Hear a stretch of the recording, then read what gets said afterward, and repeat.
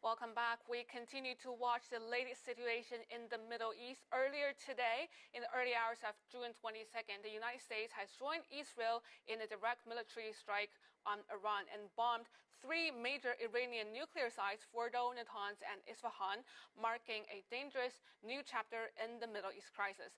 And the Iranian Foreign Minister earlier sent a tweet, and I quote here, "The United States, a permanent member of the United Nations Security Council, has committed a grave violation of the UN Charter, international law, and the NPT by attacking Iran's peaceful nuclear installations.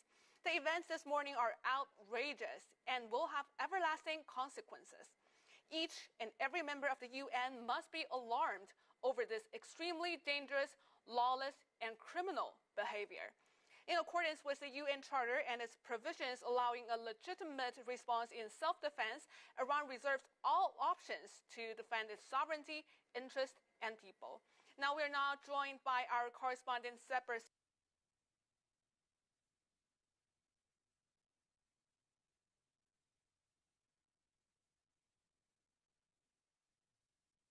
Thank you, Shima. That was a great question. In the last 9 days, I've been reporting here from on the ground to CGT, and I've been reporting on the war between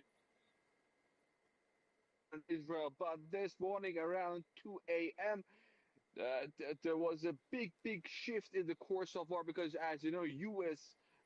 Struck Iran's nuclear facilities in 3 areas, Natanz, Isfahan, and Fordo. As you have mentioned, Fordo is the most fortified nuclear site in Tehran. But you know, the attack in Iran, the attack took place early in the morning at 2 a.m. and there were some statement responses from different responsible organizations. But the supreme leader has not issued the statement yet. As I have always emphasized, that we have to wait for the statements of the president or the supreme leader. You know, some presenters and some social media are not in this regard. But also have to mention that Iran launched almost 30 ballistic missiles this morning, targeted some cities. That some of those missiles hit the targets in Haifa. Thank you so much, Sapper. So no official comments right now, but how is local people responding to this situation? Of course, you know, I live in Tehran, the capital of Iran, so I'm far from Natanz, Isfahan, and Fordo, but I have some friends in Qom, and I call them, and fortunately, they didn't even realize the exposures because they are in those most areas in the desert. Unfortunately, so far there has been no radiation in cities because the Nuclear Safety Authority mentioned that following the U.S. attack on the Fordo, Natanz, and Isfahan nuclear sites, assessments revealed no signs of nuclear contamination. Therefore, there is no danger sites, and also a spokesperson of the crisis management headquarters of Qom province, where the Fordo facility is located, announced that despite some damages to the Fordo nuclear site, there is no danger to the people of Qom. So thank God for now there is no threat and danger to the residents around these areas. Thank you so much. Really glad to hear that fortunate information. So, are you aware of any concrete retaliation moves so far? Of course, and also Riley pointed out, in the last 9 days, Iran and Israel have been trading strikes, but this time was different because U.S. joined the strikes and launched, a coordinated attack against nuclear facilities in Tehran. Of course, in my experience,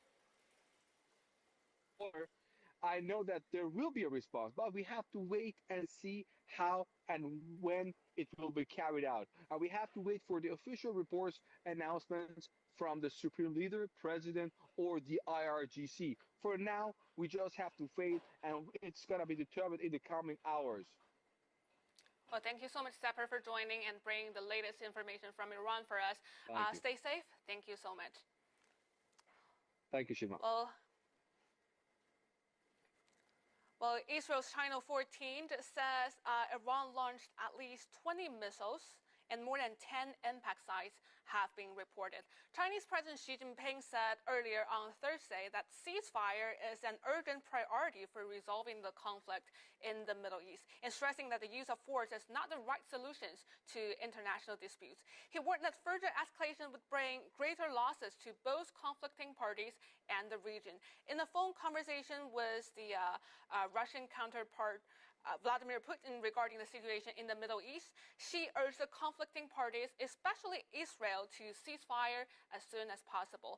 And more official responses to the current situation from the UN. The UN Secretary General Antonio Guterres expressed being gravely alarmed and seriously shocked by the strikes, urging immediately de-escalation and emphasizing that there is no military solution. The only hope is diplomacy, warning of catastrophic consequences for civilians, the region, and the people. And more voices from inside the United States. Nancy Pelosi just posted a tweet, and I quote here, "The president ignored the Constitution by unilaterally engaging our military without congressional authorization. I join my colleagues in demanding answers from the administration on this operation, which endangers American lives and risks further escalation and dangerous destabilization of the region." So as Sepper said earlier, we still have to wait for more official responses of the current situation. Now let's go to the live signals from the Middle East, both sides, from the Israel and Iran. So stay tuned, and we will continue to follow this situation in this story closely.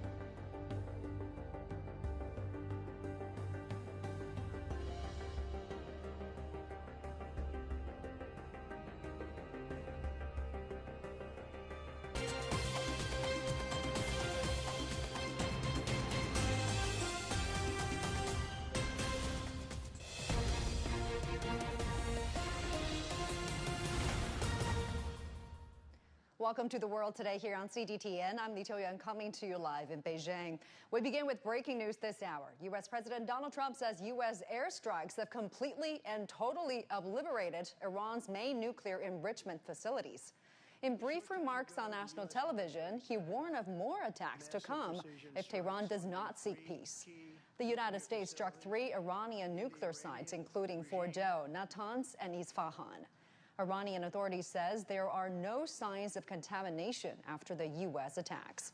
Israeli authorities announced the closure of its airspace until further notice due to recent developments. Let's now listen to Donald Trump's remarks earlier at the White House. A short time ago, the U.S. military carried out massive precision strikes on the 3 key nuclear facilities in the Iranian regime, Fordow, Natanz, and Isfahan. Everybody heard those names for years as they built this horribly destructive enterprise. Our objective was the destruction of Iran's nuclear enrichment capacity and a stop to the nuclear threat posed by the world's #1 state sponsor of terror.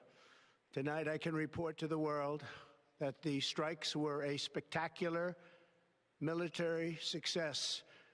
Iran's key nuclear enrichment facilities have been completely and totally obliterated.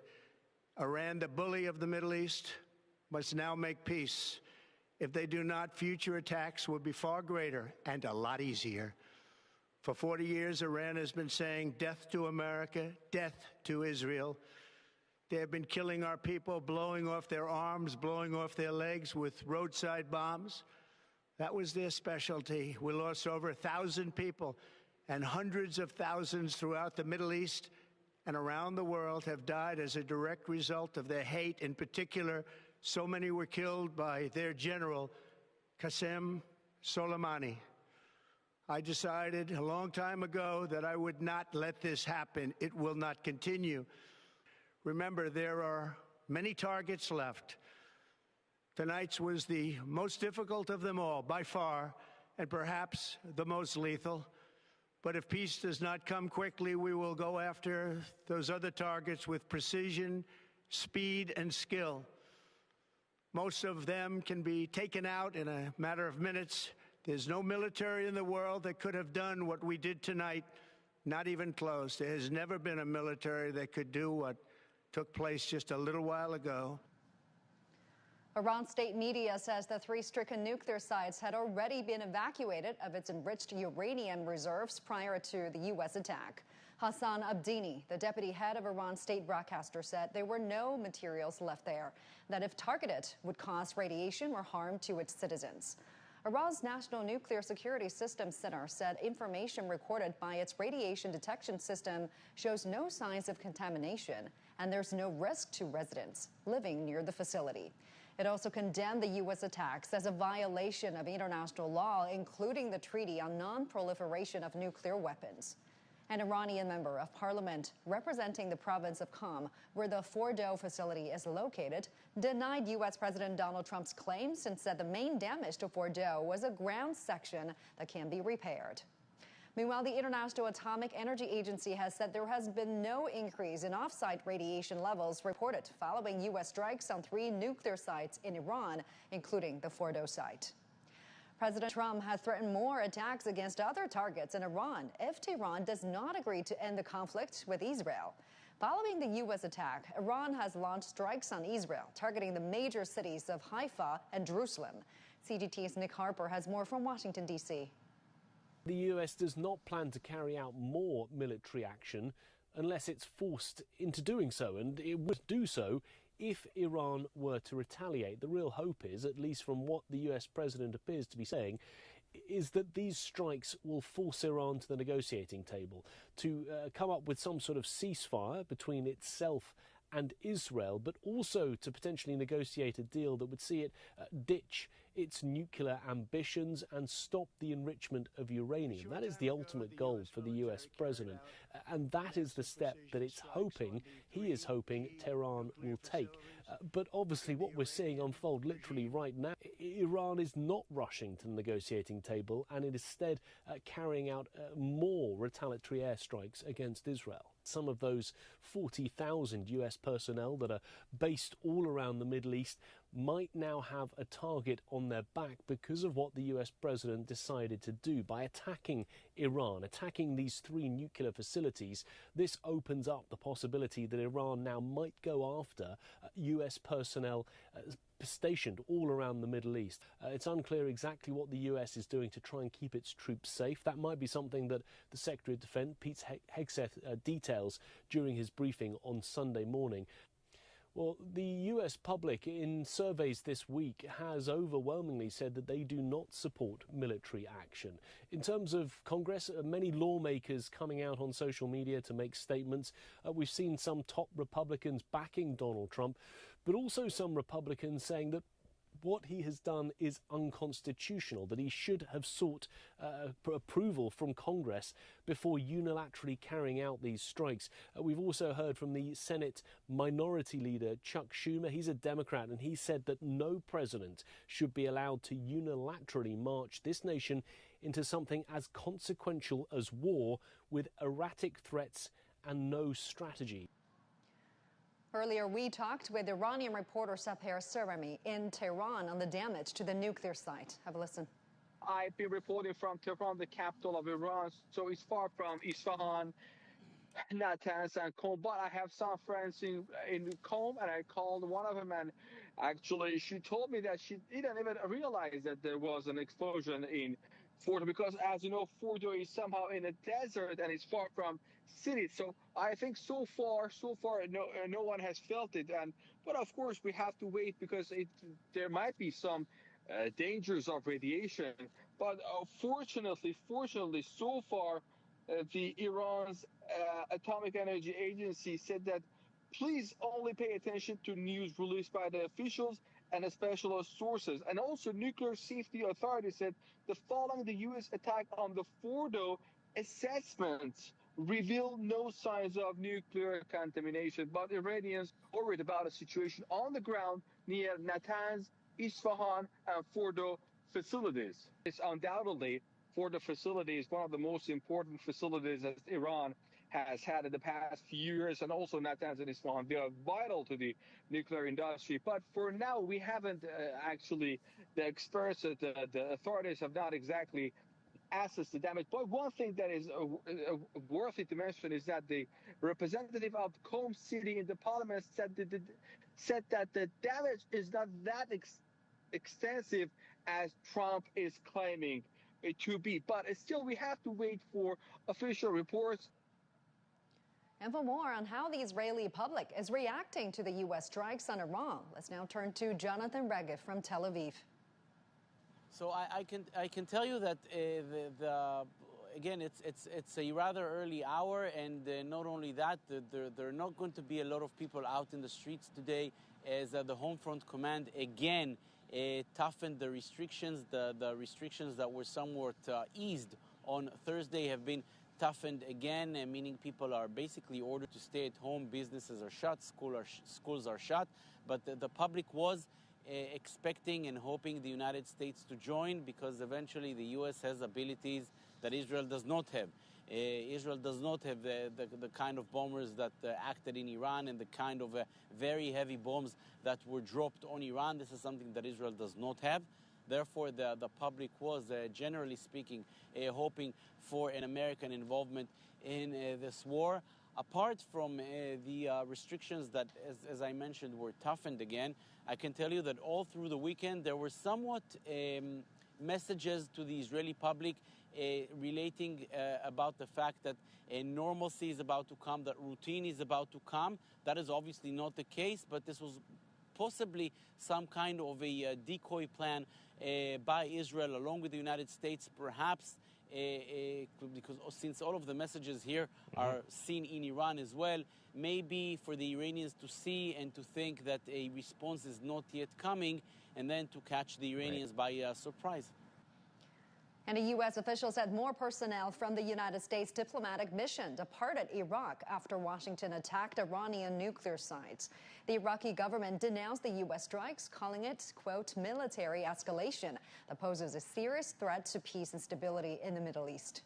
To talk more about this, let me bring in Professor Wang Jin, Director of the Center of Strategic Studies at Northwest University in Xi'an. Great to have you with us, as always, Professor. Now, after more than a week of strikes between Israel and Iran, the U.S. has now entered the conflict directly. What's your assessment of this new development? I think it's a very big challenge right now, because it's, on the one hand, this weekend, the United States role that it's described or defines as a so-called mediator, a so-called peace bringer. Because we know that before United States attacks against Iran's targets directly, that the United States try to try to bring the Iranian negotiators back to the discussion table, and hopes that Iran could make the concessions given the Israeli strikes, and then maintain that, according to Donald Trump, that Iran should and had to make concessions. So that's why before this attack, United States still keeps some minimum role of so-called negotiator. But now that after the war, after the attack directly launched by United States against the Iranian targets, it suggests that now United States become the invader. They become the war participator, and then violated this role of so-called peace negotiator. This is very dangerous. And then on the other hand, I think it further escalates the tension, because we know that the Israeli and Iranians strikes against each other has already lasted for more than a week, and no proper measures from United States to be taken to manage and control the rising tension. But now that the United States is doing the opposite thing, it does not try to pacify the tension, but take measures to lead to the more tensions going to rise. So that's why I think in the future, more and more uncertainties will rise, and more worries, anger, dissatisfaction, disappointment in this region will spread and leave nobody in this region safe, including United States personnel's presence in this region. They would also be in a very, very dangerous scenario. Yeah, the situation is extremely volatile at this moment. And in his address to the nation, U.S. President Donald Trump warned of further attacks if Tehran does not make peace. What form could these potential strikes take?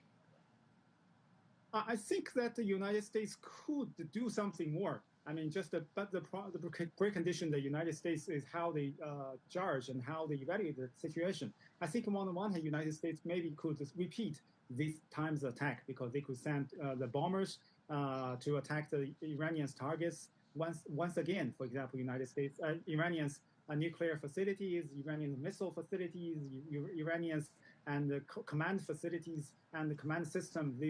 United States could do that again. And on the other hand, I think the United States could maybe give new pressure or show new pressure. For example, sending more warships into the waters nearby the Iranians, the seas and oceans, and also maybe send new jets and air forces to the areas neighboring Iranians' airspace, and maybe offering new assistance and more weaponry systems to Israel to have Israel intercept the missiles from Iran and lead to Iran's capabilities for counterattack more weaker. So that the United States could do something more. But there's a problem that if United States give new pressure, it will not make United States themselves safer. It will make the scenarios much more dangerous. And then United States, including its regional allies, including Israel, will enter the more retaliation circle and makes nobody safe in this region. So that's why I think the United States maybe do more, but they should consider more, consider twice, consider 3 times before they really take the further escalation actions. Yes, and of course we're monitoring the new development extremely closely. Thank you very much. We're going to have to leave it here. Professor Wang Jin live for us. Really appreciate it.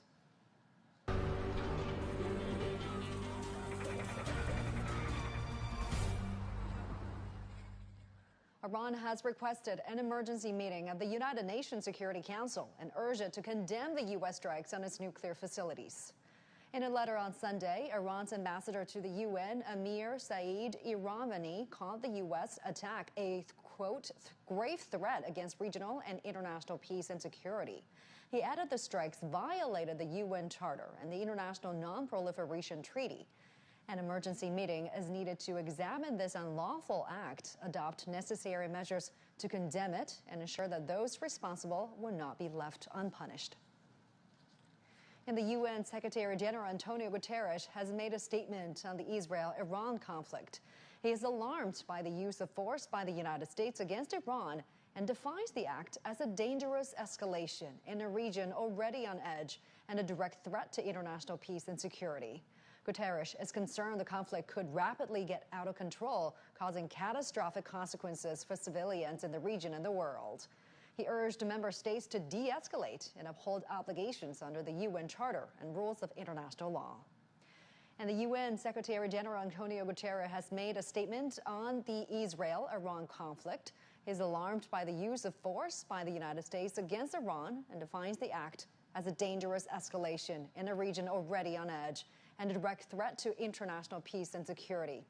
Guterres once again urged the member states to de-escalate and uphold obligations under the UN Charter and rules of international law.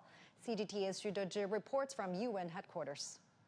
Just right after President Trump announced the military operation from the U.S. on the Iranian nuclear sites, we reached out actually to the spokesperson for the Secretary General of the United Nations, and then we have his statement. In his statement, he said he is gravely alarmed by the use of force by the United States against Iran today, and he said it's a dangerous escalation in the region already on the edge and a direct threat to international peace and security.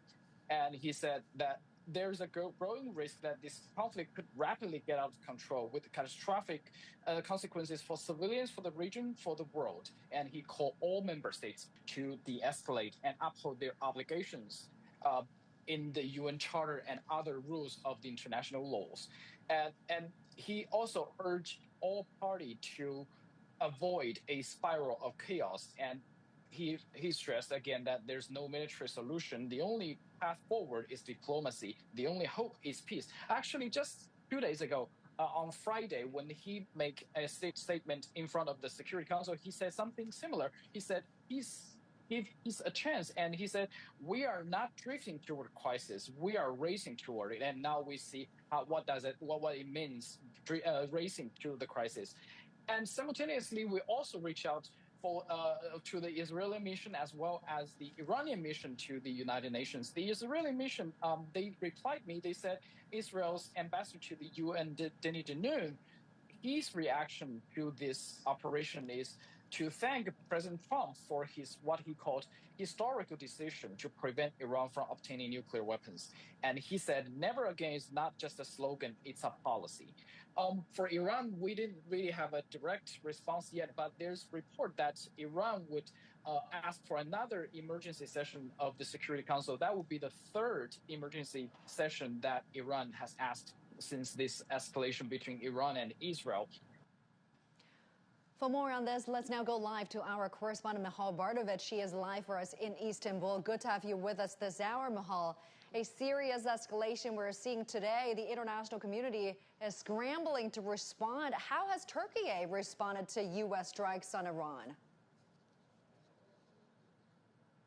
Well, we don't have an official reaction from Turkish officials yet, but today is the second day of the OIC summit taking place here in Istanbul. So the main focus already during the summit yesterday was the conflict between Israel and Iran. So we can expect as the host of the OIC meeting, Turkish officials will likely have to make a statement soon enough. They have to give a reaction soon enough today. We do expect that they will give a harsh reaction. Harsh words from Turkish officials are expected, probably widely criticizing the U.S. attack on Iran, also calling for a de-escalation and for immediate talks. I think that's what we can expect that Turkish officials will likely say.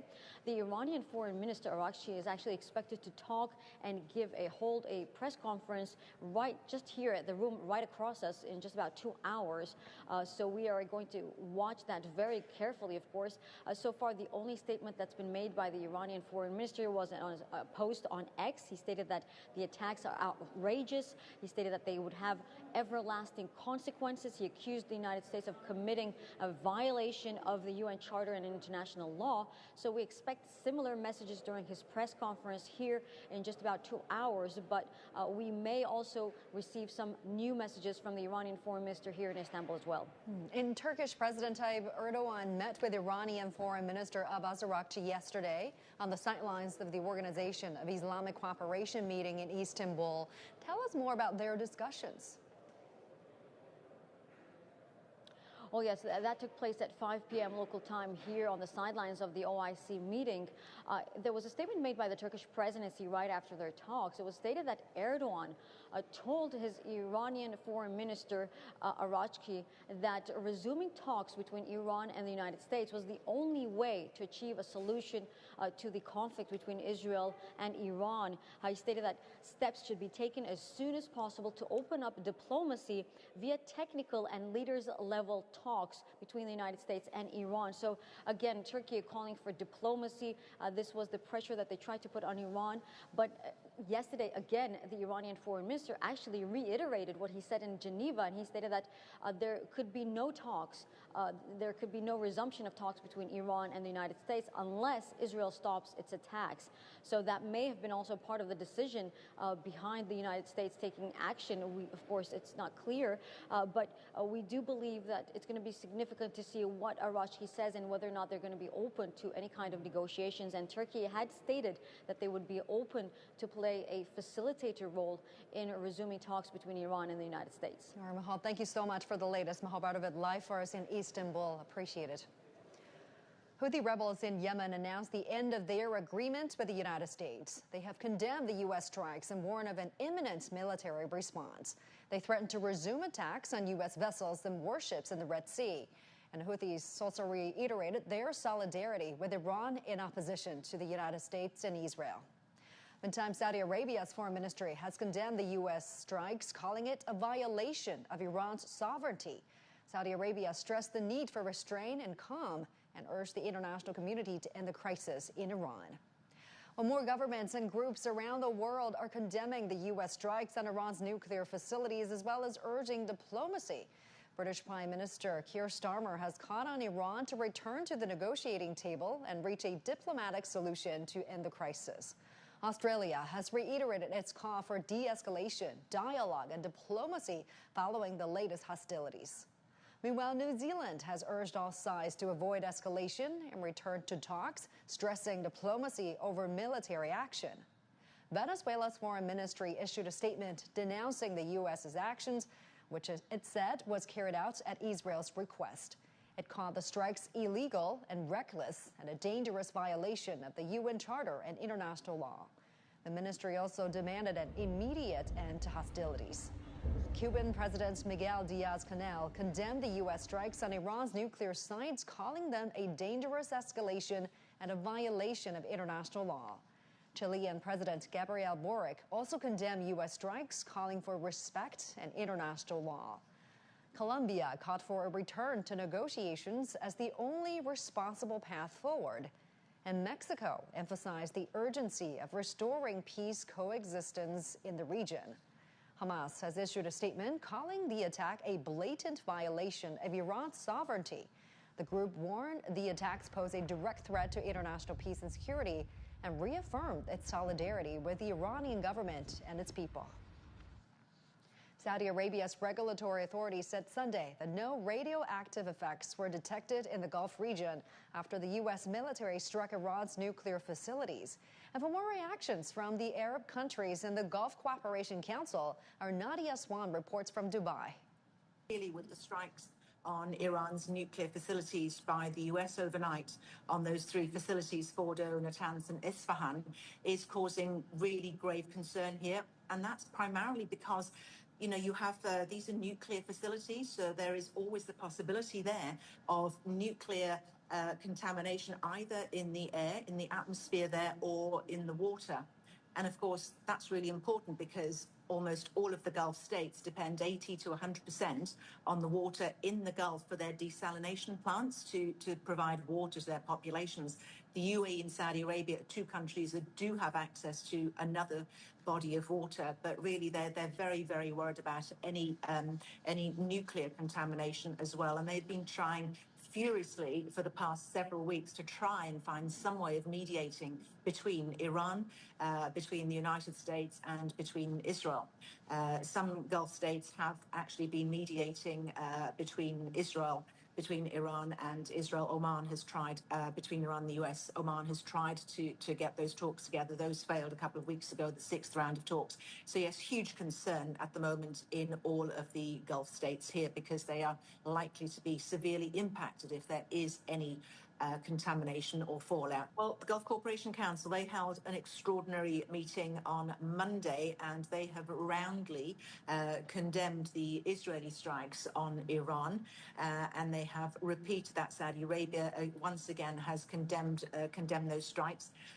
So at the moment they have been working to try and mediate, but there's nothing but condemnation from all of the GCC states on these strikes, and they're trying to do whatever they can to try and mediate and find some form. But of course, this is now very difficult because the US has joined Israel now in a partnership, and they have been launching those strikes on the United States. And the United States, despite President Trump having said that he was going to think about it for 2 weeks just over a day ago, has launched those strikes today. So it's very unpredictable and very, very difficult for them to find any kind of means of negotiation really between the parties involved. Our correspondent in Cairo, Adel Amaroui, has more on the response from Egypt and other Arab countries on the latest escalations in the region. So, as has happened before, all Arab countries have condemned the Israeli attacks on Iran. There are no expectations of anything but for a call for restraint. And that has been the stance for the Arab countries, and none of them are going to encourage any expansion expansion in the attacks on Iran, any expansion of the war between Iran and Israel to include many other countries as the United States becomes directly involved. So no one is going to encourage that. Even all the way here in Egypt today, the National Atomic Association is holding a briefing to address all public concerns about radiation. What does that mean? Can it happen? Can Egypt be affected by what is going on in Iran or not?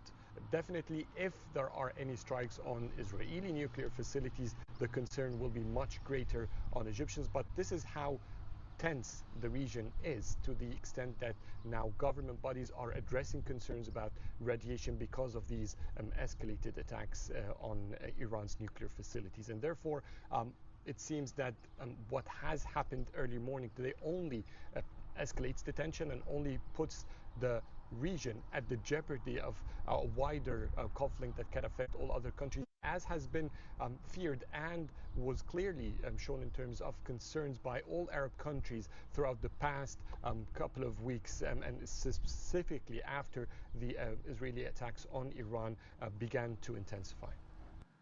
Since Israel began its attacks on Iran on June 13th, an Iran-based rights group says their strikes have killed at least 865 people and injured nearly 4,000 more. Iran's health ministry earlier said the majority of the casualties have been civilians. Listen. Unfortunately, when the attack began, 70 wounded people were brought to this hospital. 2 hospital staff members were also hit at their homes. Sadly, one of them died and the other was treated at the hospital. I'm a delivery guy. I had 2 deliveries to make. I dropped off the first one just south of Azadi Street on Behboudi Street and then headed north. When I reached the Koshu intersection and was about to turn, something blew up right in front of me. I realized my head was bleeding. I touched it and saw blood on my hand. Shocked and panicking, I started shouting. My motorbike had a flat tire from the blast, so I left it on the sidewalk. Then someone offered to take me to the hospital.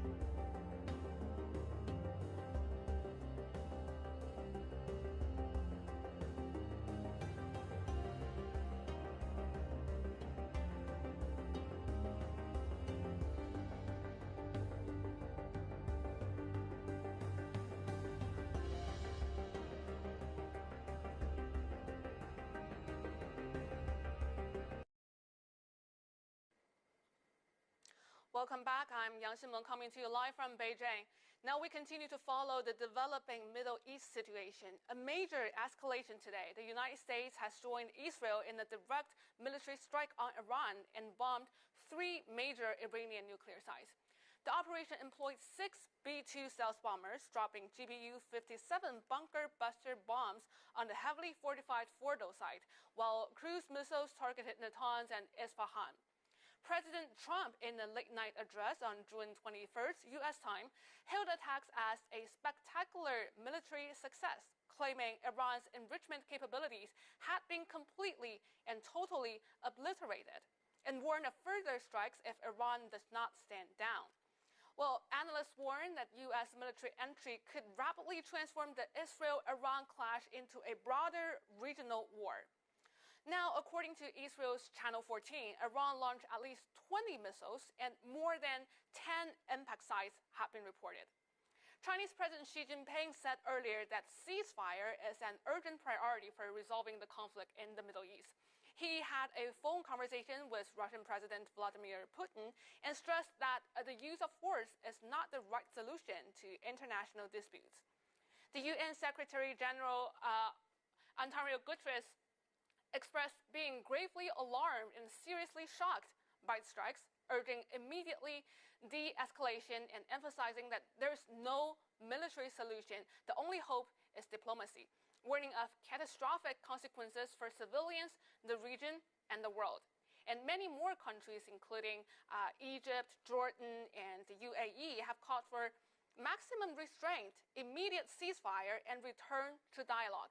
They emphasize the need to safeguard civilians and prevent spiral effects. Now, we're now joined by a Middle East expert, Dr. Abdullah Al-Ahmed. Welcome, Dr. Ahmed. Thank you so much for joining us. So first, could you please briefly introduce the current situation in the Middle East? Yeah, thank you very much.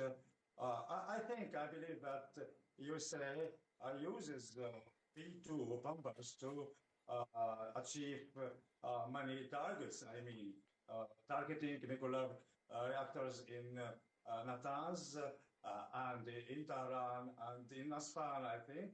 And that's for many reasons. First, I think they try to destroy targets at depths of 60 meters or more. This is first, using such pumps. And second, I think it's they want to send a message to Tehran that USA will be fully involved in this war. From other hand, I think Iranian cannot intercept this aircrafts because the air defense system like 300 SS-300, 400 was destroyed in early stages of the war. So based on the Iranian response, I think that this will be defined the cause of the war. I think they will see what will be happened. Hopefully, negotiation and peace, but I think the escalation is obvious. Now, if the U.S. B-2 bomber keeps participating in this Israel-Iran conflict, what tactics do you think it will employ, and how much of a threat will it pose to Iran's air defense system? Yeah, I think from the first day, there was fully destroyed air defense systems in Tehran, for example. And I think a big damage there in other cities. That's why they feel free to target any facility there. At the other hand, I think Iranian uses now hypersonic missiles against Israel. But now, after these developments, I mean, what will be next? Will Iran target military bases in the Gulf area? Will Iran close the Strait of Hormuz? That will expand the war. And I think the capabilities of Iran will be less because now the United States is fully engaged in this war. And as we listened to Mr. Trump yesterday, he said, surrender or end. It means no way for negotiation. He wants a regime change in Tehran. This is the real goal of Israeli and American as well. Thank you. And now facing military pressure from the U.S. and Israel, do you think Iran will continue to fight back or seek negotiations from the world? Yeah, I think Iran is forced to respond because they have no choice.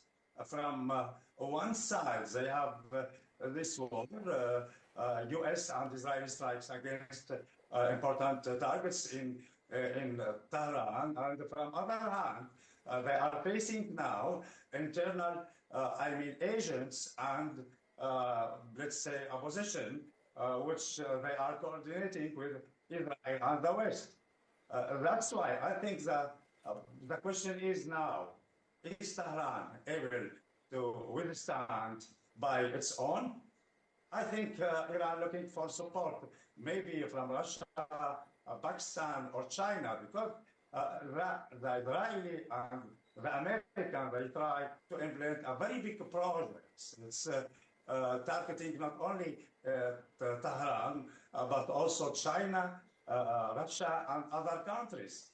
So it's all started after, if we remember, 2023, the war against Gaza, and then targeting Hezbollah in Lebanon, regime change in Syria, and now targeting Iran. It's the same project.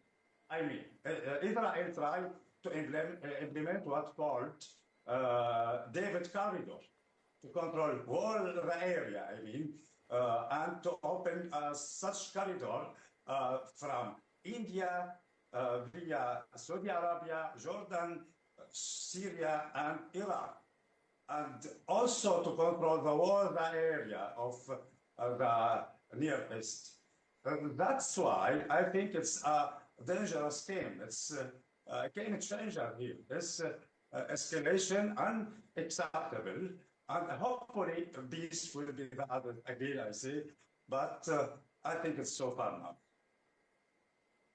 Thank you. Everybody is talking about Iranian fighting back, but we haven't heard of any specific retaliatory moves or plans from Tehran. So what do you think are the military considerations behind the potential retaliation choices?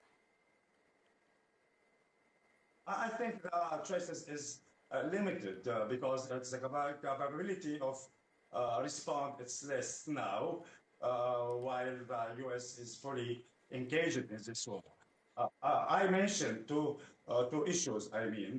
Maybe they will think to close the Strait of Hormuz, and it's a dangerous game, or they will target military bases in Qatar, for example, or United Arab Emirates or Saudi Arabia, or maybe they will respond only by targeting Israeli sites using hypersonic missiles.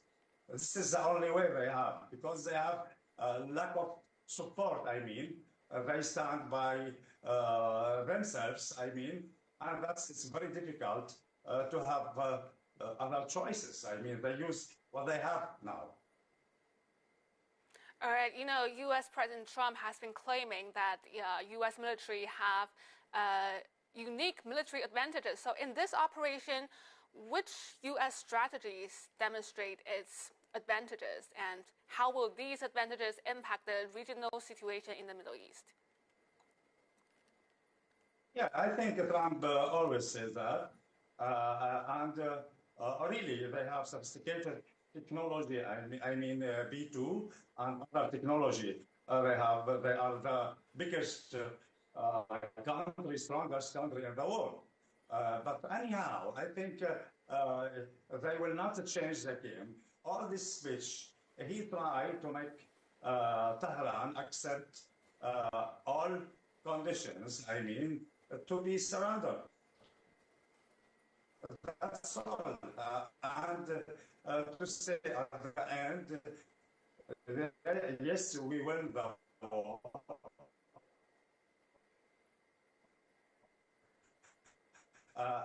This is because of me. This is Trump. Anyhow, I think with Netanyahu, one team, and that's true. I think not changes in his policy.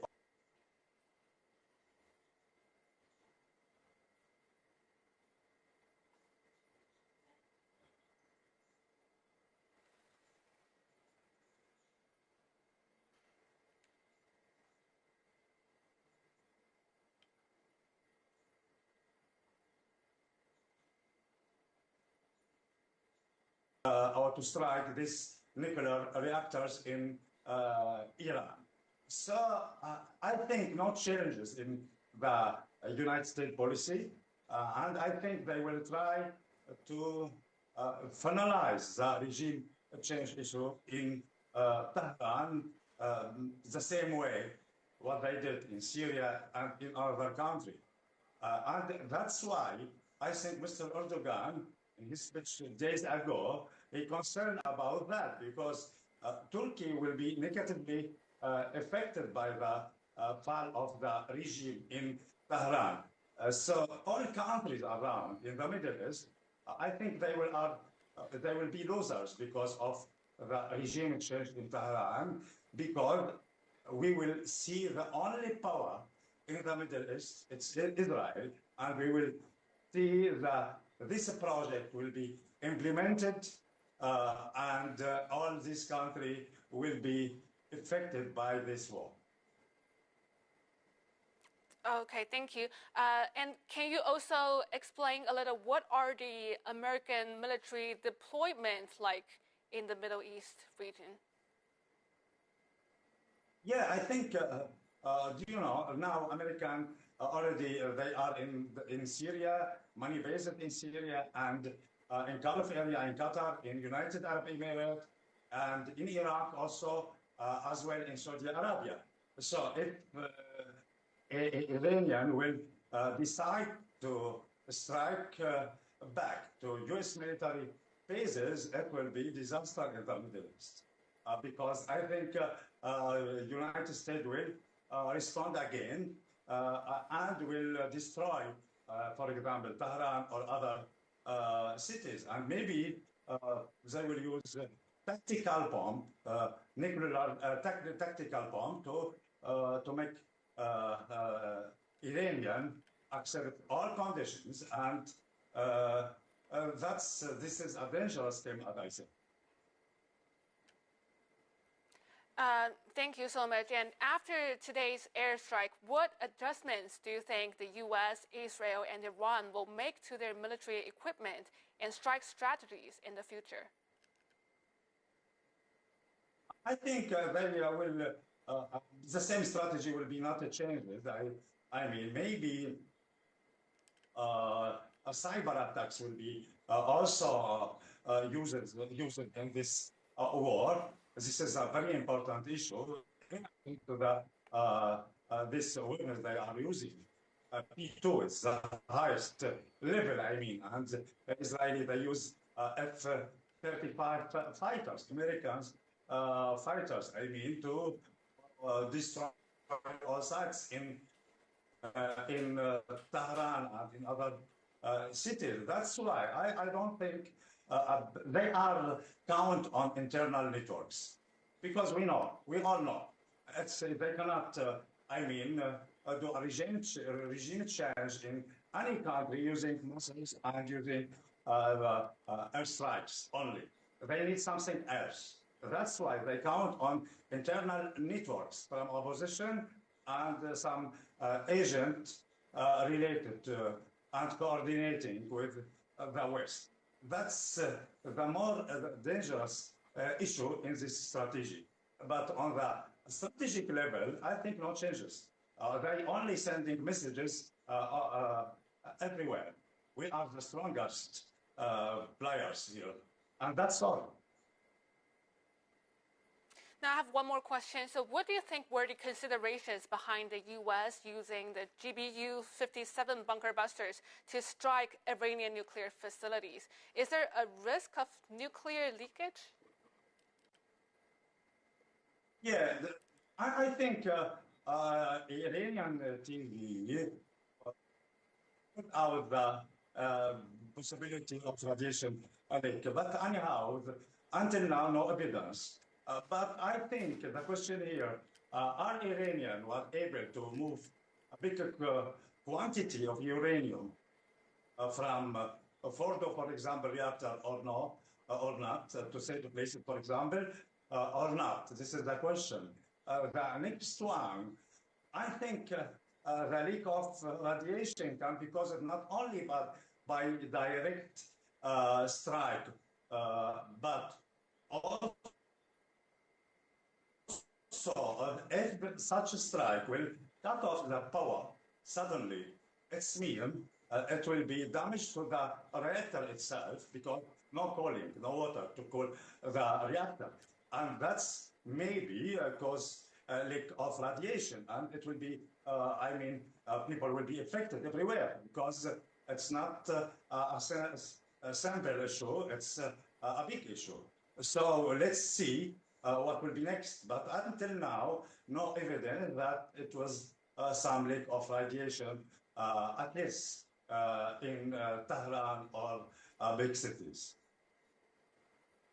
Thank you so much, Dr. Ahmed. That's all the questions I have for now. Do you have any more information that you want to share or add?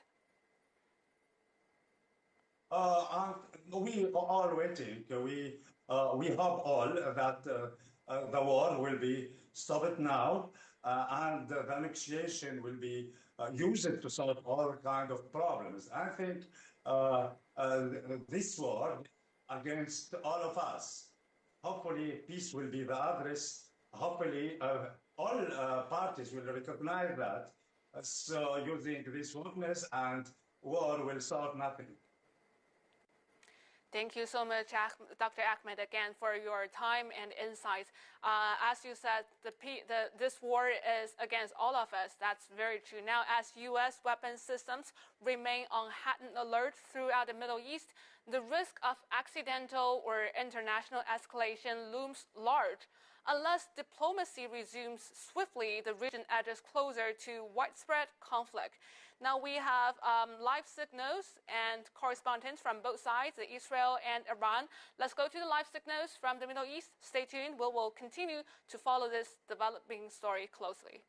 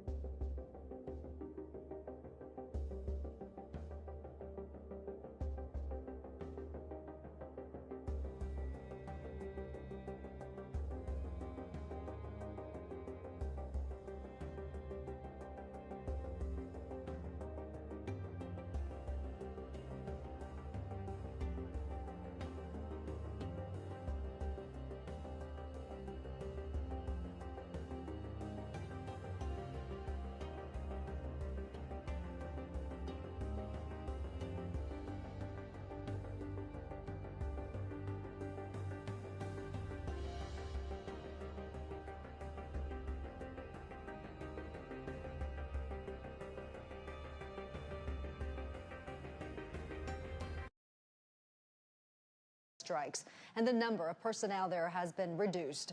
The International Atomic Energy Agency says it has not detected any increase in radiation levels at the 3 nuclear sites struck by the United States. The UN nuclear watchdog will have an emergency board meeting on Monday. And just hours ago, President Donald Trump said the U.S. military strikes had totally obliterated Iran's main nuclear sites at Fordo, Isfahan, and Natanz. In brief remarks on national television, he warned of more attacks to come if Tehran does not seek peace. Iranian Foreign Minister Saeed Abbas Araghchi says the U.S. airstrikes were outrageous and will have everlasting consequences. He says Tehran reserves all options to retaliate. And Iran has launched a new wave of missile strikes on central and southern Israel. Israel says it has begun fresh attacks on military targets in western Iran. Iran says it has launched its Khaybar intermediate-range ballistic missile at Israel for the very first time. Israeli authorities say Iranian attacks overnight and into Sunday have wounded more than 80 people.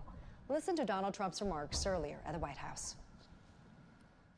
A short time ago, the U.S. military carried out massive precision strikes on the 3 key nuclear facilities in the Iranian regime, Fordo, Natanz, and Isfahan.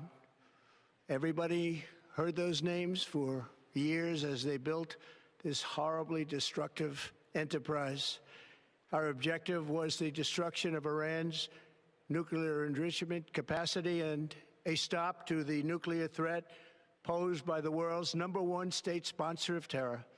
Tonight, I can report to the world that the strikes were a spectacular military success. Iran's key nuclear enrichment facilities have been completely and totally obliterated. Iran, the bully of the Middle East, must now make peace. If they do not, future attacks will be far greater and a lot easier. For 40 years, Iran has been saying death to America, death to Israel. They have been killing our people, blowing off their arms, blowing off their legs with roadside bombs. That was their specialty. We lost over 1,000 people, and hundreds of thousands throughout the Middle East and around the world have died as a direct result of their hate. In particular, so many were killed by their general, Qasem Soleimani. I decided a long time ago that I would not let this happen. It will not continue. Remember, there are many targets left. Tonight's was the most difficult of them all, by far, and perhaps the most lethal. But if peace does not come quickly, we will go after those other targets with precision, speed, and skill. Most of them can be taken out in a matter of minutes. There's no military in the world that could have done what we did tonight, not even close. There has never been a military that could do what took place just a little while ago. Iran state media says the 3 stricken nuclear sites had already been evacuated of its enriched uranium reserves prior to the U.S. attack. Hassan Abdini, the deputy head of Iran state broadcaster, said there were no materials left there that, if targeted, would cause radiation or harm to its citizens. Iran's National Nuclear Security Systems Center said information recorded by its radiation detection system shows no signs of contamination, and there is no risk to residents living near the facility. It also condemned the U.S. attacks as a violation of international law, including the Treaty on Non-Proliferation of Nuclear Weapons. An Iranian member of parliament representing the province of Qom, where the Fordo facility is located, denied U.S. President Donald Trump's claims and said the main damage to Fordo was a ground section that can be repaired. And for the very latest, earlier we talked with Iranian reporter Saper Sarami in Tehran on the damage at the nuclear sites. Take a listen. I've been reporting from Tehran, the capital of Iran, so it's far from Isfahan, Natanz, and Qom. But I have some friends in Qom, and I called one of them, and actually she told me that she didn't even realize that there was an explosion in Fordo, because as you know, Fordo is somehow in a desert and it's far from cities. So I think so far, no one has felt it. But of course, we have to wait because there might be some dangers of radiation. But fortunately, so far, the Iran's Atomic Energy Agency said that please only pay attention to news released by the officials and specialist sources. And also, Nuclear Safety Authority said that following the U.S. attack on the Fordo, assessments reveal no signs of nuclear contamination. But Iranians are worried about a situation on the ground near Natanz, Isfahan, and Fordo facilities. It's undoubtedly Fordo facility is one of the most important facilities that Iran has had in the past few years, and also Natanz and Isfahan. They are vital to the nuclear industry. But for now, we haven't actually, the experts, the authorities have not exactly assessed the damage. But one thing that is worthy to mention is that the representative of Qom City in the parliament said that the damage is not that extensive as Trump is claiming it to be. But still, we have to wait for official reports. And for more on how the Israeli public is reacting to the U.S. strikes on Iran, let's now turn to Jonathan Rekif from Tel Aviv. So I can tell you that again, it's a rather early hour, and not only that, there are not going to be a lot of people out in the streets today, as the Home Front Command again toughened the restrictions. The restrictions that were somewhat eased on Thursday have been toughened again, meaning people are basically ordered to stay at home. Businesses are shut, schools are shut, but the public was expecting and hoping the United States to join, because eventually the U.S. has abilities that Israel does not have.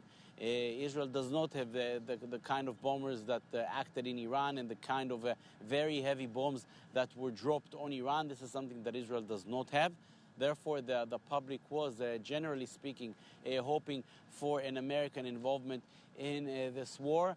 Apart from the restrictions that, as I mentioned, were toughened again, I can tell you that all through the weekend there were somewhat messages to the Israeli public relating about the fact that normalcy is about to come, that routine is about to come. That is obviously not the case, but this was possibly some kind of a decoy plan by Israel along with the United States, perhaps because since all of the messages here are seen in Iran as well, maybe for the Iranians to see and to think that a response is not yet coming, and then to catch the Iranians by surprise. Let's now take a closer look at 3 nuclear sites in Iran that were attacked by the U.S. Located in the mountains north of Qom, Iran's Fordo nuclear facility lies roughly 90 meters below ground in solid rock. Its structure was designed to shield it from potential airstrikes and to enhance its defense capabilities. Fordo is equipped to enrich uranium to higher levels compared to other facilities. And since the United States withdrew from the Iran nuclear deal in 2018, Tehran resumed enrichment activities at Fordo, including producing uranium with higher enrichment levels. Iran insists its nuclear program is solely for civilian use, including energy and healthcare. The Natanz nuclear site is located in Iran's central Isfahan province. And according to reports, some of its production halls are built deep underground, protected by concrete walls overhead. The Isfahan nuclear facility, also in central Iran, produces machines used for uranium enrichment. It is one of the largest enrichment facilities in Iran and was previously monitored and inspected by the International Atomic Energy Agency. President Donald Trump had threatened more attacks against other targets in Iran if Tehran does not agree to end the conflict with Israel. Following the U.S. attack, Iran has launched strikes on Israel, targeting the major cities of Haifa and Jerusalem. CGTN's Nick Harper has more now from Washington, D.C.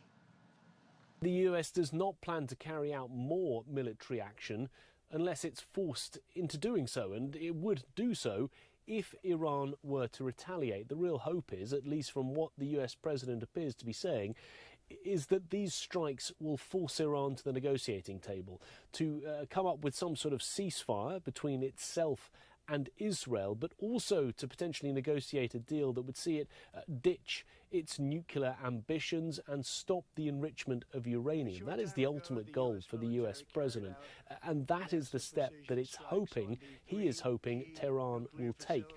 But obviously what we're seeing unfold literally right now, Iran is not rushing to the negotiating table and it is instead carrying out more retaliatory airstrikes against Israel. Some of those 40,000 US personnel that are based all around the Middle East might now have a target on their back because of what the US president decided to do. By attacking Iran, attacking these 3 nuclear facilities, this opens up the possibility that Iran now might go after US personnel stationed all around the Middle East. It's unclear exactly what the US is doing to try and keep its troops safe. That might be something that the Secretary of Defense, Pete Hegseth, details during his briefing on Sunday morning. Well, the US public in surveys this week has overwhelmingly said that they do not support military action. In terms of Congress, many lawmakers coming out on social media to make statements. We've seen some top Republicans backing Donald Trump, but also some Republicans saying that what he has done is unconstitutional, that he should have sought approval from Congress before unilaterally carrying out these strikes. We've also heard from the Senate Minority Leader Chuck Schumer. He's a Democrat, and he said that no president should be allowed to unilaterally march this nation into something as consequential as war with erratic threats and no strategy. Let's get the latest. We can now go live to our correspondent Mahal Bardavid in Istanbul. Good to have you with us this hour again, Mahal. Tell us more about it. What are some of the latest reactions from Turkey regarding the U.S. strikes on Iran?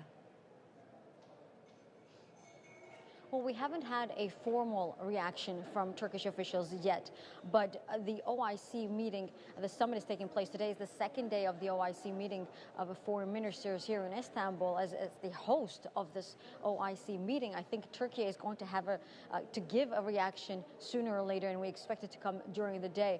But we do expect that Turkish officials will likely condemn the United States attack on Iran. They will call for de-escalation and for negotiations to take place as soon as possible, but we can expect some harsh criticism from Turkish officials towards Washington. Yesterday, Turkish President Recep Tayyip Erdogan met with the Iranian Foreign Minister Arakci here in Istanbul on the sidelines of the OIC meeting. And later, after that meeting, the Turkish presidency stated that Erdogan had told Arakci that the only way to find a solution to the conflict between Israel and Iran was to resume negotiations between the United States and Iran. And Turkey had stated that they were willing to play a facilitator role in order to resume these talks between the United States and Iran. However, Arakci yesterday here in Istanbul once again reiterated what he had already stated in Geneva on Friday, and he had stated that as long as Israel's attacks continue on Iran, that they would not resume negotiations with the United States. So it's going to be significant to see what he says today. And the Iranian Foreign Minister Abbas Araghchi is set to hold a news conference at the Organization of Islamic Cooperation meeting in Istanbul. What can we expect?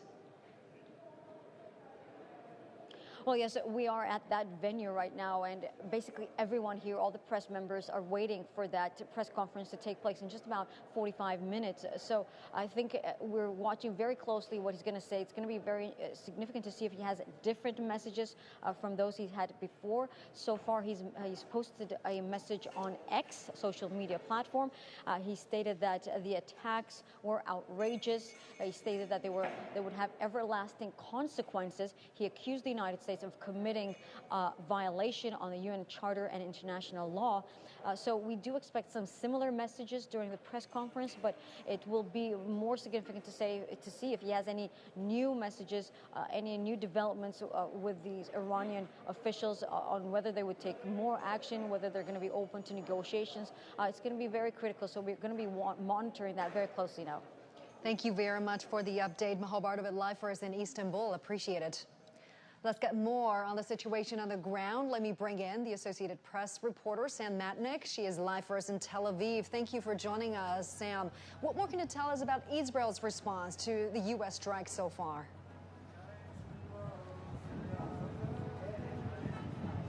Well, this is what Israel has been wanting. Prime Minister Benjamin Netanyahu said that he had a warm conversation with Donald Trump. He called this a bold move and said that this was a game changer, essentially. And other politicians have chimed in as well as military officials, saying that this is what was needed to happen. Right now, people here in Israel are sort of bracing for what comes next. There were already strikes early this morning after the U.S. struck Iran. Iran said that it was one of its largest strikes against Israel. We know that dozens of people are wounded, and the scale of the damage from that is still being looked at. People are kind of staying where they are. The streets are fairly empty. So people here are kind of waiting to see what is going to come next after the U.S. has started hit Iran early last night. Right, and Turkish President Erdogan has called Netanyahu the biggest obstacle to peace in the Middle East. What has been Israel's response to his comment?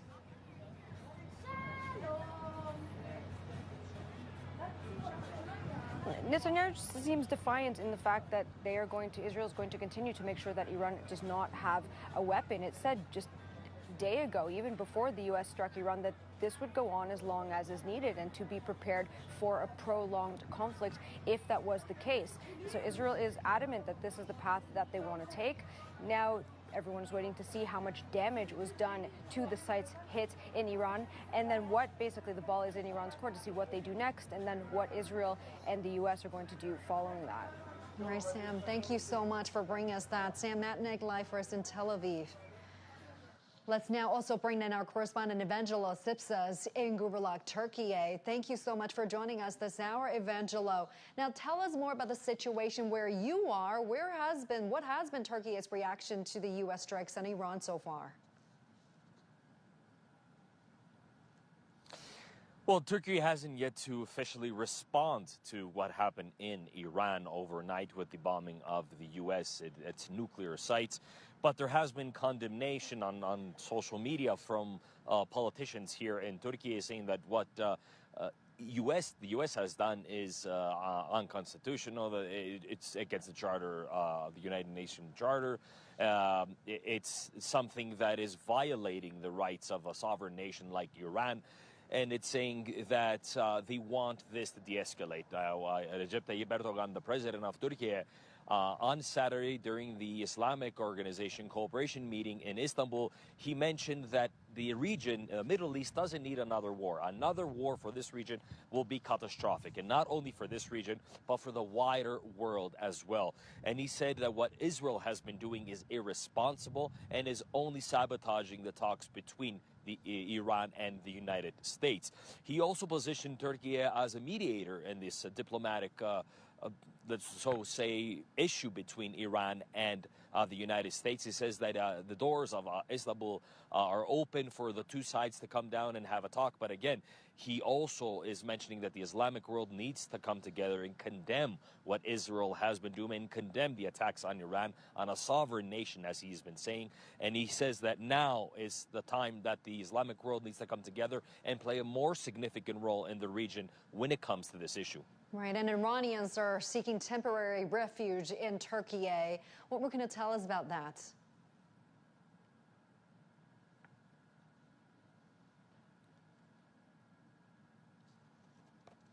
Evangelo, looks like we're having some technical problem there. That's our correspondent Evangelo Sipsas live for us at the border crossing between Iran and Turkey.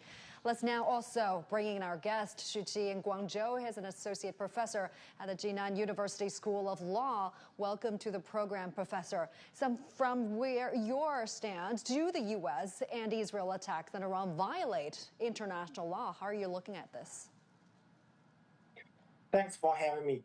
I would like to answer this question from three aspects. I think the United States and Israel's attack on Iran violates international law. First, the Charter of the United Nations clearly provides that the United Nations member states should adhere to the principle of resolving international disputes by peaceful means and are prohibited from using force or the threat of force, except in self-defense or when authorized by the Security Council.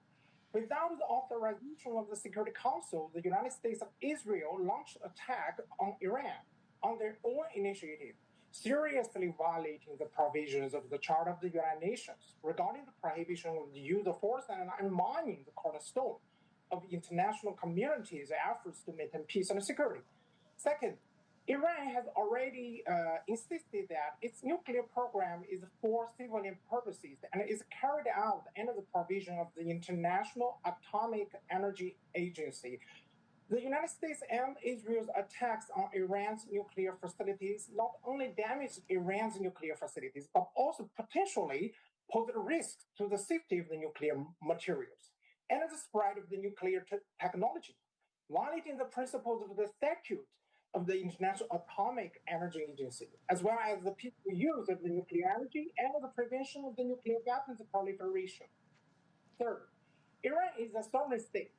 The United States and Israel's attacks are serious violations of Iran's sovereignty and interference in Iran's internal affairs, contravening the basic norms of the international law regarding the equality of the national security, sovereignty, and non-interference in internal affairs. Countries, including China and other Arabic countries, insist on promoting the peaceful negotiation process of the Iranian nuclear issue. The current tension situation will reduce the possibility of a peaceful settlement process of the Iranian nuclear issue. These are my comments. And Professor, the U.S. Congress has also raised constitutional objections to U.S. military support for Israel. How do you think Donald Trump will go about balancing both domestic and international legal interests? I would like to comment on two issues. The first one, domestically, considering the Republican Party's majority advantage in the U.S. Congress, the Republicans who support Israel will still back Trump's limited military actions. Despite the constitutional objections raised by some lawmakers, it remains difficult to impose strong legal countermeasures against Trump in the short term. The second, while carrying out the limited military strikes and maintaining continuous threats, Trump will still strengthen diplomatic negotiations. As Trump said, this attack aims to force Iran back to the negotiation table and abandon nuclear weapons. This indicates that the Trump administration will take preventing Iran from acquiring nuclear weapons through negotiations as its core goal, giving priority to diplomatic means to resolve the conflict and avoiding excessive military intervention in Iran. Thanks. These are my comments. Professor, thank you so much for taking the time. I really appreciate your insights and analysis. Thank you. Let's also expand on this a little more. Let me bring in Professor Wang Yiwei, a professor of international relations at the Renmin University of China. Welcome to the program, as always, Professor. So Donald Trump earlier said he would make a decision on whether to back Israel in 2 weeks' time, and this happened today. Do you think that was a tactic to lure Iran into a false sense of safety? This morning at 10 o'clock, I watched the address, President Trump and also Prime Minister Netanyahu. Firstly, they all use English. That means Netanyahu more focused on U.S. audience to appreciate for the President Trump support as get American in. Actually, it's very his successfully strategy. For the President Trump also changed the image, so-called the Tekka. The last meeting will be the chicken. There's now be send strong leadership. So that's I think is the two guys we say successful coordination and military cooperation. So that's basically. And then number two, I think also the message is they all use the name of the God. The God bless America, God bless Israel. No, mention about the UN, no mention about the non-proliferation of the treaty, international laws. So that's definitely it's a very successful target of to get Tehran be destroyed in the nuclear facilities. And President Trump, in his speech, also warned Tehran against retaliation, saying there are many targets left. What targets might he be referring to? Well, firstly, this is illegal and very dangerous attack. You know, according to there's Article 51 in the Geneva Convention of additional of the Protocol number 1. So any against any attack to the nuclear facilities, and because it's caused radiation, it's called very dangerous. So President Trump definitely violated this international law. So in this regard, the intelligence sharing is very successful. Iran didn't put out of the nuclear facilities and materials before. So far, there's no radiation indicated. Otherwise, it's very dangerous. So the next, I think they need to classify which nuclear materials also put out. Otherwise, I don't think they can dare to attack. The most important, of course, intention and capacity. Like American audience, including the mega people, say, get something done. That means make the nuclear intention, capacity all without any future for the Iran. So that's basically because Israel as the number only nuclear weapons holder in the Middle East, and then they have so-called the safety and the security. So we have to persuade and encourage with the Iran to have the regime change. Otherwise, to negotiate with the United States or with Israel. Right, and Iran has also promised to resist U.S. attacks with all its might. If you look at it, what kind of military options does Iran have at its disposal? Firstly, there are mutual airstrike between Iran and Israel. So many of their ballistic missiles, they use that. So they are really, I think, they're carefully to choose what kind of target will be have the catastrophe and psychology effect for retaliation. Otherwise, they can say to the audience. So Iran government, I think, will be select, in my opinion, maybe a headquarter of the number 5 fleet in Bahrain, because this is, I think, symbolic of their attack, and then cause the U.S. maybe, I think, to think about furtherly, not to get fully involved of the war with Iran. For other countries, they need to calculate of the relations between those countries with Iran, because the military base is located in Iran's neighborhoods. Professor, thank you so much for coming in. We really appreciate your analysis. Thank you. Now, for the latest, let's also go live to our correspondent, Ehsan Kevani, is on the phone for us in Tehran. Ehsan, good to have you with us this hour. Now, we're hearing reports of Iranians considering leaving Tehran. What is the situation there on the ground? Well, that is right. As of Saturday morning, a group of Tehran residents decided to get back to Tehran to resume the normal lives, and we witnessed heavy traffic in the entrance of Tehran from the northern and southern parts. But following the U.S. attacks on Iran's nuclear facilities in the early hours of morning, a serious concern among the Iranian public, not only in Tehran but across Iran, centers on potential nuclear contamination. The country's officials have repeatedly denied any radiation risks, and they have insisted that there's no nuclear radiation, urging citizens not to worry. One member of the parliament further claims that dangerous materials had already been evacuated before the attacks.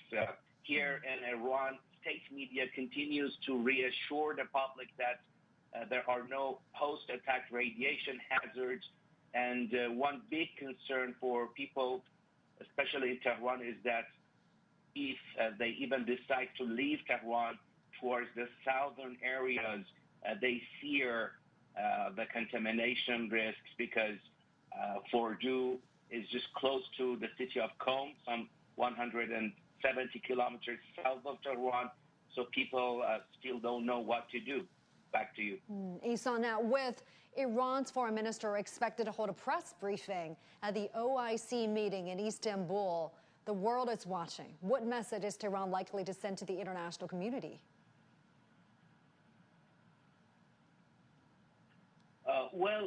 Just even before the Israeli attacks some 10 days ago, Iranian officials had continuously warned that if Iran comes under attack by the U.S. directly or indirectly, all the American bases in the region would be the potential targets for Iranian armed forces.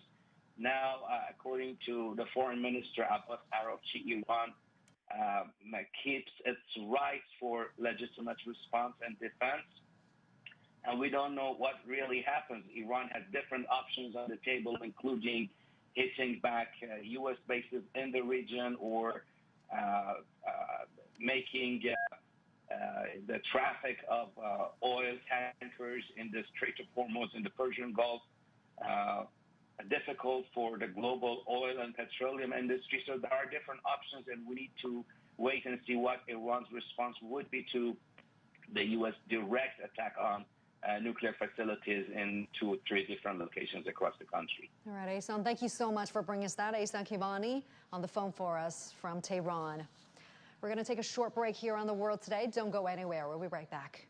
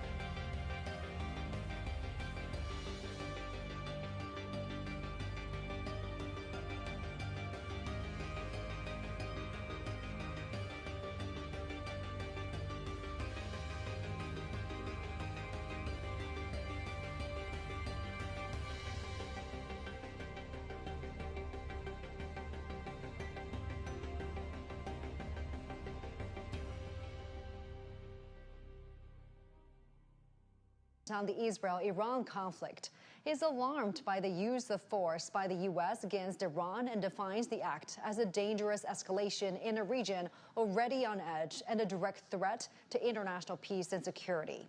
Guterres is concerned the conflict could rapidly get out of control, causing catastrophic consequences for civilians in the region and the world. He urged member states to de-escalate and uphold obligations under the UN Charter and rules of international law. Our correspondent Xu Dezhi reports. Just right after President Trump announced the military operation from the U.S. on the Iranian nuclear sites, we reached out actually to the spokesperson for the Secretary General of the United Nations, and then we have his statement. In his statement, he said he is gravely alarmed by the use of force by the United States against Iran today, and he said it's a dangerous escalation in the region already on the edge and a direct threat to international peace and security. And he said that there's a growing risk that this conflict could rapidly get out of control with catastrophic consequences for civilians, for the region, for the world. And he called all member states to de-escalate and uphold their obligations in the UN Charter and other rules of the international laws. And he also urged all parties to avoid a spiral of chaos. And he stressed again that there's no military solution. The only path forward is diplomacy. The only hope is peace. Actually, just 2 days ago, on Friday, when he made a statement in front of the Security Council, he said something similar. He said give peace a chance, and he said we are not drifting toward crisis. We are racing toward it, and now we see what it means racing to the crisis. And simultaneously, we also reach out to the Israeli mission as well as the Iranian mission to the United Nations. The Israeli mission, they replied me. They said Israel's ambassador to the UN, Danny Denoon, his reaction to this operation is to thank President Trump for what he called historical decision to prevent Iran from obtaining nuclear weapons. And he said, never again is not just a slogan, it's a policy. For Iran, we didn't really have a direct response yet, but there's report that Iran would ask for another emergency session of the Security Council. That would be the third emergency session that Iran has asked since this escalation between Iran and Israel. More governments and groups around the world are condemning the U.S. strikes on Iran's nuclear facilities, as well as urging diplomacy. British Prime Minister Keir Starmer has called on Iran to return to the negotiating table and reach a diplomatic solution to end the crisis. Australia has reiterated its call for de-escalation, dialogue, and diplomacy following the latest hostilities. Meanwhile, New Zealand has urged all sides to avoid escalation and return to talks, stressing diplomacy over military action. Venezuela's foreign ministry issued a statement denouncing the U.S. actions, which it said was carried out at Israel's request. It called the strikes illegal and reckless and a dangerous violation of the UN Charter and international law. The ministry also demanded an immediate end to hostilities. Cuban President Miguel Diaz-Canel condemned the U.S. strikes on Iran's nuclear sites, calling them a dangerous escalation and a violation of international law. Chilean President Gabriel Boric also urged de-escalation, stating on social media, "We demand and need peace." Colombia called for a return to negotiations as the only responsible path forward, and Mexico emphasized the urgency of restoring peaceful coexistence in the region. Hamas has issued a statement calling the attack a blatant violation of Iran's sovereignty. The group warned the attacks pose a direct threat to international peace and security and reaffirmed its solidarity with the Iranian government and its people. Houthi rebels in Yemen announced the end of their agreements with the United States. They have condemned the U.S. strikes and warned of an imminent military response. They threatened to resume attacks on U.S. vessels and warships in the Red Sea. And the Houthis also reiterated their solidarity with Iran in opposition to the United States and Israel. Meantime, Saudi Arabia's foreign ministry has condemned the U.S. strikes, calling it a violation of Iran's sovereignty. Saudi Arabia stressed the need to restrain and for calm and urged the international community to end the crisis in Iran. A U.S. official said more personnel from the United States diplomatic mission departed Iraq after Washington attacked Iranian nuclear sites. The Iraqi government denounced the U.S. strikes, calling it a military escalation that poses a serious threat to peace and stability in the Middle East. And Reuters reports that a senior Iranian source says most of the highly enriched uranium at the Fordo nuclear site was moved to an undisclosed location ahead of the U.S. strikes, and the number of personnel there has been reduced. The International Atomic Energy Agency says it has not detected any increase in radiation levels at the 3 nuclear sites struck by the U.S. The UN nuclear watchdog will have an emergency board meeting on Monday. And just hours ago, President Donald Trump said the U.S. military strikes had totally obliterated Iran's main nuclear sites at Fordo, Isfahan, and Natanz. In brief remarks on national television, he warned of more attacks to come if Tehran does not seek peace. And Iranian Foreign Minister Saeed Abbas Araghchi says the U.S. strikes were outrageous and will have everlasting consequences.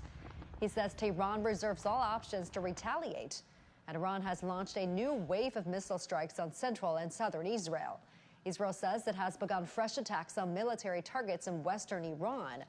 Iran says it has launched a Skybar intermediate-range ballistic missile at Israel for the first time. Israeli authorities say Iranian attacks overnight and into Sunday have wounded more than 80 people. Listen to Donald Trump's remarks earlier at the White House. A short time ago, the U.S. military carried out massive precision strikes on the 3 key nuclear facilities in the Iranian regime, Fordo, Natanz, and Isfahan. Everybody heard those names for years as they built this horribly destructive enterprise.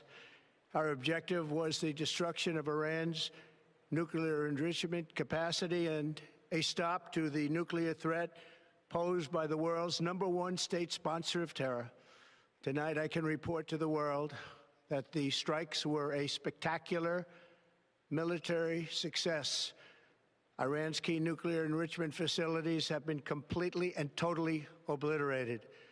Iran, the bully of the Middle East, must now make peace. If they do not, future attacks will be far greater and a lot easier. For 40 years, Iran has been saying death to America, death to Israel. They have been killing our people, blowing off their arms, blowing off their legs with roadside bombs. That was their specialty. We lost over 1,000 people, and hundreds of thousands throughout the Middle East and around the world have died as a direct result of their hate. In particular, so many were killed by their general, Qasem Soleimani. I decided a long time ago that I would not let this happen. It will not continue. Remember, there are many targets left. Tonight's was the most difficult of them all, by far, and perhaps the most lethal. But if peace does not come quickly, we will go after those other targets with precision, speed, and skill. Most of them can be taken out in a matter of minutes. There's no military in the world that could have done what we did tonight, not even close. There has never been a military that could do what took place just a little while ago. Iran state media says the 3 stricken nuclear sites had already been evacuated of its enriched uranium reserves prior to the U.S. attack. Hassan Abdini, the deputy head of Iran state broadcaster, said there were no materials left there that, if targeted, would cause radiation or harm its citizens. Iran's National Nuclear Security System Center said information recorded by its radiation detection system shows no signs of contamination, and there's no risk to residents living near the facility. It also condemned the U.S. attacks as a violation of international law, including the Treaty on Non-Proliferation of Nuclear Weapons. An Iranian member of parliament representing the province of Qom, where the Fordo facility is located, denied U.S. President Donald Trump's claims and said the main damage to Fordo was a ground section that can be repaired. And earlier, we talked with Iranian reporter Sapir Sarami in Tehran on the damage to the nuclear sites. Have a listen.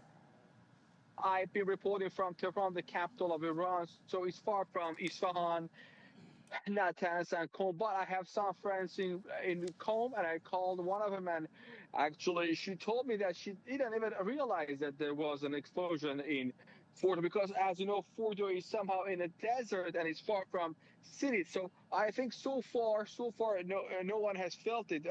But of course, we have to wait, because there might be some dangers of radiation. But fortunately, so far, the Iran's Atomic Energy Agency said that please only pay attention to news released by the officials and specialist sources. And also, Nuclear Safety Authority said that following the U.S. attack on the Fordo, assessments reveal no signs of nuclear contamination. But Iranians are worried about a situation on the ground near Natanz, Isfahan, and Fordo facilities. It's undoubtedly, Fordo facility is one of the most important facilities that Iran has had in the past few years, and also Natanz and Isfahan. They are vital to the nuclear industry. But for now, we haven't actually experienced it. The authorities have not exactly assessed the damage. But one thing that is worthy to mention is that the representative of Qom City in the parliament said that the damage is not that extensive as Trump is claiming it to be. But still, we have to wait for official reports. For more on how the Israeli public is reacting to the U.S. strikes on Iran, let's now turn to Jonathan Regev for Tel Aviv. So I can tell you that again, it's a rather early hour, and not only that, there are not going to be a lot of people out in the streets today, as the Home Front Command again toughened the restrictions. The restrictions that were somewhat eased on Thursday have been toughened again, meaning people are basically ordered to stay at home. Businesses are shut, schools are shut, but the public was expecting and hoping the United States to join, because eventually the U.S. has abilities that Israel does not have. Israel does not have the kind of bombers that acted in Iran, and the kind of very heavy bombs that were dropped on Iran. This is something that Israel does not have. Therefore, the public was, generally speaking, hoping for an American involvement in this war. apart from the restrictions that, as I mentioned, were toughened again, I can tell you that all through the weekend there were somewhat messages to the Israeli public relating about the fact that normalcy is about to come, that routine is about to come. That is obviously not the case, but this was possibly some kind of a decoy plan by Israel along with the United States, perhaps because since all of the messages here are seen in Iran as well, maybe for the Iranians to see and to think that a response is not yet coming, and then to catch the Iranians by surprise. In New York City, demonstrators gathered on June 21st in support of Iran and Palestine. CDTN spoke with attendees about their views on America's involvement in the conflict between Israel and Iran.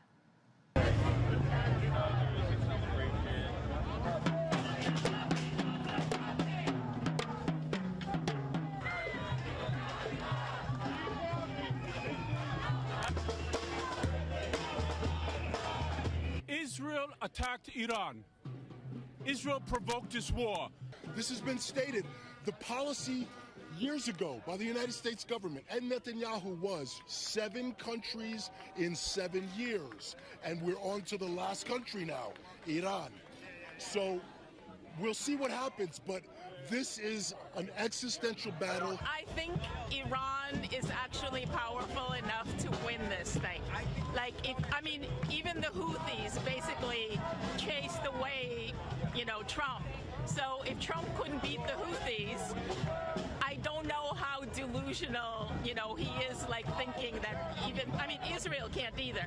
Israel is lying about the fact that they have control of the airspace, whatever, to try and to convince Trump that it's going to be an easy win. It's not going to be an easy win. I actually think Iran is going to win this.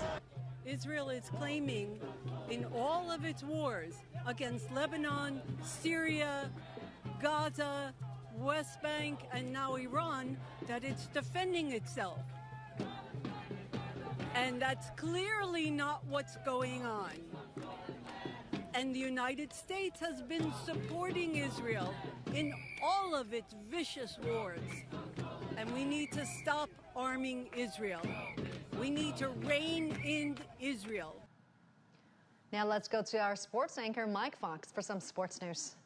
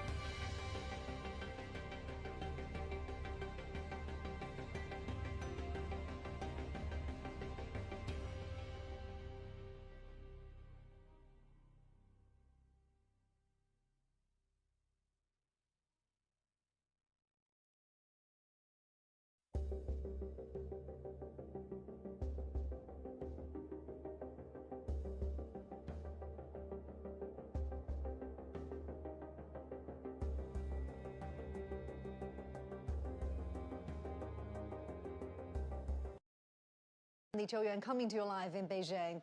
We begin with breaking news. Iran is demanding the International Atomic Energy Agency investigate the U.S. attacks on its nuclear facilities, saying it breaches the Non-Proliferation Treaty. Reuters reports that a senior Iranian source says most of the highly enriched uranium at the Fordo nuclear site was moved to an undisclosed location ahead of the U.S. strikes, and the number of personnel there has been reduced. IAEA says it has not detected any increase in radiation levels at the 3 nuclear sites struck by the United States. The UN nuclear watchdog will have an emergency board meeting on Monday. Just hours ago, President Donald Trump said the U.S. military strikes had, quote, totally obliterated Iran's main nuclear sites at Fordo, Isfahan, and Natanz. In brief remarks on national television, he warned of more attacks to come if Tehran does not seek peace. Iranian Foreign Minister Saeed Abbas Araghchi says the U.S. strikes were, quote, outrageous and will have everlasting consequences. Iran has launched a new wave of missile strikes on central and southern Israel. Israeli authorities say Iranian attacks overnight and into Sunday have wounded more than 80 people. Israel says it has begun fresh attacks on military targets in western Iran. And countries in the region, including Oman and Qatar, have condemned the U.S. attacks, which President Donald Trump called a spectacular success at the White House. Take a listen. A short time ago, the U.S. military carried out massive precision strikes on the 3 key nuclear facilities in the Iranian regime: Fordo, Natanz, and Isfahan. Everybody heard those names for years as they built this horribly destructive enterprise.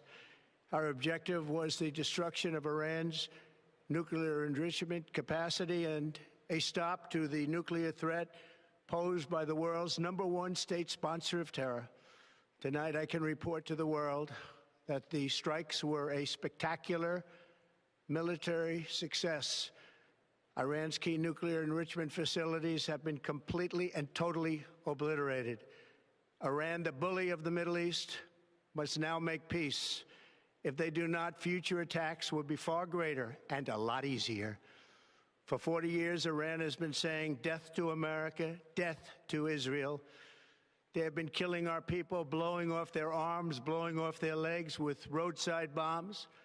That was their specialty. We lost over 1,000 people, and hundreds of thousands throughout the Middle East and around the world have died as a direct result of their hate. In particular, so many were killed by their general, Qasem Soleimani.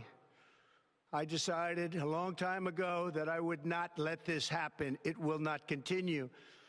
Remember, there are many targets left.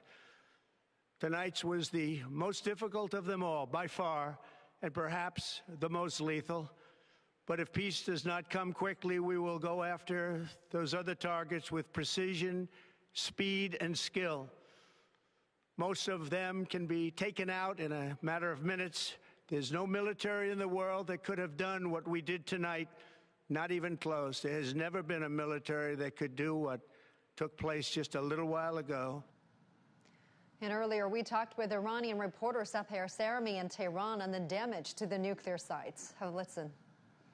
I've been reporting from Tehran, the capital of Iran, so it's far from Isfahan, Natanz, and Qom. But I have some friends in Qom, and I called one of them, and actually she told me that she didn't even realize that there was an explosion in Fordo, because as you know, Fordo is somehow in a desert and it's far from cities. So I think so far, no one has felt it. But of course, we have to wait because there might be some dangers of radiation.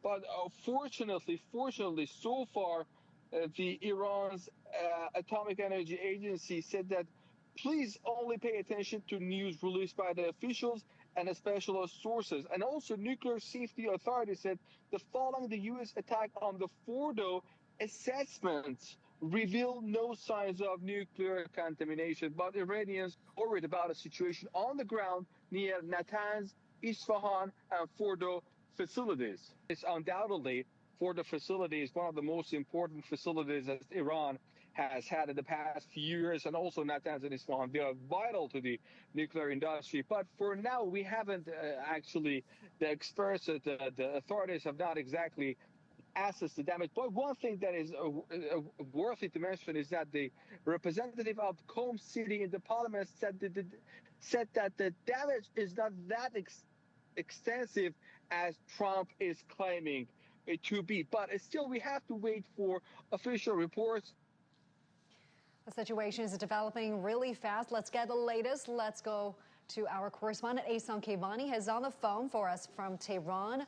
Ehsan, thank you for joining us this hour. Now, Iran says that it reserves all options to defend itself after the U.S. strikes on its nuclear facilities.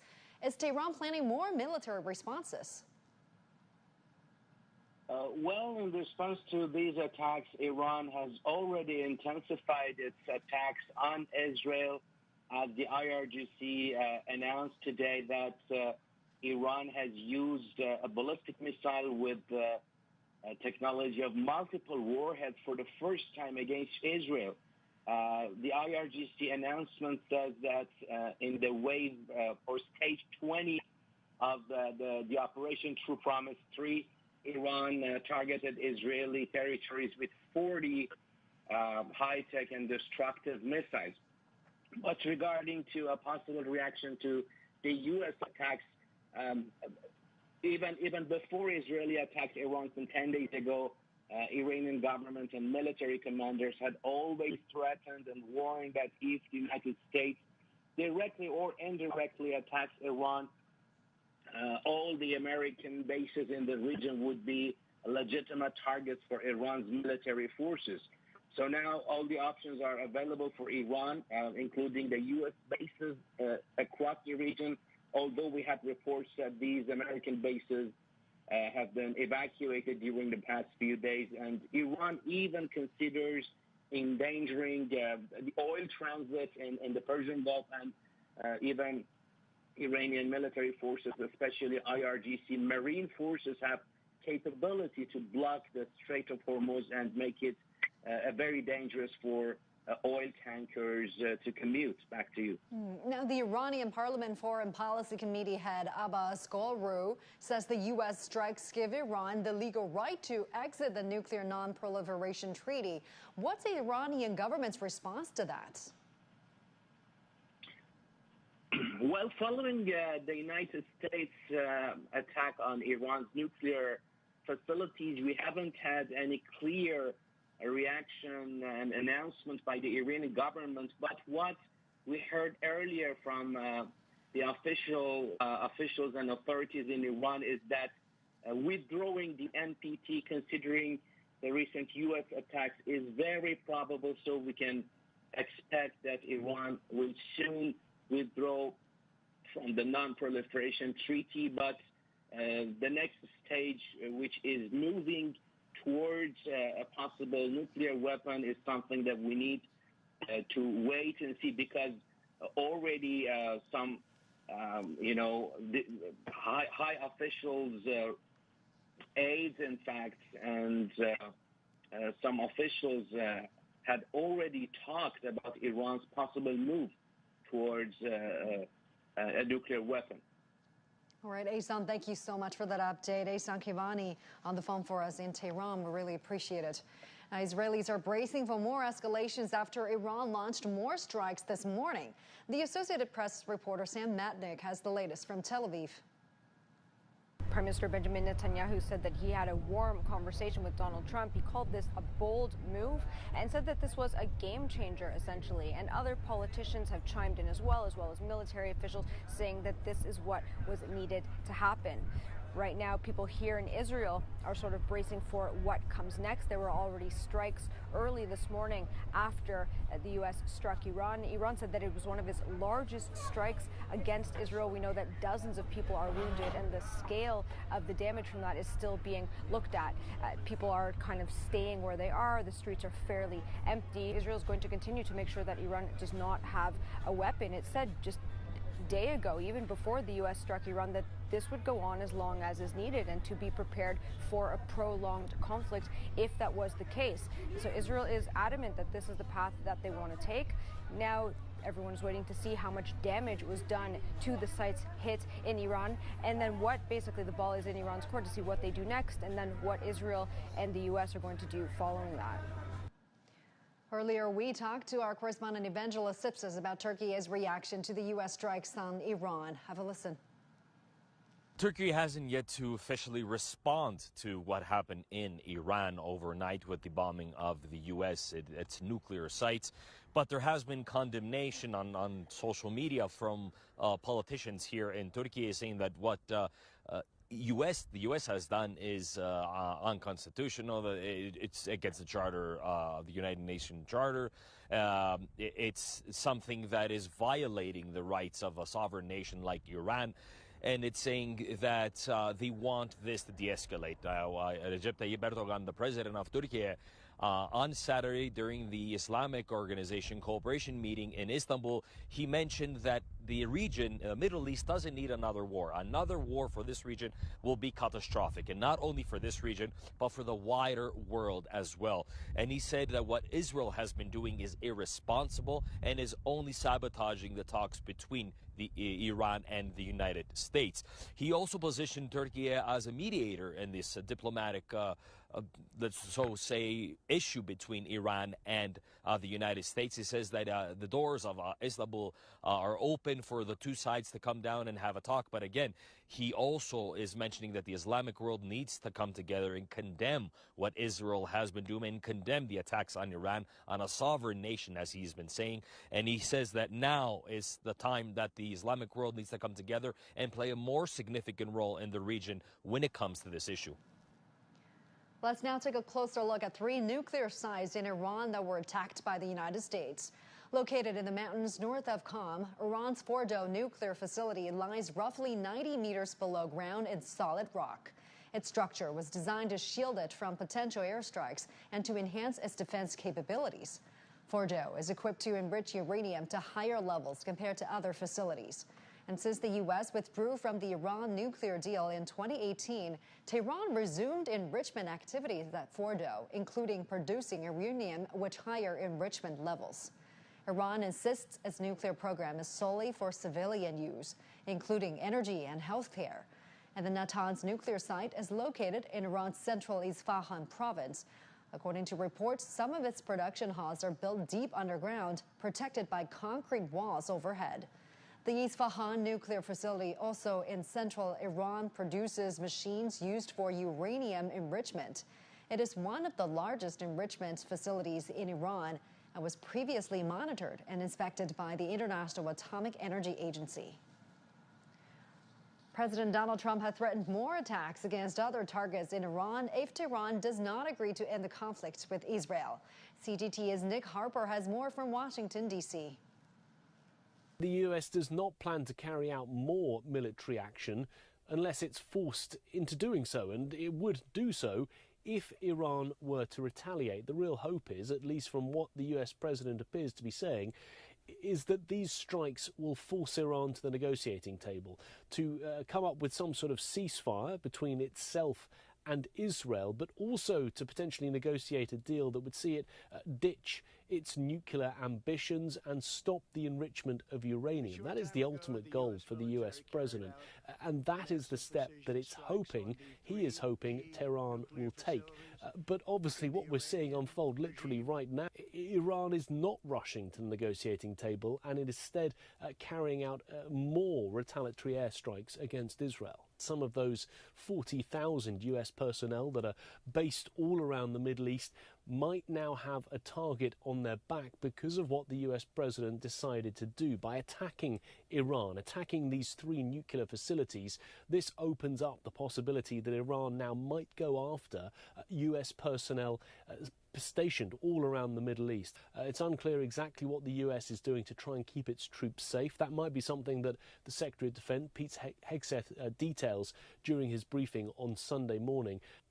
Well, the US public in surveys this week has overwhelmingly said that they do not support military action. In terms of Congress, many lawmakers coming out on social media to make statements. We've seen some top Republicans backing Donald Trump, but also some Republicans saying that what he has done is unconstitutional, that he should have sought approval from Congress before unilaterally carrying out these strikes. We've also heard from the Senate Minority Leader Chuck Schumer. He's a Democrat, and he said that no president should be allowed to unilaterally march this nation into something as consequential as war with erratic threats and no strategy. Fox News reports that the United States dropped 6 bunker buster bombs in its strikes on the Fordow nuclear facility.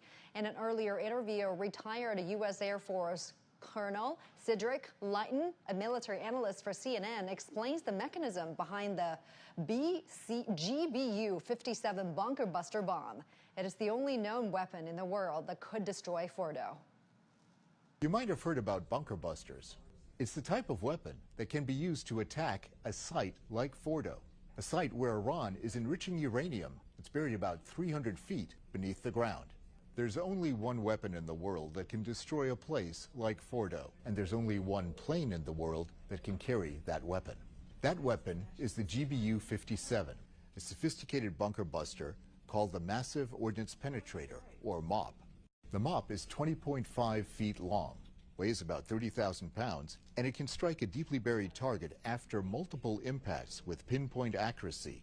And the only plane that can carry it is the B-2. Israel doesn't have any of these planes or any of these bombs, and that's why they want the U.S. to join their aerial campaign against Iran. Happening this moment, we're standing by for a press conference. Iranian Foreign Minister Abbas Araghchi will be talking to the press in Istanbul, Turkey. We'll bring that to you once that happens. But before that, let's talk a little bit more about the latest situation. Let me bring in Professor Wang Yiwei, a professor of international relations at the Renmin University of China and a senior fellow at the Taihe Institute. Welcome back, Professor. Now, Oman has condemned U.S. strikes on Iran's nuclear facilities, calling it an illegal aggression. What's your response to that? What could be the regional implications? Well, definitely illegal.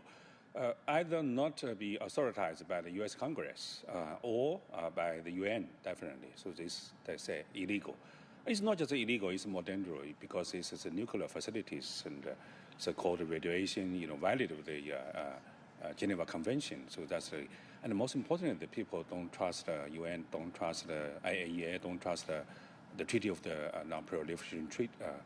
So I think Iran will be quit of that treaty. And one another opposite example is North Korea. They definitely not to ask the IAEA to supervise over their facilities and then succeed. And Iran quite cooperate with the IAEA for civilian use, but finally destroyed. And then that's two bad examples for the world. So in the future, it's more. No more countries trust the UN and trust the rule-based international order. They only trust of this military strike. So that's the way they do.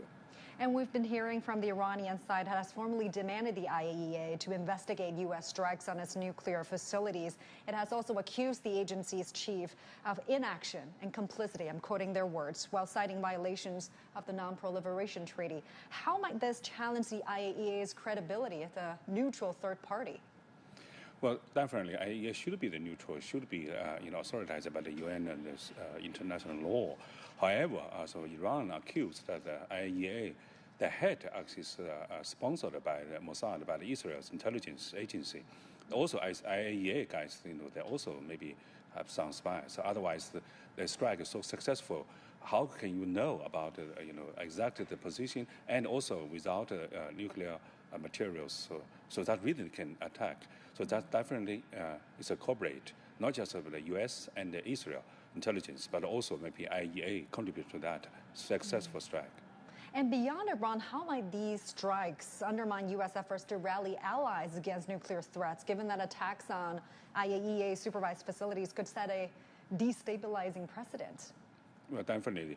If you cooperate with the IAEA, cooperate with the UN, and then this is the consequences. So no more other countries will be trusted of that, of the U.S. Promise or the international law. So that's a very dangerous situation. And all eyes are watching if Tehran will retaliate. It has promised to resist the United States attacks with all its might.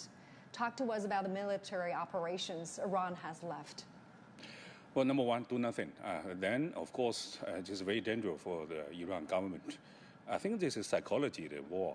They say, President Trump said, we have lots of them on the list. That means if you not cooperate to give up the nuclear weapons, and then we'll strike continue. And secondly, they will immediately response, and then also call the spillover effect of this, make this regional situation more dangerous. And thirdly, maybe in the future reserve to strong back. I think maybe the headquarters of the number 5, the fleet, and also maybe from the Navy, some warship in the Gulf, and they'll be attacked by Iran to retaliate. All right, thank you so much for taking the time talking to us. We really appreciate your insights, Professor. Thank you. Let's now take a short break. We'll be right back. Stay with us.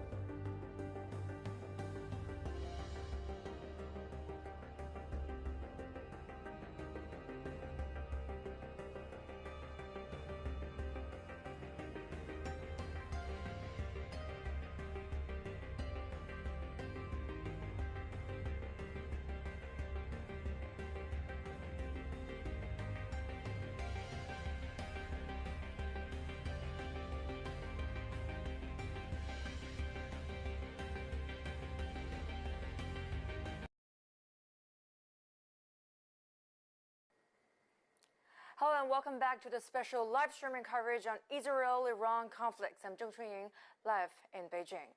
Well, earlier, Iran's foreign minister said that Tehran reserves all options to defend its sovereignty and people after the United States attacks on 3 major nuclear enrichment facilities in the Middle Eastern country. Iran also launched its 20th wave of missile and drone strikes against Israeli military targets, according to the Iranian media. And for more analysis, we're now joined by our current affairs commentator, Mr. Rong, who is a professor from Sichuan University. Great to have you with us, Professor Rong. Following the UN Security Council emergency session, numerous countries expressed grave concerns over Israel's strikes on Iranian nuclear facilities. So, in your perspective, is the current mainstream international stance sufficient to prevent further escalation? Definitely, I think the answer is more need to be done. It is true, I think, back in June 20th local time, the UN Security Council held an emergency session on the security situation in Middle East. And the Chinese side, the Chinese ambassador to UN expressed its principal positions and calling upon early and ceasefire and political and the return to the negotiation tables. And unfortunately, I think just shortly after that emergency session, now we had the U.S. military strikes against the 3 nuclear sites in Iran. And we are all waiting to see, first and foremost, I think the responses from the Iranian side, particularly in terms of military responses on these strikes. Diplomatically, we have already learned I think the statement by the Iranian foreign ministers, and also I think by the Iranian's Revolutionary Guard Corps and so on and so forth. So we will see what would happen.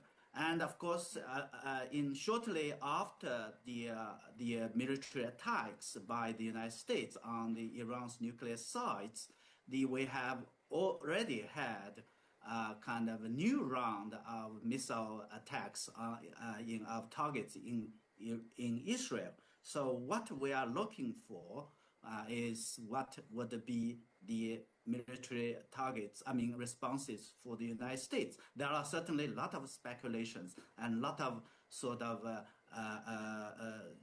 debates and what would be happen. And the diplomacy is, while I cannot say that no room, but I think the room for diplomacy is very much narrowing.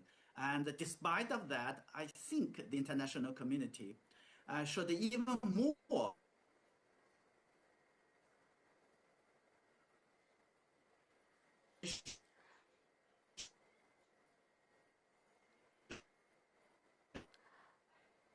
Okay, I think there seems to be some technical problems, and now we'll get you live pictures from the press conference from the Iranian Prime Minister.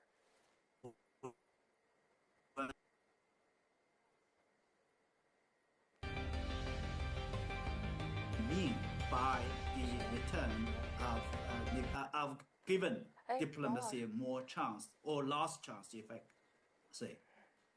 老师，那个现在先切到那个伊朗的外长发布会。关掉了，现在可以了吗？对，我们先切走了，我们现在先切走了，切到那个伊朗。 Safeguards and monitoring. The world must not forget that it was the United States which, in the midst of a process to forge a diplomatic outcome, betrayed diplomacy by supporting the genocidal Israeli regime's launch of an illegal war of aggression on the Iranian nation. Not content with such malign actions, the United States itself has now also opted for a dangerous military operation and aggression against the people of Iran. In doing so, the US administration holds sole and full responsibility for the consequences of its actions, including the Islamic Republic of Iran's right to self-defense under the principles of the United Charter. In accordance with the UN Charter and its provisions allowing a legitimate response in self-defense, Iran reserves all options to defend its security, interests, and people. Thank you very much. All right, that was Iranian. We will now be taking questions. Abbas Araghchi. We'd like to start with the Associated Press. There will be a Q&A session. We're standing by for that. This is a press conference taking place in Istanbul, Turkey, following U.S. airstrikes on 3 Iranian nuclear facilities. And the world will be watching what kind of message Foreign Minister Abbas Araghchi will be sending to the world community. This is a serious escalation we're watching unfold. Let's listen in. Distinguished Minister, are the doors for negotiation still open? Can you hear me now? Distinguished Minister, the question is as follows. Is the door...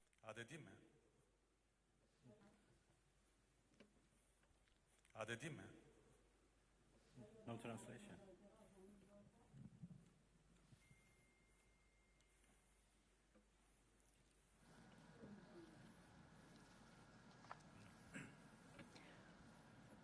Once again, you are now watching live pictures. Can you hear me, sir? Coming from Istanbul. Can you hear me, sir? In the English channel, can you hear me? If I may just step in here and just translate real quick for my colleague. He's asking if there are still room for negotiations moving forward. It's all right now. You can translate. It's okay. Türkçe mi? Sayın Bakan, Ahmet Gannem yine Televizyon Arabi. Müzakerelere hala kapı açık mı görüyorsunuz? Tahran'la görüşmüş müydünüz? Negotiation door still open? Did you contact Tehran? What kind of damage has been incurred on the nuclear facilities? Is there any intermediary country like Turkey, like Saudi Arabia, like Qatar? Are you continuing your such activities of mediation? How do you see the process? Thank you.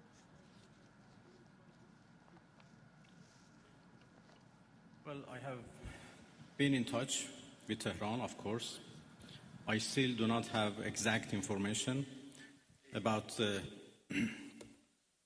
level of damages, but I don't think it matters how much damages have been made. Attacking a nuclear facility by itself is an unforgivable violation of international law and should be condemned. Yesterday, as I said, I had discussion and talks with a number of foreign ministers of the region. Almost all of them are very much concerned and interested to play a role to end this aggression by Israel, of course. They were worried about a possible attack by the United States, but yesterday we were all talking about how to stop the Israeli aggression. Well, of course, the door for diplomacy should be always keep open, but this is not the case right now. My country has been under attack, under aggression, and we have to respond based on our legitimate right of self-defense.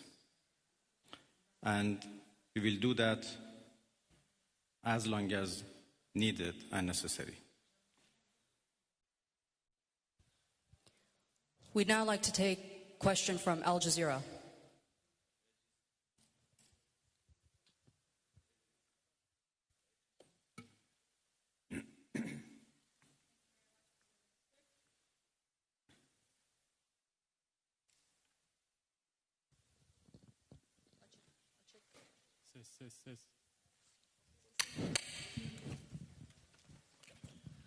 Thank you very much, Minister. So you say that you need to respond right now, but we know that Iranians are known for their talents in negotiations, in diplomacy and trade. What would be the conditions after responding for Iran to come back to a negotiation table, maybe with the US as well? And Turkey has been offering that Ankara can mediate for a trilateral between Turkey, US and Iran. What would be your response to that? Because right now the US is technically involved in this conflict. Thank you. Well, I think it is irrelevant to ask Iran to return to diplomacy, because we were in the middle of diplomacy. We were in the middle of talks with the United States when Israelis blew it up. And again, we were in the middle of talks and negotiation with Europeans, happened only 2 days ago in Geneva, when this time Americans decided to blow it up. So we were in diplomacy, but we were attacked militarily. So it was not Iran, but the US who betrayed diplomacy. They betrayed negotiations. when at the middle of negotiations with us, they gave green light to Israelis, if not instructed them to attack Iran's nuclear facilities. I think they have proved that they are not men of diplomacy, and they only understand the language of threat and force. And this is very unfortunate. The United States showed that they have no respect to United Nations Charter. They have no respect to international law. They have no respect to any international law regarding, managing the world and facing challenges of the world. There is no red line that they have not crossed. And the last one, and the most dangerous one, happened only last night, when they crossed a very big red line by attacking nuclear facilities. I don't know how much room is left for diplomacy. We are now calculating the damages. And as I said, the damages are not only for our nuclear facilities. The damages are for the United Nations Charter. It was not only Iran's facilities which was bombed, it was also the United Nations Charter. It was also non-proliferation regime and NPT, which was bombed last night by Americans. And it was the rule of law and international law which was bombed. So now we have to see how much room is left for diplomacy, and we will decide. I'd like to hand over to TRT World.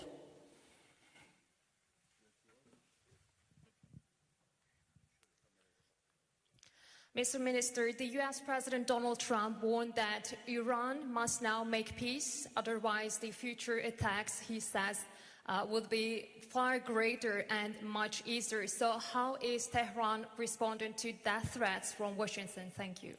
I think it's not up to Iran to respond to that. The whole international community should respond of such a clear threat against the United Nations Charter. Iran has done nothing wrong. We do not understand why Iran should be attacked for a false accusation that Iran is seeking nuclear weapons. It's now more than 20 years that we are trying to prove that our peaceful nuclear program is in fact peaceful and would remain peaceful. We negotiated for a long time with the so-called P5+1, and we came to a deal which the whole world celebrated as an achievement of diplomacy. And then it was the US who withdrew from that deal and reimposed their sanctions and restarted their threats. Again, we were negotiating with the same administration. Then all of a sudden they decided to attack us, first by Israelis, then by themselves. And now they are threatening us for more attacks. So it's not up to Iran, but it's up to the international community to condemn this, to prevent this. Otherwise, there would be nothing left for the international law, for the security at the world level. The Security Council should play its role, should play its responsibility to condemn and prevent these kind of threats. We will certainly defend our interest. We will certainly defend our territorial integrity, our sovereignty, and our people. And I'm so glad that our people are now fully understand what injustice they are doing against the Iranian people. They are united and in solidarity with the government, and we stand firm against any aggression. Next, CNN Türk.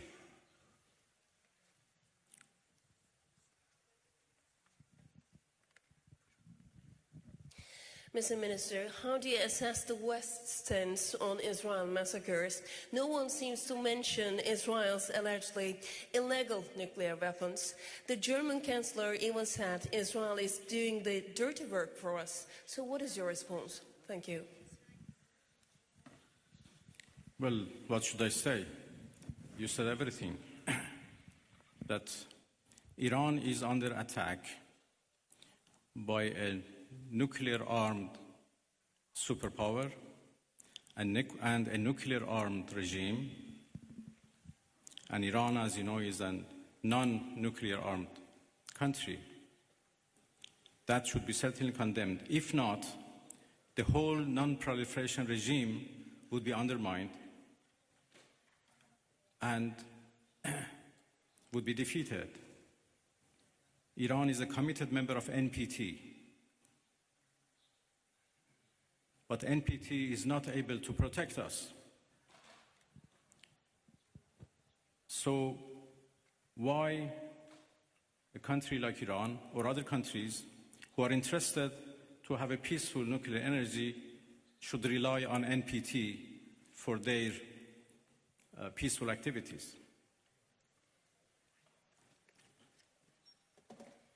It is very unfortunate that Israel is doing, as the German Chancellor called, a dirty job. And by the way, they supported that dirty job. It's a shame.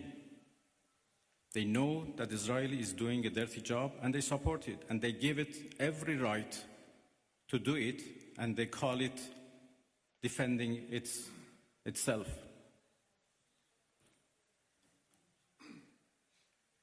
It's really a shame. Pardon? Well, I think I'm not in a position to reveal what we are going to do in response to what Americans did last night. I just talked about the fact that NPT failed to protect Iran from and its peaceful nuclear program. And this is a serious challenge. Next, we'd like to take a question from IRIB.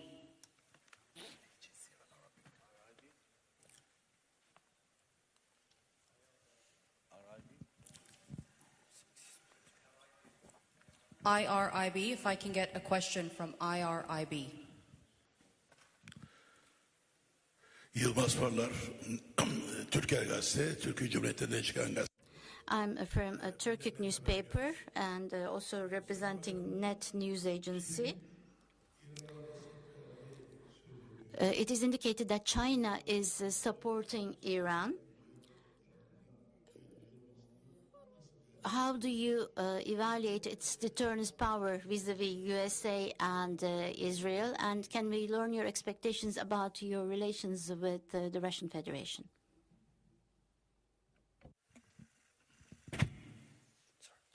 Well, there was a problem with the translation, or I think with the device, it doesn't work properly. I understood the last part of your question. Well, I'm going to Moscow this afternoon, and I have a meeting with President Putin tomorrow morning. Russia is a friend of Iran,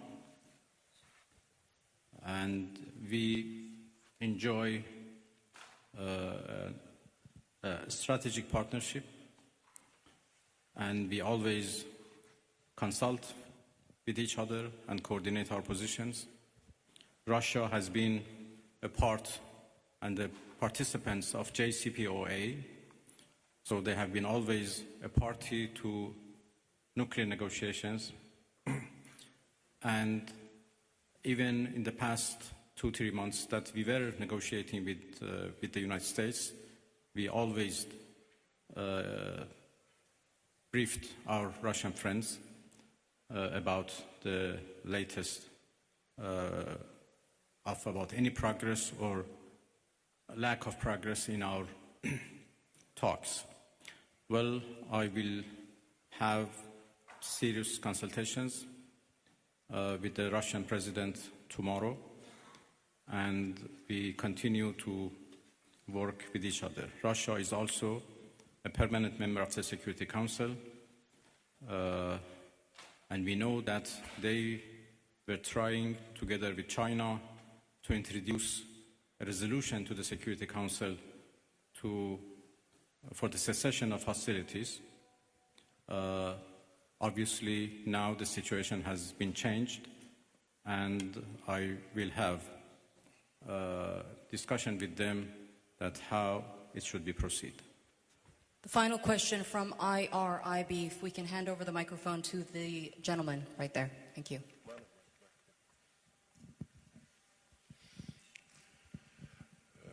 خسته نباشید آقای عراقچی. از خدمتتون که دیروز آقای اردوغان صحبت‌هایی داشتن در مورد میانجیگری، فکر می‌کنید نقش ترکیه در این رابطه به چه ترتیب خواهد بود؟ میتونه ترکیه Thank you. Yesterday, President Erdogan mentioned a mediation instrument. Can Turkey handle such a diplomacy or mediation activity? اردوغان رئیس جمهور محترم ترکیه داشتم. هم ترکیه I had very productive meetings with the President of the Republic of Turkey yesterday, and I also had contacts with some of the countries of the region. Some of the countries of the region, such as Turkey, are indicating that they could be mediating so that the attacks from Israel could stop. I do believe that I'm going to start some actions and discussions about this to prevent this American aggression. Turkey very definitely has condemned the Israeli attacks, and also the countries of the region have also condemned these attacks. Now all the countries of this region and the Islamic countries are condemning the massacres and the killing of Israel. We, as members of the OIC and the foreign ministers, we had a special meeting on the situation in Iran.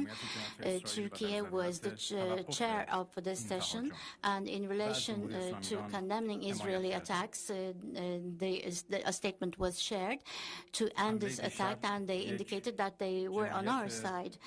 The attack last night was a big murder. It was not just an attack against the Iranian people, but also the laws and the provisions of the United Nations were also violated. And the NPT was also damaged. Thus, this was a big blow to international security and to peace by America. We believe that the United Nations should see this as a threat. The behavior of America is threatening the world peace, and it is also a serious bottleneck for the international system. And we have important problems and pain in our region because of this, creating an important damage. The attack last night showed once again that the Zionist regime of Israel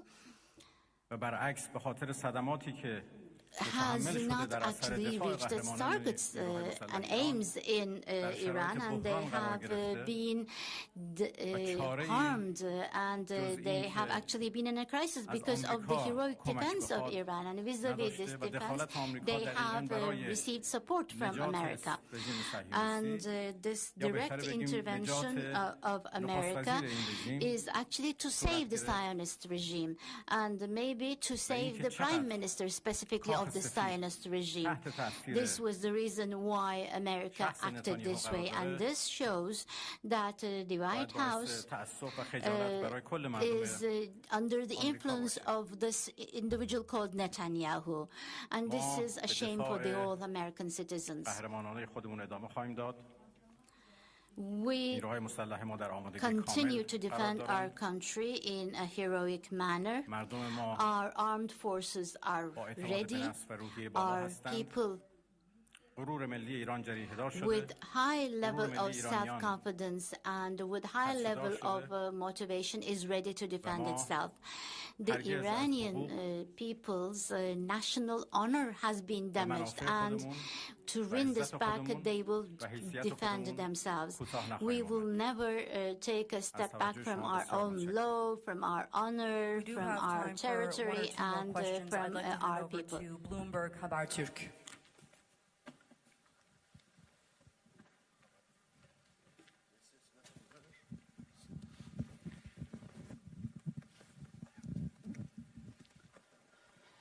Mr. Minister, thank you very much for doing this. And I'll come from Habertürk and Bloomberg HD. You said attacks at nuclear facilities are red line, and you are calculating your response. So here is the question. What are the options? Are you going to retaliate at U.S. bases in the region, or are you going to considering to close the Strait of Hormuz? And one more question as well. 2 times while you are at the table of negotiation, Israel and U.S. attacked your soil. So do you still have the same level of trust to Western diplomacy? Thank you. There are a variety of options available to us, and that's it. We never trusted Western countries when we negotiated them, and there are now even more reasons why we shouldn't trust them at all. Of course, the way for diplomacy should be always remain open. But, as I said, we are not in the situation right now to decide how to engage in diplomacy once again and with whom. So let's wait for our response first. And when the aggression is ended, we decide how to engage in diplomacy once again.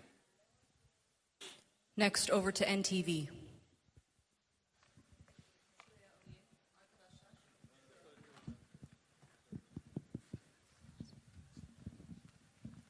Mr. Minister, thank you. I would like to ask a quick question. You had many dialogues with Mr. Steve Witkoff, the U.S. representative, during the negotiations. Did he call you after the attack? Who you talked with? Did you ever talk with any Western countries or United States? Did they call you? Thank you.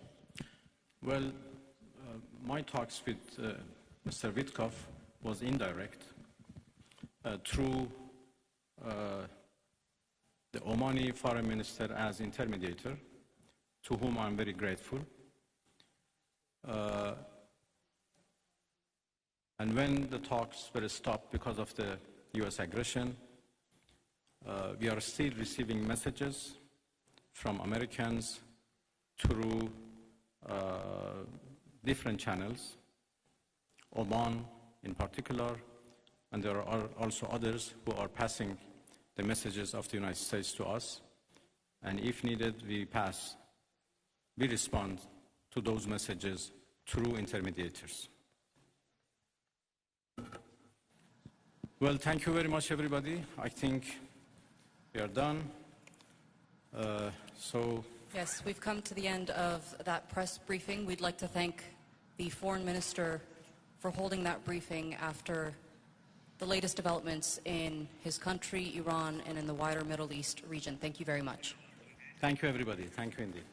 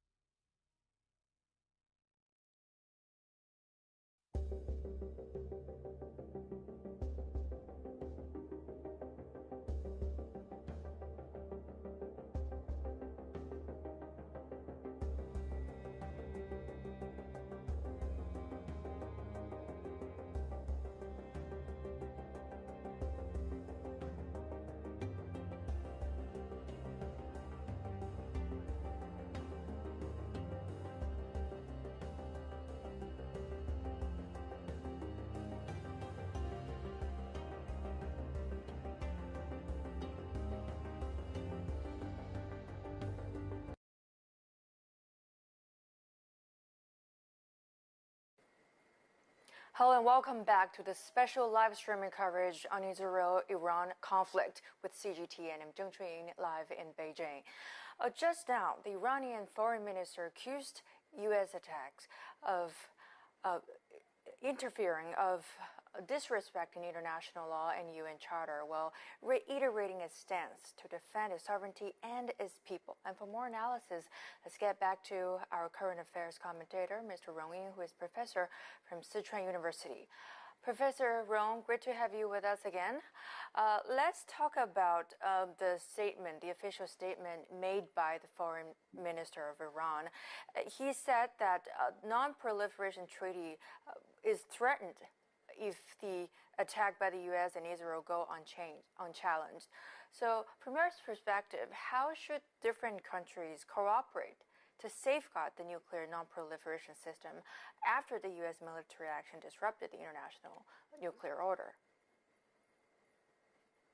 Indeed, I think we are at a very critical moment, not only in terms of the situation, which is, I think, have all the signs that there would be escalation from escalation.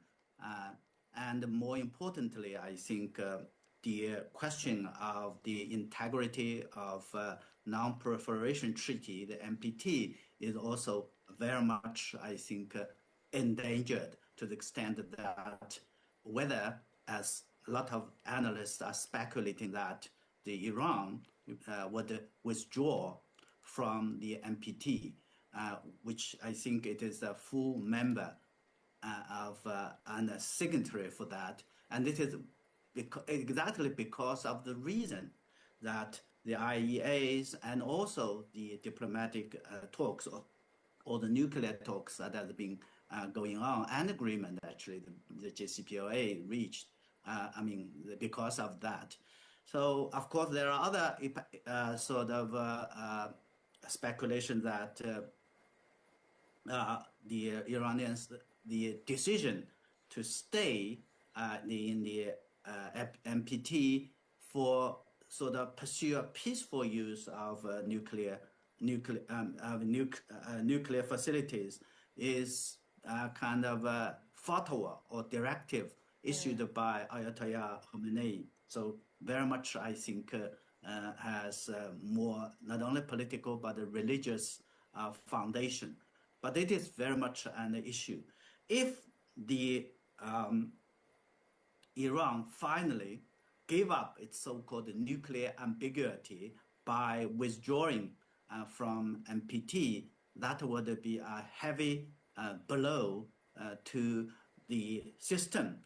But more importantly, I think, to the regional security sort of framework and also the strategic balance in the region. So I think given these sort of the significance and the consequences of that, the international community should really strive, make more efforts to ensure that diplomacy will continue to prevail, and the door of diplomacy, despite the difficulties, will continue to be open. And that is what I think we needed to do that most urgently. And it is also, by the way, I think one of the major messages sent by the foreign minister in his press conference, which just concluded. Mm-hmm. And the foreign minister made another point that Iran has a lot of options to defend its sovereignty and its people. And at the same time, we know that the Hezbollah and the Houthis have signaled potential intervention to this confrontation. So my next question is, do you think is there any risk of this, proxy warfare escalating to a multinational military confrontation? I think at the press conference and also during the Q&As, the Foreign Minister Aglachi, has made it explicit clear of what the positions where I think Iran stands in the wake of the U.S. military attacks on its nuclear sites.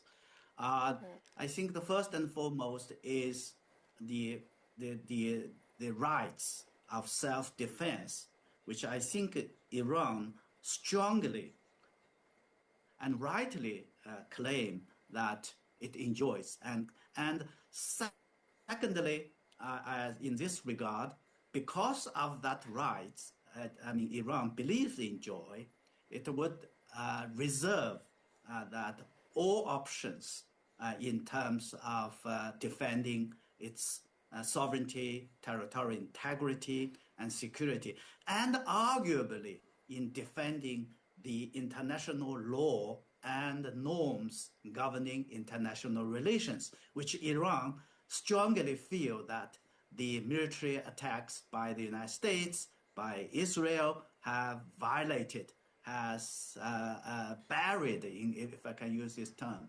And last but not least, of course, while the Iranian side foreign minister said that by saying that, said that the door of diplomacy should remain open. At this moment, Iran is very much focusing on to exercise its right for self-defense. And that's why it's calling upon, actually, the international community to make more efforts. The UN Security Council, he's calling on and holding a new, emergency meetings, sessions. He's calling on the IAEA. He's calling on Iran is reaching out to the international community, big countries in the region and beyond, by phone conversation and so on and forth, to express its views and making the point that Iran, the positions in the wake of that. So to answer your question, I think we cannot rule out the possible sort of responses, be it the Iran by itself militarily against targets in Israel, and possibly in the military assets of the United States in the region. While in the meantime, I think we may have to wait and see how the diplomacy is going to work out. That's why I think it is, again, even more important for the international community to work jointly, coordinatedly, to ensure that there will be no more escalation, and there will be no more escalation to the extent that the situation will go out of control. However, according to the speech made by President Donald Trump earlier this morning, he said that he made it clear that the main objective of the U.S. attack is to eliminate Iran's nuclear capability. Well, Iran also threatens heavy retaliation. So do you think this mutual brinkmanship could reshape the Middle East existing security landscape? Yeah, there are definitely kind of high level, very dangerous, high intensity brinkmanship, if I can call.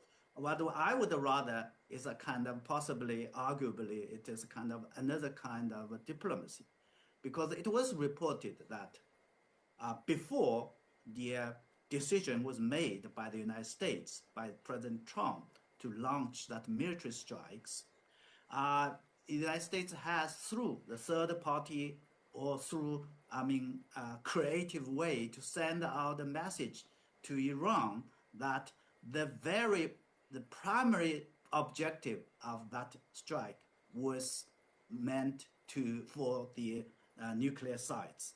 In other words, the United States wanted the Iranians to understand that its military strikes against the nuclear sites are limited, and it does not want to see kind of a cycle of escalation. In the meantime, of course, at the speech by President Trump in the wake of the strike, it threatened that if Iran responded militarily against U.S. sort of threat, that would came up with sort of a tragedy and more attacks and more destructions. And we'll see how that game plays out. At least so far, I think while we are waiting or speculating the responses from the Iranian side and listen very carefully the statement by the foreign minister of emphasizing Iran's rights for self-defense, let us hope, let us sort of pray that that escalation will not take place, and which would give diplomacy the final and the last chance, hopefully. Hopefully. This is what we all want to see in the future. Well, let's get back to the presser. The Iranian foreign minister also said during the presser that there are many regional forces expressed willingness to mediate the conflicts. And at the same time, the Security Council also urged restraint and emphasized nuclear facilities' invulnerability, but passed on substantive resolution. Do you think is it adequate for the crisis? And what more should be done by the international community to get everything back on the negotiation table? Yeah, we all know that the UN Security Council is very much important. It is important not only because of the functions, but also I think the expectations and the urgency in this crisis, where all the parties, the international community that had been hoping for. But we all know the rules of the games. We all know that one of the permanent member of the UN Security Council, which has the veto power, as the directly party is concerned, it just done the military exercises, military strikes against a member of UN. So, in other words, it is quite reasonable to expect that a resolution of UN Security Council, which was supposed to be legal binding, will not adopted if it contains strong legally binding measures against in response to the ongoing crisis, which is very much led by the Israel and the United States. So what would it be? What kind of diplomacy more? Diplomatically we can do, and of course I think I personally would feel that if the UN Security Council is not able to come up with a kind of resolutions or kind of solutions in response to that, the UN General Assembly, as we have seen most recently on the similar crisis, for example, on the question of Palestine and Israel conflict, could come up similar resolutions, even though that resolution are not legally binding. It would very much send a strong signal, diplomatically and morally, and condemning the violations of sovereignty, territorial integrity, and international laws and norms like that. And it would certainly very much, in a way, translate the support and the positions of the majority of the international community. If you look at the I think the numbers, I would believe there will be huge numbers for that. So in addition to that, of course, there are other efforts, as we have seen.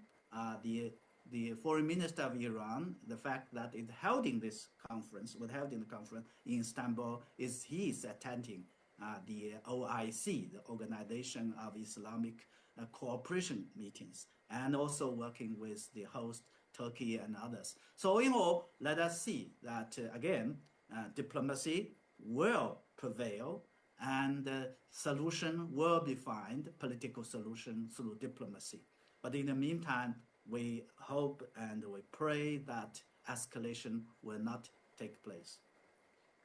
Yes, and you've stressed that the U.S. is really playing a very significant role in catalyzing this conflict. We know that U.S. military deployments reveal dual-track preparations. Strategic bombers for precision strikes on nuclear facilities, while carrier groups posted defensively. So from your perspective, which intervention scenario, limited air campaign or comprehensive regime change operation, is currently assessed as more probable? There are a lot of debates, ongoing debate, heated debates. I think unprecedented, as far as I can see, in the United States, on the fallout, on the pros and cons of the military involvement in this conflict. First, I think when Israel's military strikes started, it was something I think related to, very much focused on whether the United States should be dragged into this conflict. If the statement by the Secretary Rubio that the United States would not, just a unilateral sort of actions and so on and so forth. Of course, there are other speculations, and as the Iranians has been so accusing that there must be a coordinated sort of operation, if not, cleared specifically by the United States. But the arguments, if one follows, would find that there are a lot of those who, oppose that, is very much, I think, concerned the first and foremost, I think, the impacts on the, U.S. itself, taking into account the bad track record, the consequences of U.S. involvement in the region. And so history, the recent history, gives them a lot of lessons of the UN. And secondly, United States. Secondly, I think the United States, the American people, I think they are not ready, or they don't want to see, to get involved in a kind of a conflict like that. And last but not least, I believe that the question of the ultimate goals or the end game of this involvement remains a critical factor that would going to shape U.S. Trump administration's final decisions on that. And for that, there are a lot of sort of uncertainties, a lot of variables, which I think we will have to take into account. The domestic politics, the role of Congress, and most importantly, I think the personal sort of preference of President Trump would also means a lot. Obviously, what the United States has done, particularly in terms of these military strikes, it's a big shift. Compared to not only to the previous, many years, previous sort of a record or position of Trump, but in the most recent, the past 80 days when the conflict broke out. Yes, their involvement, their stance towards the conflict is, as you mentioned, is a big shift for the Trump administration compared to the previous administration. So what are some of the reasons, strategic reasons, behind the the Trump administration's strong, committed involvement in this conflict? And how will this involvement affect its domestic policy? I think the simple answer is that United States hopefully, and I think would have learned good lessons by the past engagement in the region. And secondly, I think the political sort of atmosphere, the constituency in the United States are not ready to supporting, are not ready to support this kind of engagement. And diplomatically, the United States will also to have difficulties in sustaining kind of a large-scale military sort of engagement involved in the region. And last but not least, I think even military front, I would raise a question mark, put a question mark that the United States will be able to sustain a kind of military involvement like that, not to mention the ground sort of forces or the ground deployment of large scale on that. Simply, I think the United States in a difference. But that is exactly the problems the United States is having. That's why I thought the debate in the United States is going to be very much important in shaping the final outcome of this conflict. Because if one looks at the past sort of experience of U.S.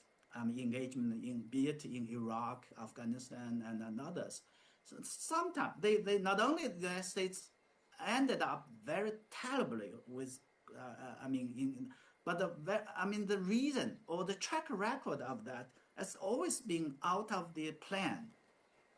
So this is, I think, exactly as an observer, I think hopefully, the American people will keep in mind when their leaders, their politicians go ahead with that. That is, I think, what I would say, the sense of history is going to play a very important role. All right, thanks for your analysis and insights. We really appreciate that. You're watching the special live streaming coverage on Israel-Iran conflict. Don't get back, stay tuned with us.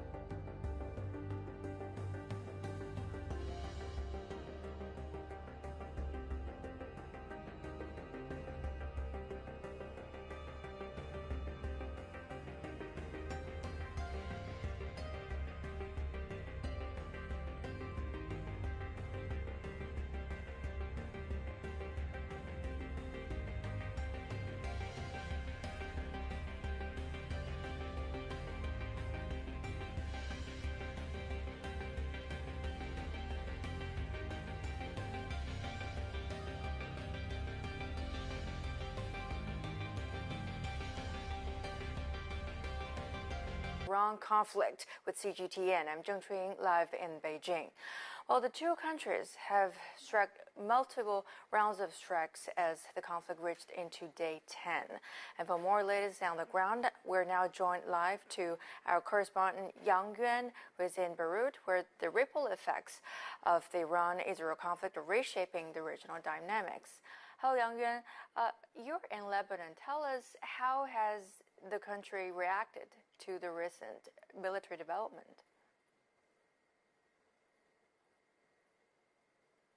Hi, hello. We know that as the conflict in the Middle East escalated this morning, and this morning the president of Lebanon, he declared this morning that Lebanon, its leadership, political parties, and people are now more aware than ever of the heavy price it has paid for wars waged both within its borders and across the region. Aoun stressed that the country has no interest in enduring further conflict, emphasizing that the cost of such wars has already exceeded Lebanon's capacity to bear. In Aoun's remarks, the president warned that the recent strikes on Iran's nuclear facilities risk escalating regional tensions to dangerous levels, threatening the security and the stability of multiple countries. Aoun also called for restraints on all sides and urged the initiative of serious and constructive negotiations aimed at restoring stability in the region and preventing further losses of life and destruction. What about the reactions from the Gulf countries? Okay, let's take a look at the reactions from the Gulf countries this morning. We know that first, Bahrain and other Gulf states also lie near the Iran's Bushehr nuclear reactors, which has reportedly been target of Israeli strikes. Their proximity just across the narrow waters of the Gulf has raised regional security concerns, especially amid fears of radioactive fallout or wider escalations.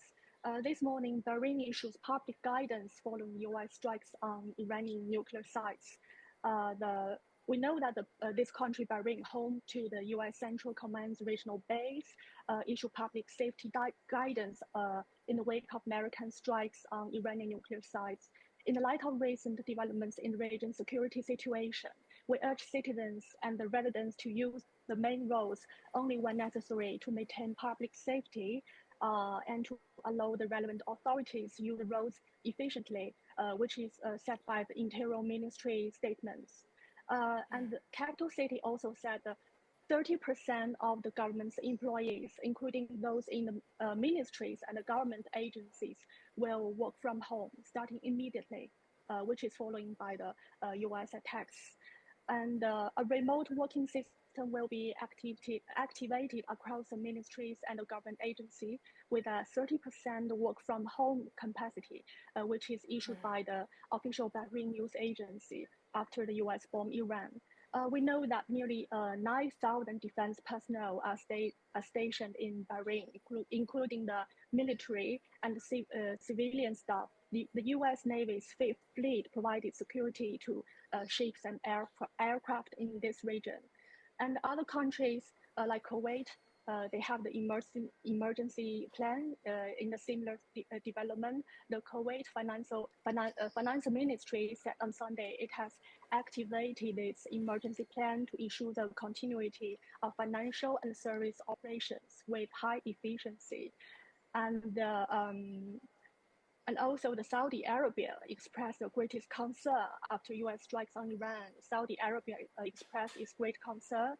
The kingdom is closely monitoring the developments in the Islamic Republic of Iran with targeting of Iranian nuclear facilities by the US. And we know that Oman, which plays a role of mediator between the US and Iran in nuclear discussions, condemned the strikes on Sunday. Okay, back to you. All right, thank you. And last but not least, we know that Hezbollah and the Houthis have previously signaled potential intervention and even support to Iran. What about now? Have we seen any new signals or new moves from Hezbollah or other forces in response to recent developments? We know that since the outbreak of the conflict between Israel and Iran on the 13th, there has been growing concern in Lebanon that Hezbollah may intervene in support of Iran.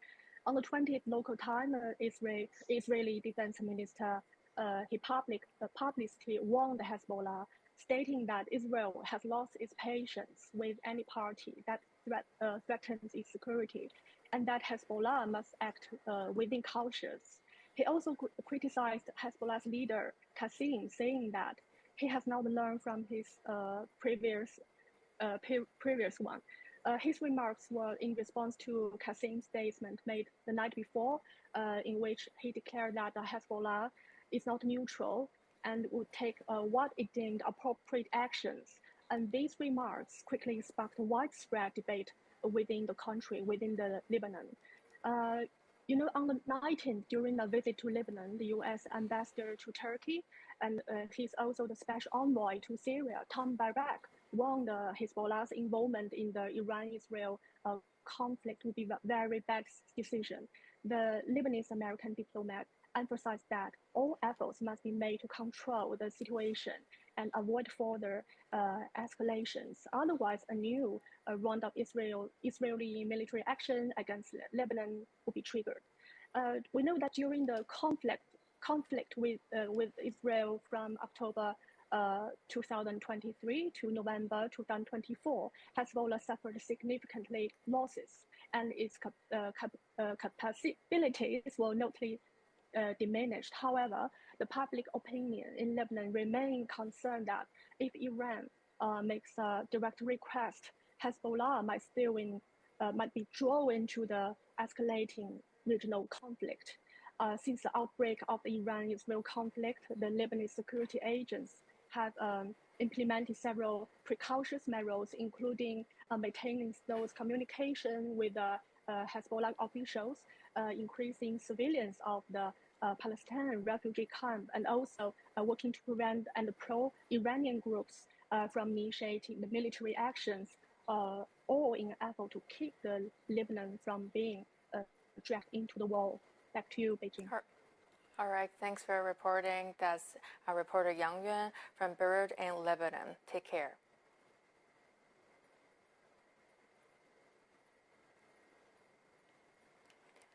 All right, that's our live streaming coverage on Israel-Iran conflict. Don't go away. We'll get you more for the conflict.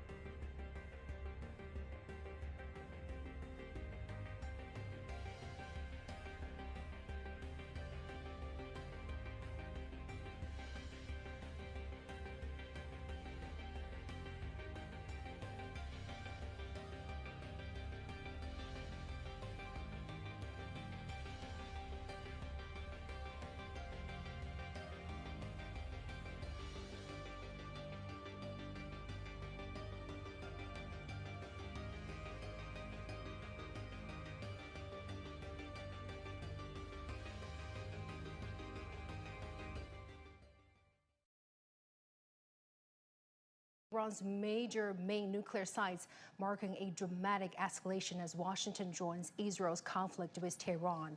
At a news conference in Istanbul, Iran's top diplomat accused Donald Trump of betrayal and said Iran reserves all options to defend itself.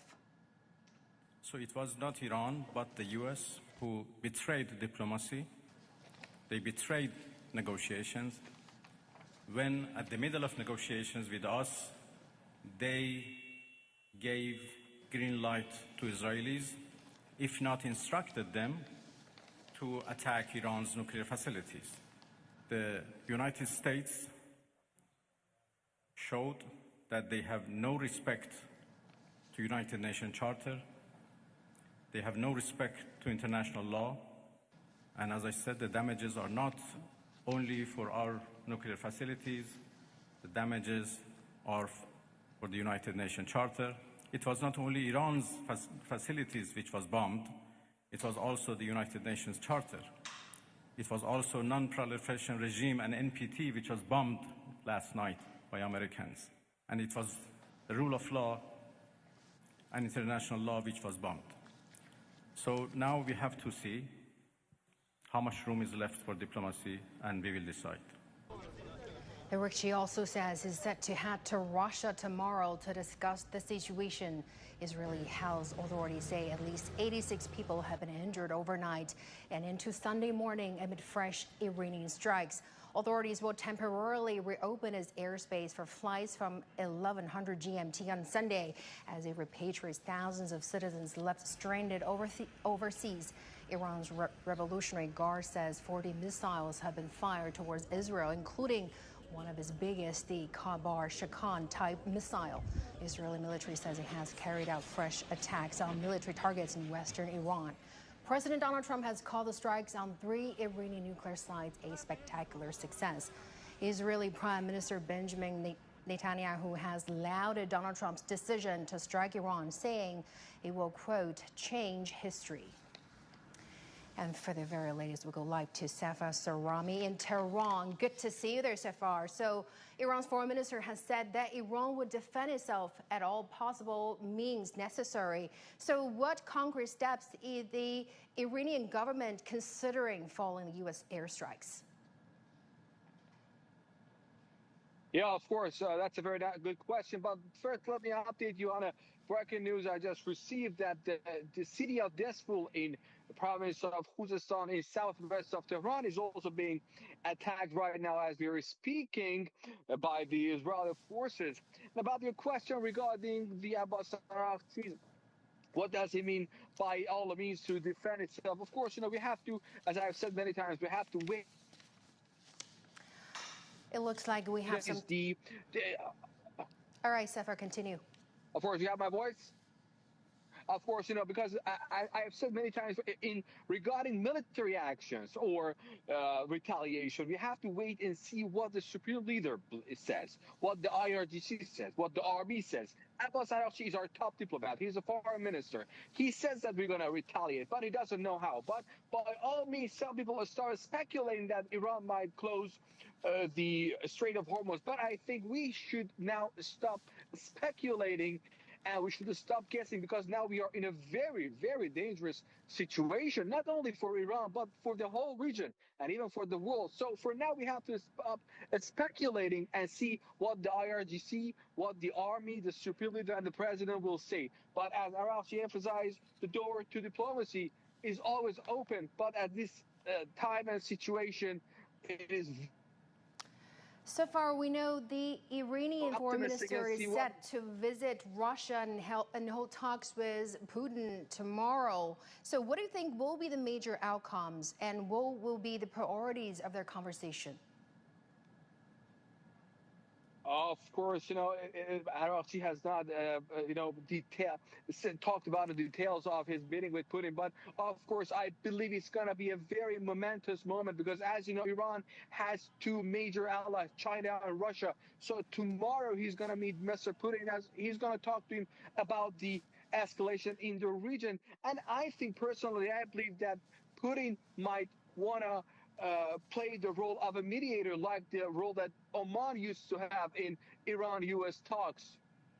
Thank you so much, Safa, for your reporting from Tehran. We'll definitely keep you updated. And now we go live to our Jonathan Regev in Tel Aviv. Hello there, Jonathan. Would you please tell us where you are and what is the latest situation on the ground? Yes, so this is a location in Tel Aviv that has been hit, where a strike took place, and we were moved a little bit from the actual site that we visited earlier, but there's sheer devastation. Once again, as was seen in previous days, this place took a direct impact, and the devastation is quite big. We can, fortunately, maybe miraculously, we can speak of only a lot of damage and minor injuries. Why so? People did exactly as they're instructed and went to the shelter. As soon as the warning arrived, people went to the shelter, and that is why we're speaking of substantial material damage, but most of the injuries here are minor injuries. This is a site here in Tel Aviv. This is just one site. There are other sites in the city, around the city, that have been hit, and also in other areas throughout the country. The amount of missiles that were fired was not very big. We're speaking of some 25 to 30. This is different from the 60 or 70 missiles that Iran used to fire at once about a week ago. But as we mentioned, even one or two of those 30 making impact can cause various damages, can cause substantial damage. And this is what we see here in this site in Tel Aviv. Jonathan, how would you describe the atmosphere there in Israel following the U.S. airstrikes on Iran?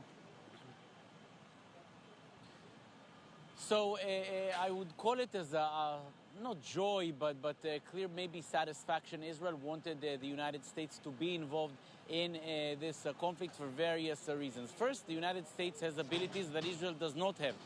Whatever was fired on the Fordo nuclear plant earlier this morning are bombs that Israel simply does not have. Israel does not have the advanced B-2 bombers that the United States has, and Israel does not have the amazingly big bombs that penetrate bunkers that the United States has. So there is hope that now that the United States has joined, Iran will perhaps get a clearer message as to what it's standing up against, not only Israel, but Israel, the United States, and possibly even other Western European countries that have expressed support for the American move. But while there's an understanding that the United States is now part of the war, there's also an understanding that this does not mean that Israel will not be targeted anymore. The example came this morning, roughly 3-4 hours after the American strike, came that missile launch towards Israel. So there is hope that with the American involvement and the feeling that there's American backing to this operation, things could perhaps happen faster. But at the moment, it's still the devastation that we saw in previous days. Thank you so much, Jonathan Regev, for your reporting from Tel Aviv. We'll definitely keep you updated. All right, for more, let's go live to our correspondent, Evangela Sipsas in Gublak, Turkey, as foreign ministers of the Organization of Islamic Cooperation are meeting in Istanbul. The Iranian foreign minister is also there at present. He held a news press conference earlier. So, Evangela, what can the group achieve at such a critical moment? Well, the IOC meeting that started on Saturday, the Islamic Organization of Cooperation, didn't expect that throughout its meeting this will happen, which happened overnight, the bombing of nuclear sites in Iran. The foreign minister of Iran, Arakchi, who was here, he spoke and he condemned the overnight attacks by the U.S., saying that the only thing that they're managing to do is to destabilize the region and dragging the Middle East into another war. That's what he has been saying. He also mentioned that this is against the United Nations Charter. It says that what it's doing is only putting oil in the fire, is causing more problems in the Middle East and in the region. It says that this now is shaping future of the region, mentioning that these attacks now are going to bring a new era for the region, but also for the whole world. He says that along with his counterpart, they mentioned that this is the time now that the Islamic world needs to take more action. The Islamic world needs to step up and take more responsibility to stand up against the actions against Israel, the attacks that Israel has done, but also what the U.S. has done overnight. He mentioned that now is the time for the Islamic world to play a more significant role in shaping the future, but he also wanted the Islamic world to condemn these attacks. He wants them to say that what they're doing is illegal and it's an act of terrorism. So this is pretty much what he mentioned. There's some very strong words. And at the closing, actually, of his his press conference, he mentioned that Iran has all the rights to defend itself with all necessary means. No, we don't know what that means, whether that will be some sort of retaliation or not, but we do know from previous announcements from the Iranian government that these kind of words mean that Iran will continue what it's doing and won't back down. Thank you so much for your reporting from Gublak, Turkey. We'll definitely keep you updated. Over in the United States, where President Donald Trump has threatened more attacks against other targets in Iran if Tehran does not agree to end the conflict with Israel. Donald Trump is slated to have a meeting with his national security team as he weighs more U.S. actions in the war.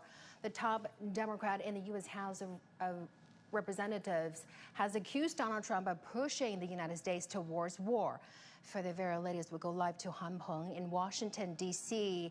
Good to see you there, Han Peng. So this is a critical moment. I want to get your reaction from the U.S. as President Donald Trump's decision to strike without congressional approval has strong fears, criticism from both Democrats and Republicans. So who accused of him of pushing the countries towards war? What more can you tell us about the reactions from the United States? Well, actually, in the United States, the reactions are very divided. Almost right after the strikes, former House Speaker Nancy Pelosi not only accused President Trump of ignoring the Constitution by acting without congressional authorization of war, but also emphasized that such a move will endanger American servicemen, diplomats, and others. Democratic lawmakers such as Bernie Sanders have also introduced bills to block funding for any further military action on Iran without explicit congressional approval, citing the War Powers Act. They also echoed the 2020 precedents when Trump killed Iranian General Soleimani with similar legal challenges. All this has actually sharpened the division between the Republicans and Democrats. Some Republicans, like Senators Lindsey Graham and also Tom Cotton, are actually urging Trump to take an even tougher action. They think that Trump is not tough enough. However, some of Trump's other Republican allies, such as Congresswoman Marjorie Taylor Greene, are actually vocally against U.S. involvement, saying such involvement is actually working against the U.S. national interest. So all this clearly shows that there's not only deep-seated partisan differences in the U.S. over the military actions on Iran, but also a lack of unity even within the Republicans. It's also probably the reason why Trump has to resort to surprise attacks against Iran twice, since the 2020 killing of General Soleimani, where otherwise the White House can hardly unite different factions in the U.S. to get involved in Iran-Israel conflict. Han Peng, we know that the U.S. Defense Secretary Pete Hegseth and the Chairman of the Joint Chief of Staff Air Force General Dan King are set to brief the media at the Pentagon very shortly. So what key updates can we expect? We can expect the Pentagon to outline the U.S. military's objectives and operational details. U.S. Defense Secretary is likely to emphasize the effectiveness of the strikes, especially the use of 6-bunker buster bombs on Iran's nuclear facilities. He's also likely to, just repeat the same thing like what Trump said. The U.S. says he's likely to say that there's irreversibly, degradation of Iran's uranium enrichment capabilities, while Iran would say that the damages are fixable and there's no nuclear leaks, that's according to the Iranian government right now. The briefing may also highlight what Trump calls unprecedented U.S.-Israel coordination, with Israel providing critical intelligence on the underground infrastructure while the U.S. forces executed the strikes. On the U.S. deterrence to Iran, we can also expect that there will be updates on the 3 U.S. aircraft carrier deployment, the USS Ford, which is arriving the day after tomorrow, USS Carl Vinson, and also USS Nimitz. which are forming a historic naval presence in the Middle East by the U.S. Sanctions will be another focus, including targeting Iran's military supply chain and also oil exports. However, this briefing will, I believe, downplay the risks of escalation. It's likely to frame the strikes as surgical and avoid discussions on what if Iran gets determined to fight back. It will also avoid mentioning the potential oil price spikes. So, some analysts have already estimated that the prices can reach $130 per barrel if Hormuz is blocked. Back to you, Hona. Thank you so much, Han Peng, for your reporting from Washington, D.C. We'll definitely monitor closely about the latest press conference coming up shortly in Pentagon. Thank you so much. The U.S. has maintained a significant military presence in the Middle East for decades, with an estimated 40,000 to 50,000 troops stationed across the region, according to the Council on Foreign Relations. The U.S. operates at least 90 military sites across the region under Central Command, or CENTCOM. 8 of these are permanent bases located over Bahrain, Egypt, Iraq, Jordan, Kuwait, Qatar, Saudi, and the UAE. Among the most critical bases is Qatar's Usaid Airspace, which is the largest U.S. military facility in the region, housing 10,000 troops and nearly 100 aircraft, as well as drones. Bahrain is also home to the naval support activity, home to roughly 9,000 military and civilian personnel. In Kuwait, Camp Rifjan serves as a primary logistics and command hub for the U.S. forces. The UAE's Al-Dhafra Air Base hosts advanced stealth jets like the F-22 Raptor, along surveillance aircraft. And in Iraq, Arabi Airspace supports critical air operations, particularly in northern Iraq and Syria.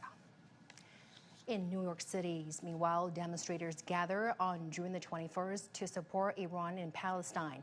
CGTN has talked with participants and attendees about their views on U.S. involvement in the conflict.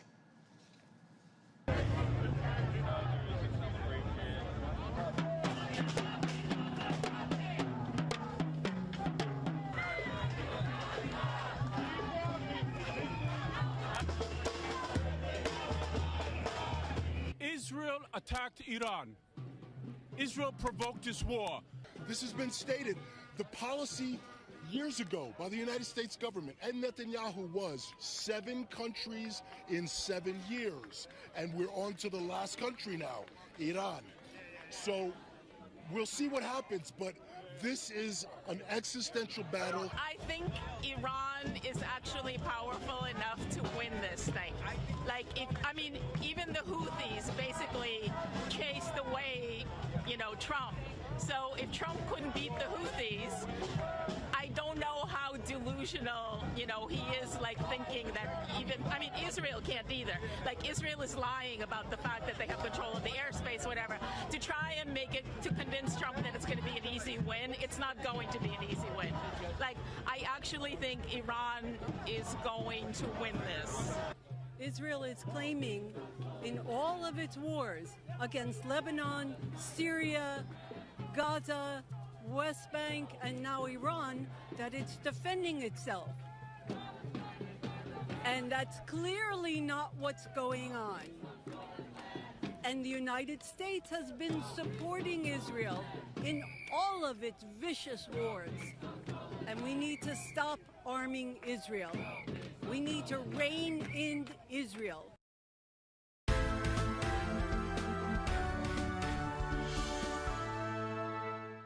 Stories from around the world about our world.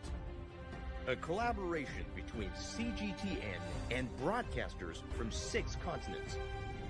Each week, CGTN and its multimedia platforms showcase compelling reports filed by local and national media outlets from across the globe.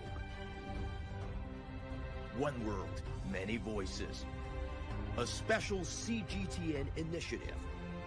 Our world, every week, only on CGTN. See the difference.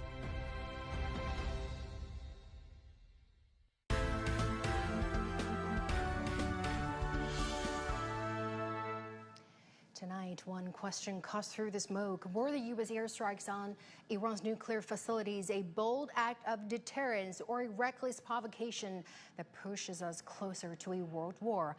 And joins me here in the studio is Lu Surui. Hello there, Surui. So tell us more about how the world is reacting to U.S. airstrikes. Yes, Hona. Well, world reactions are divided, but not random. There appear to be two dominant camps. And Camp 1 says the attacks were necessary, that Iran's nuclear program had crossed a red line, that inaction would invite disaster, and Trump supporters and allies calling it decisive leadership.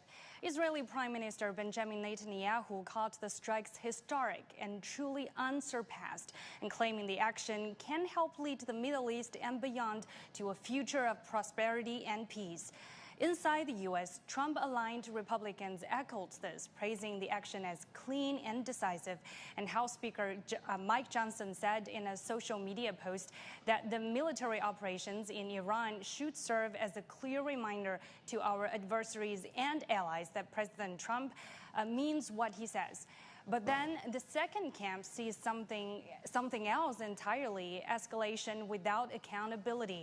And critics argue that this wasn't self-defense, it was a unilateral strike on a sovereign state without congressional approval or international backing.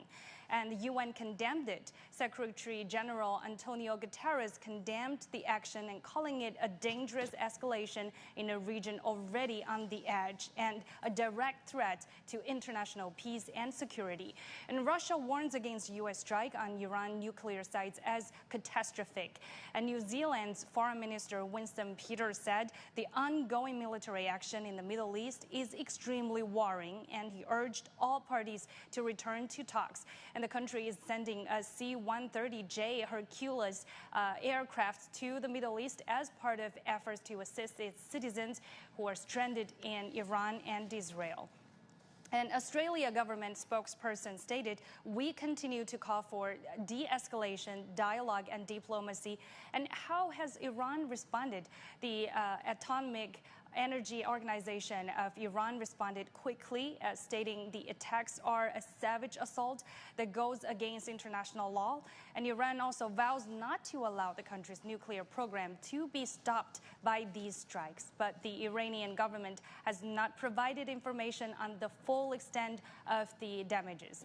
No retaliation yet, but no promise there won't be. And critics ask, if we bomb a program under international monitoring, what incentive is left for any nation to cooperate? This isn't just a military strike, it's a stress test for global order, law, diplomacy, and restraint.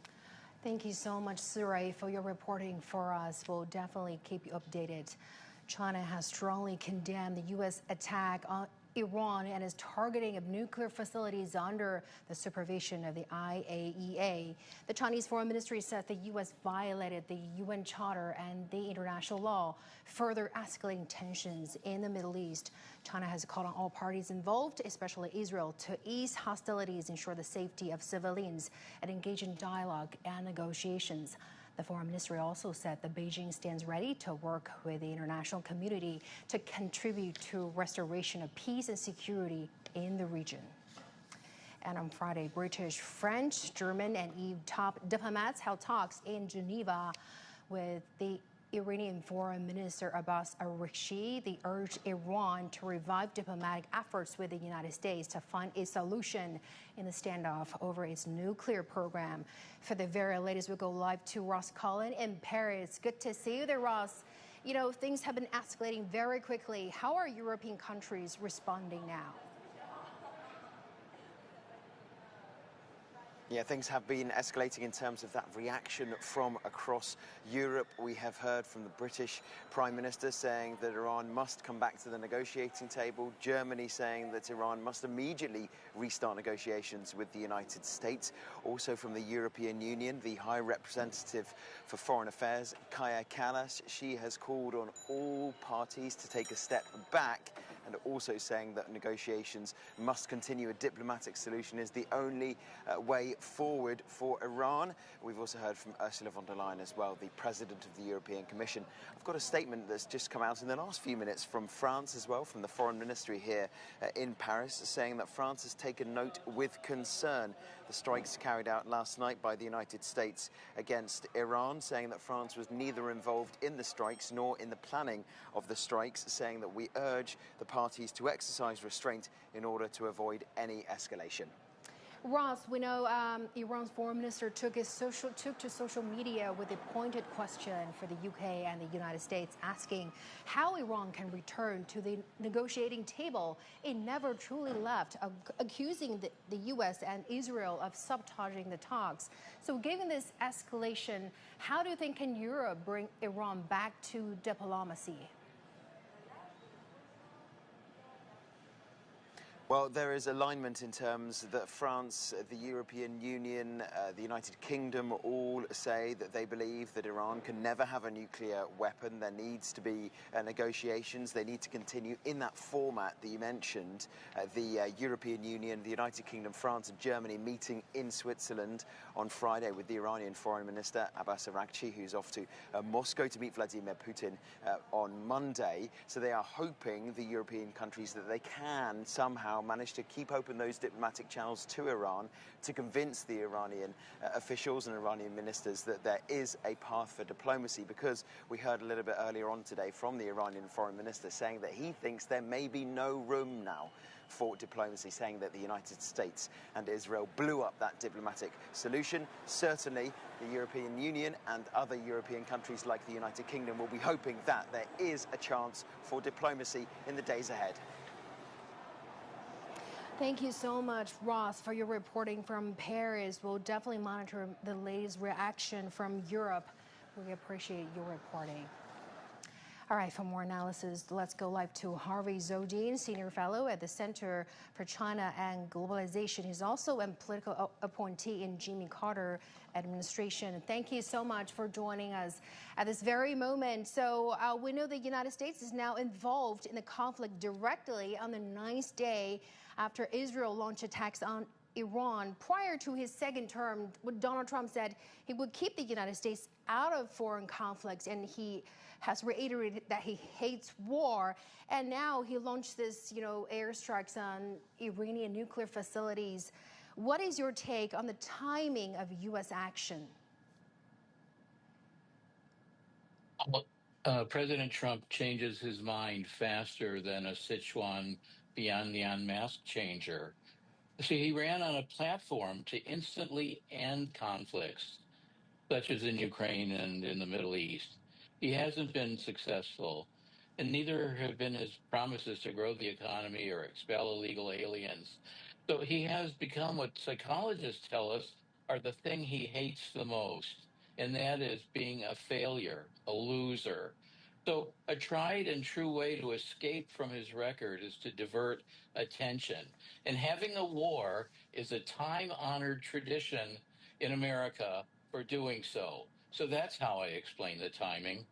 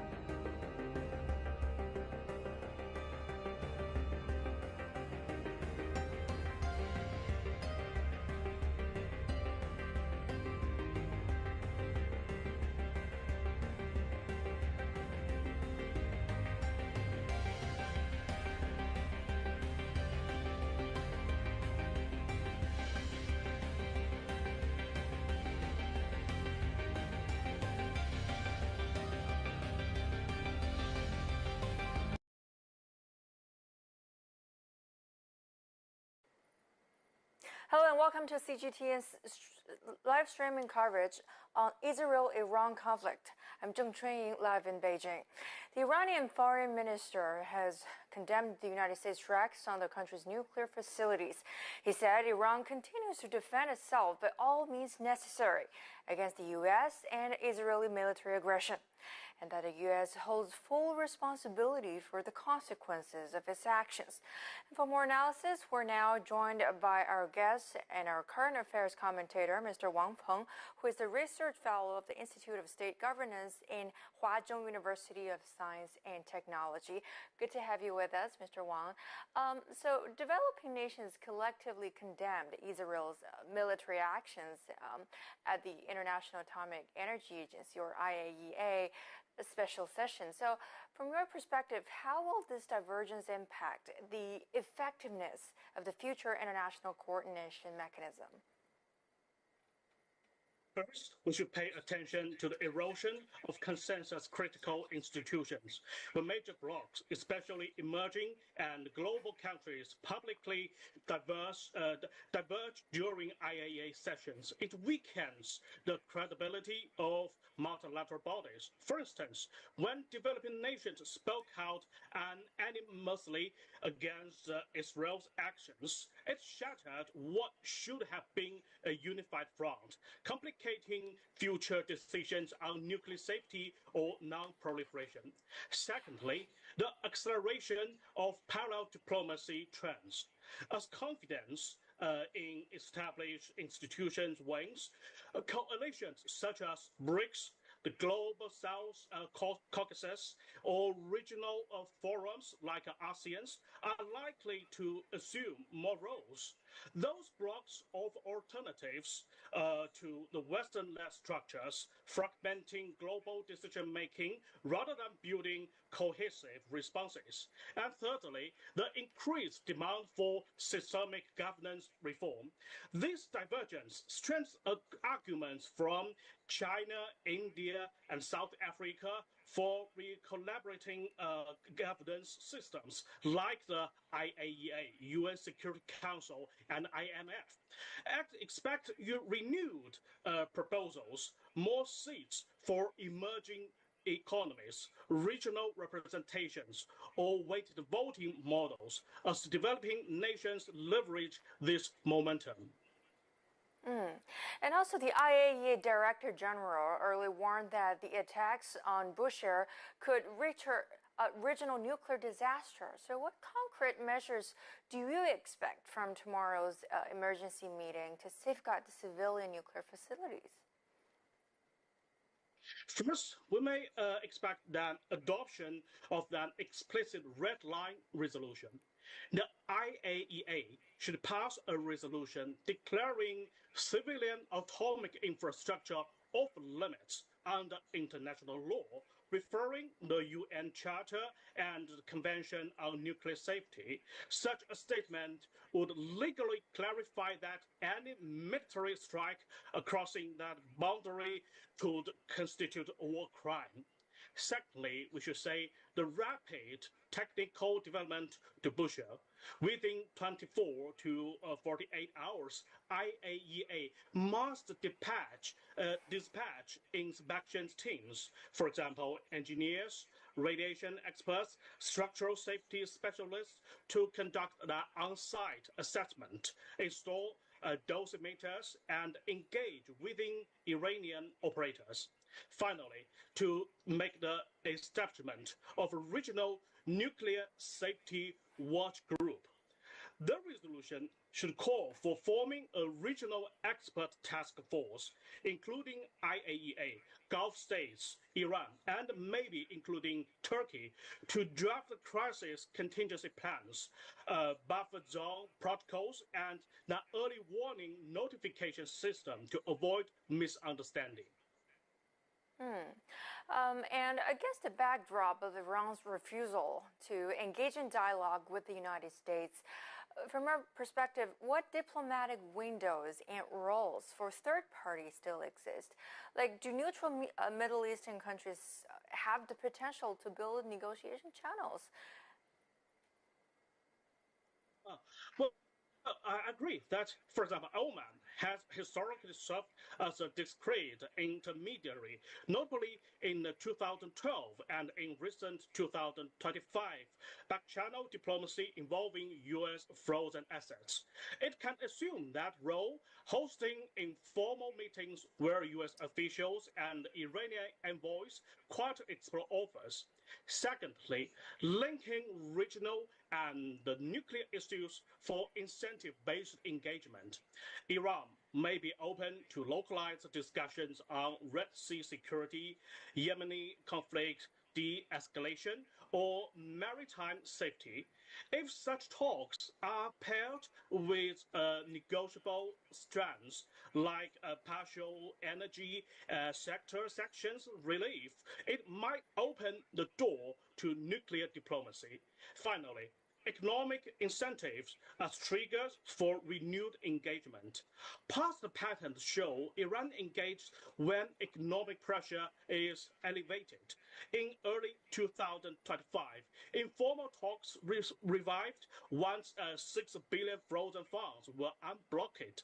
A credible mechanism for gradual sanctions relief, conditional on compliance, could become Iran's lever to return to formal nuclear negotiations. Exactly, and I think one thing is for sure, more efforts are definitely needed to get all the parties back to the negotiation table. And now let's talk more about the U.S.'s role in this conflict. A lot of analysts told us that the United States really plays a very important role in catalyzing this, in escalating this conflict. So from your perspective, what international pressure might the White House face, on the other hand, and could this alter its strategic priorities in the Middle East in the future? Well, we see the U.S. partners in the EU, Japan, Australia, and Gulf states are increasingly urgent restraint.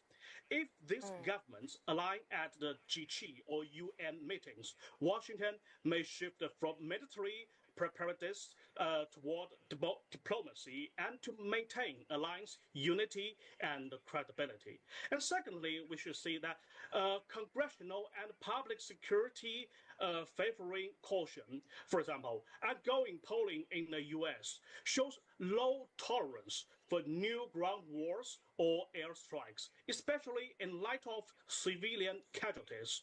Congress members from both parties are likely to pressure remaining measures or budget cuts for military funding, nudging the administration toward conflict avoidance.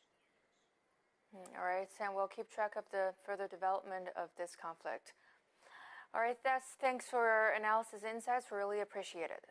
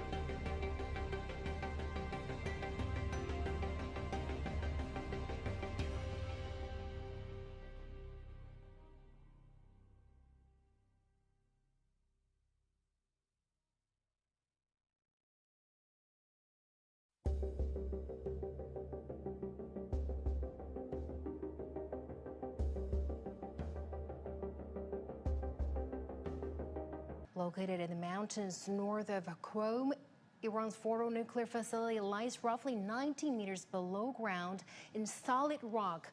Its structure was designed to shield it from potential airstrikes and to enhance its defense capabilities.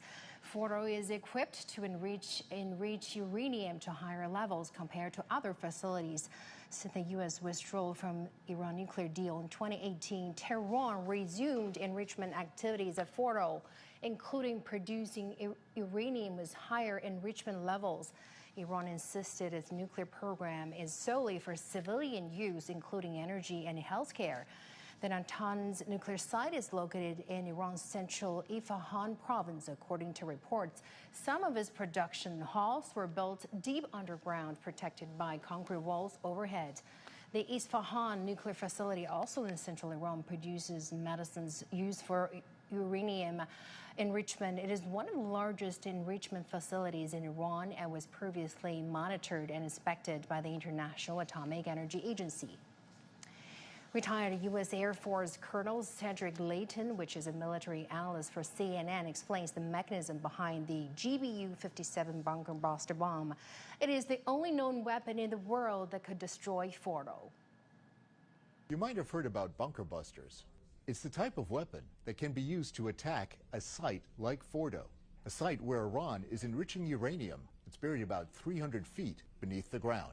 There's only one weapon in the world that can destroy a place like Fordo, and there's only one plane in the world that can carry that weapon. That weapon is the GBU-57, a sophisticated bunker buster called the Massive Ordnance Penetrator, or MOP. The MOP is 20.5 feet long, weighs about 30,000 pounds, and it can strike a deeply buried target after multiple impacts with pinpoint accuracy. And the only plane that can carry it is the B-2. Israel doesn't have any of these planes or any of these bombs, and that's why they want the U.S. to join their aerial campaign against Iran. And now let's take a look at the history and milestones of Iranian nuclear talks until Israel's attack on Iran on June the 13th. Iran's nuclear negotiations have spanned decades, with periods of diplomatic breakthroughs and major setbacks. It began in the late 1950s when the U.S. and Western allies supported Iran's nuclear development under the Atoms for Peace program. But following the 1979 Islamic Revolution, that cooperation came to a halt, In 1980, the U.S. cut diplomatic ties with Iran after the hostage crisis. Since then, Iran's nuclear program has become a point of contention, especially in the 21st century. Iran insists its nuclear activities are strictly peaceful, but the West, led by the U.S., has expressed concern over possible weapons development, which has led to waves of sanctions. Despite several rounds of talks, a lasting agreement remained elusive. That changed in 2015. We've got a historic chance to pursue a safer and more secure world. This deal offers an opportunity to move in a new direction. We should seize it. That deal, the Joint Comprehensive Plan of Action, or JCPOA, was reached between Iran and the 5 permanent members of the UN Security Council, plus Germany. Iran agreed to limit its nuclear program and allow extensive IAEA inspections in exchange for lifting economic sanctions. But the agreement soon unraveled. I am announcing today that the United States will withdraw from the Iran nuclear deal. This was a horrible, one-sided deal that should have never, ever been made. In 2018, the Trump administration withdrew from the JCPOA and reimposed harsh sanctions. In response, Iran scaled back its compliance and ramped up uranium enrichment. Talks resumed in Vienna in 2021 under the Biden administration, but key disagreements persisted. Then, in 2025, during Trump's second term, fresh negotiations were launched, this time brokered by Oman. But after 5 rounds of negotiations, a consensus has still to be reached. Iran maintains its nuclear program is civilian in nature. The U.S. insists Iran must halt all uranium enrichment as part of any new deal. Tensions rose further on June 12 when the IAEA Board of Governors passed a Western-backed resolution declaring Iran in breach of its safeguard obligations under the NPT. Tehran slammed the move as politically motivated. Just 1 day later, Israel launched airstrikes on Iranian territory, claiming it had targeted military and nuclear-related sites, however, accused Israel of killing civilians and launched retaliatory strikes. In response to the sudden military escalation, Iran withdrew from upcoming nuclear talks with the U.S. For now, negotiations remain at a standstill. Israel's devastating attacks have killed dozens of Iranian top military officials and scientists. John Gilmore has more.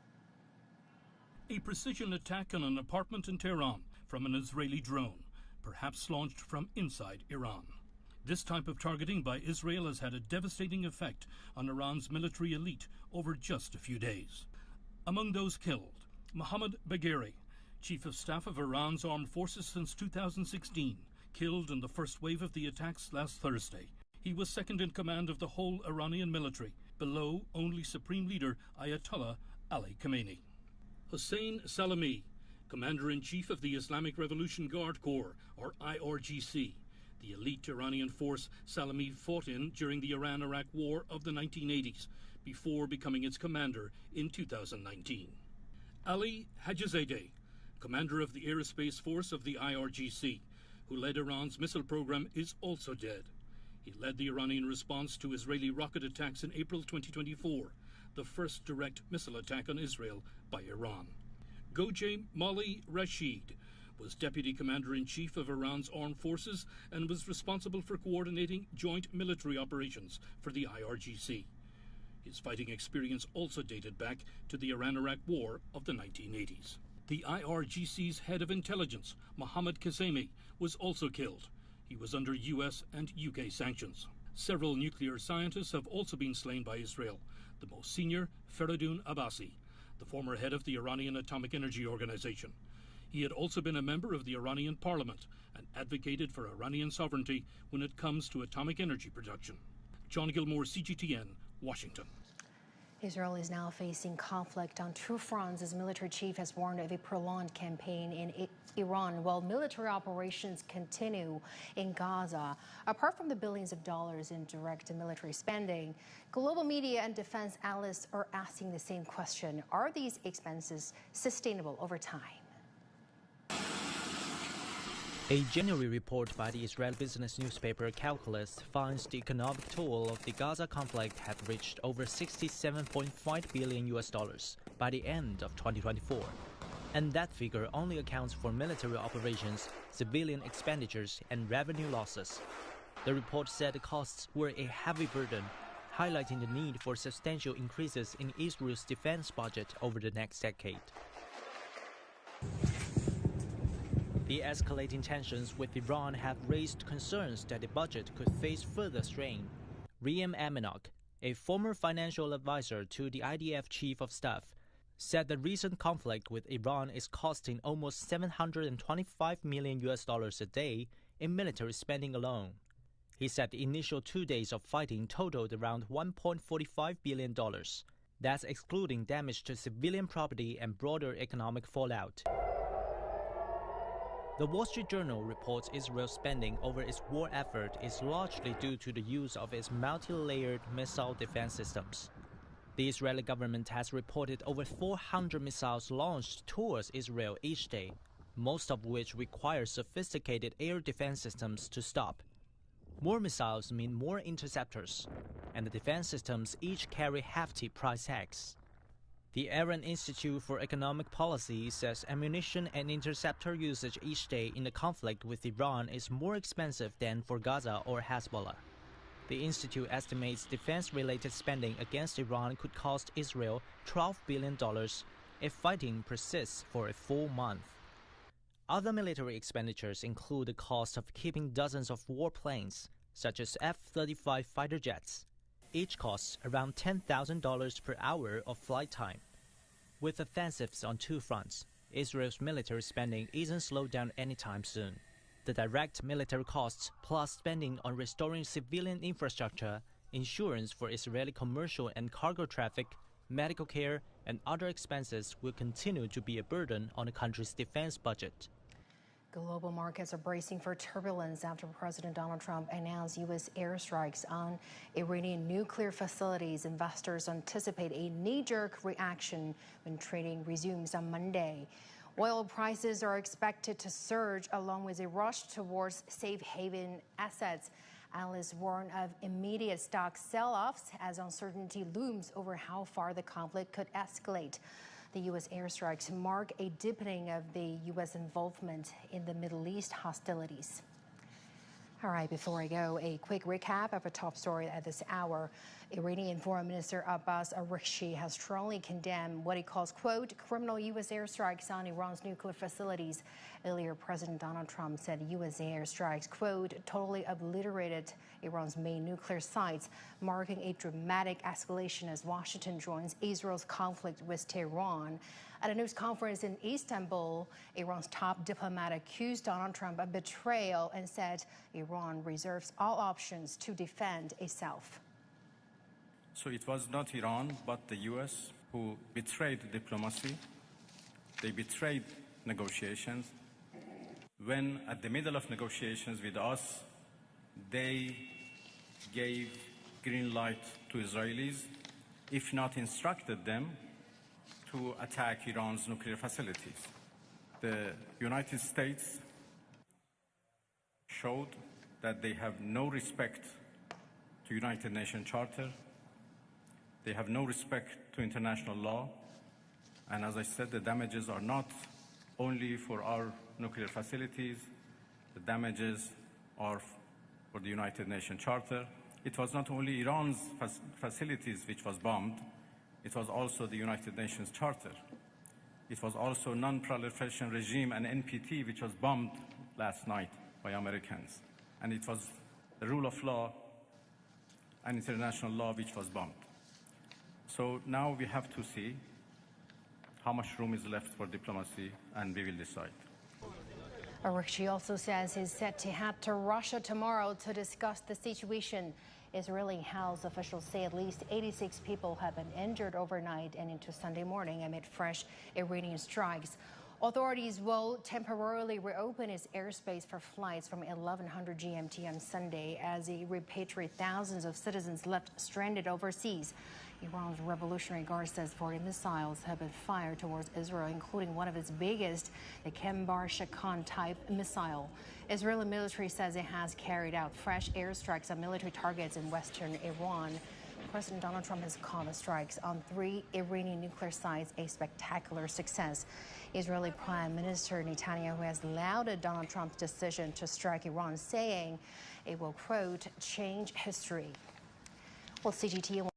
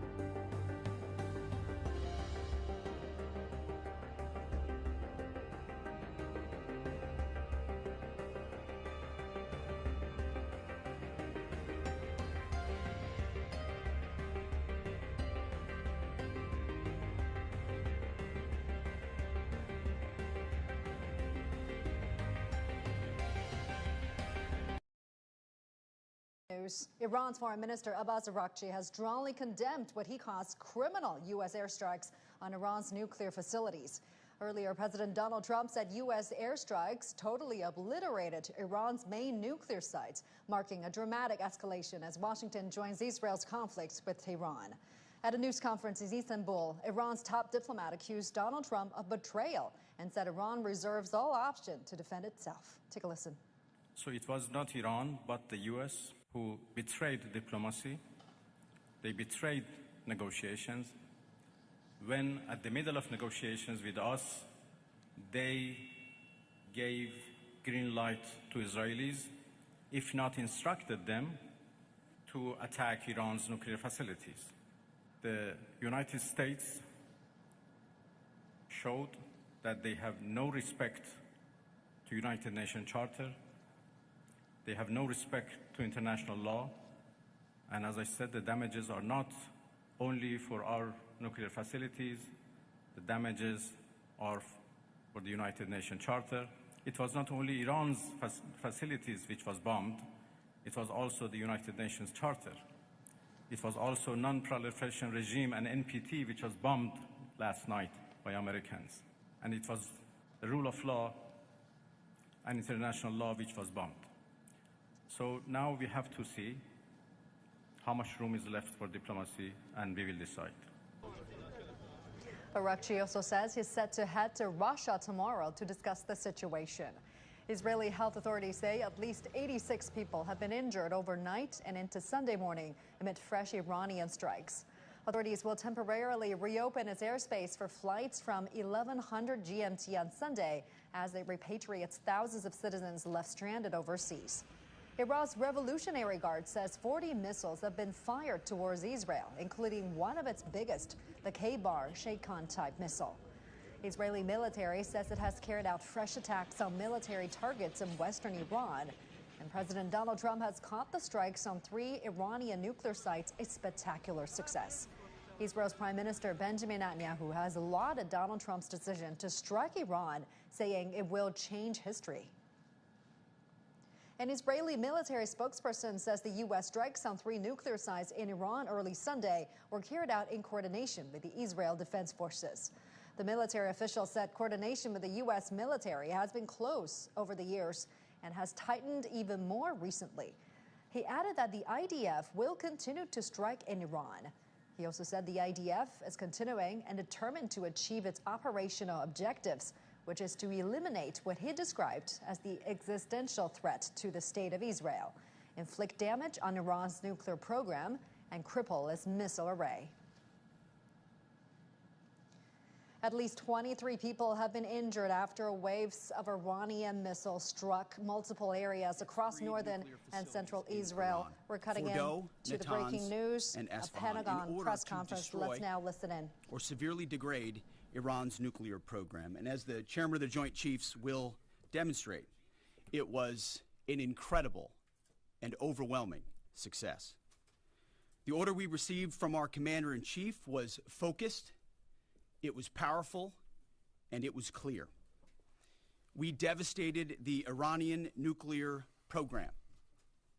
But it's worth noting the operation did not target Iranian troops or the Iranian people. For the entirety of his time in office, President Trump has consistently stated for over 10 years that Iran must not get a nuclear weapon. Full stop. Thanks to President Trump's bold and visionary leadership and his commitment to peace through strength, Iran's nuclear ambitions have been obliterated. Many presidents have dreamed of delivering the final blow to Iran's nuclear program, and none could until President Trump. The operation President Trump planned was bold and it was brilliant, showing the world that American deterrence is back. When this president speaks, the world should listen. And the U.S. military, we can back it up. The most powerful military the world has ever known. No other country on planet Earth could have conducted the operation that the chairman is going to outline this morning. Not even close. Just like Soleimani found out in the first term, Iran found out when POTUS says 60 days that he seeks peace and negotiation, he means 60 days of peace and negotiation. Otherwise, that nuclear program, that nuclear capability will not exist. He meant it. This is not the previous administration. The President Trump said no nukes. He seeks peace, and Iran should take that path. He sent out a truth last night saying this: any retaliation by Iran against the United States of America will be met with force far greater than what was witnessed tonight. Signed, the President of the United States, Donald J. Trump. Iran would be smart to heed those words. He's said it before, and he means it. I want to give recognition to the Chairman of the Joint Chiefs of Staff, the Joint Staff, General Eric Kurilla at CENTCOM, who did a phenomenal job, he and his staff, all of CENTCOM. Policy, across the board, this was a joint effort, and across the Pentagon effort. I want to recognize the pilots who flew those bombers, who flew those fighters, who flew those refuelers, warriors. I want to recognize the sailors on those destroyers, in those subs, on those carriers, warriors, all of them. I want to recognize our soldiers doing air defense, base defense, QRF, warriors, all of them. Every American involved in this operation performed flawlessly. And I want to give recognition to our allies in Israel as well. This is a plan that took months and weeks of positioning and preparation so that we could be ready when the President of the United States called. It took a great deal of precision. It involved misdirection and the highest of operational security. Our B-2s went in and out of downtown Tehran, of these nuclear sites, in and out and back without the world knowing at all. In that way, it was historic. A strike that included the longest B-2 Spirit bomber mission since 2001 and the first operational employment of the MOP, a massive ordnance penetrator. The mission demonstrated to the world the level of joint and allied integration that speak to the strength of our alliance and our joint forces. As President Trump has stated, the United States does not seek war, but let me be clear. We will act swiftly and decisively when our people, our partners, or our interests are threatened. Iran should listen to the President of the United States and know that he means it, every word.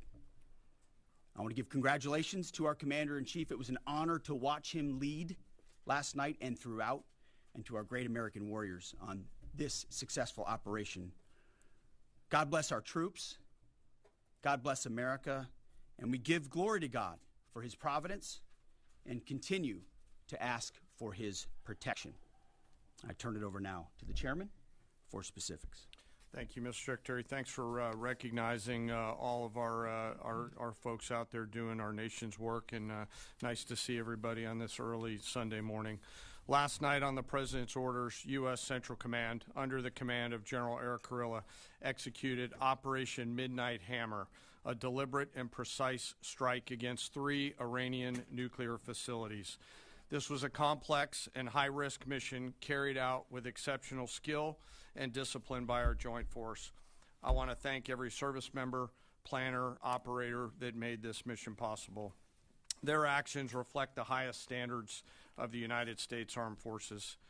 This operation was designed to severely degrade Iran's nuclear weapons infrastructure. It was planned and executed across multiple domains and theaters with coordination that reflects our ability to project power globally with speed and precision at the time and place of our nation's choosing. This was a highly classified mission with very few people in Washington knowing the timing or nature of this plan. I'll refer you to the graphic on the side as I walk you through some of the operational details. At midnight Friday into Saturday morning, a large B-2 strike package comprised of bombers launched from the continental United States. As part of the plan to maintain tactical surprise, part of the package proceeded to the west and into the Pacific as a decoy, a deception effort known only to an extremely small number of planners and key leaders here in Washington and in Tampa. The main strike package, comprised of 7 B-2 Spirit bombers, each with 2 crew members, proceeded quietly to the east with minimal communications. Throughout the 18-hour flight into the target area, the aircraft completed multiple in-flight refuelings.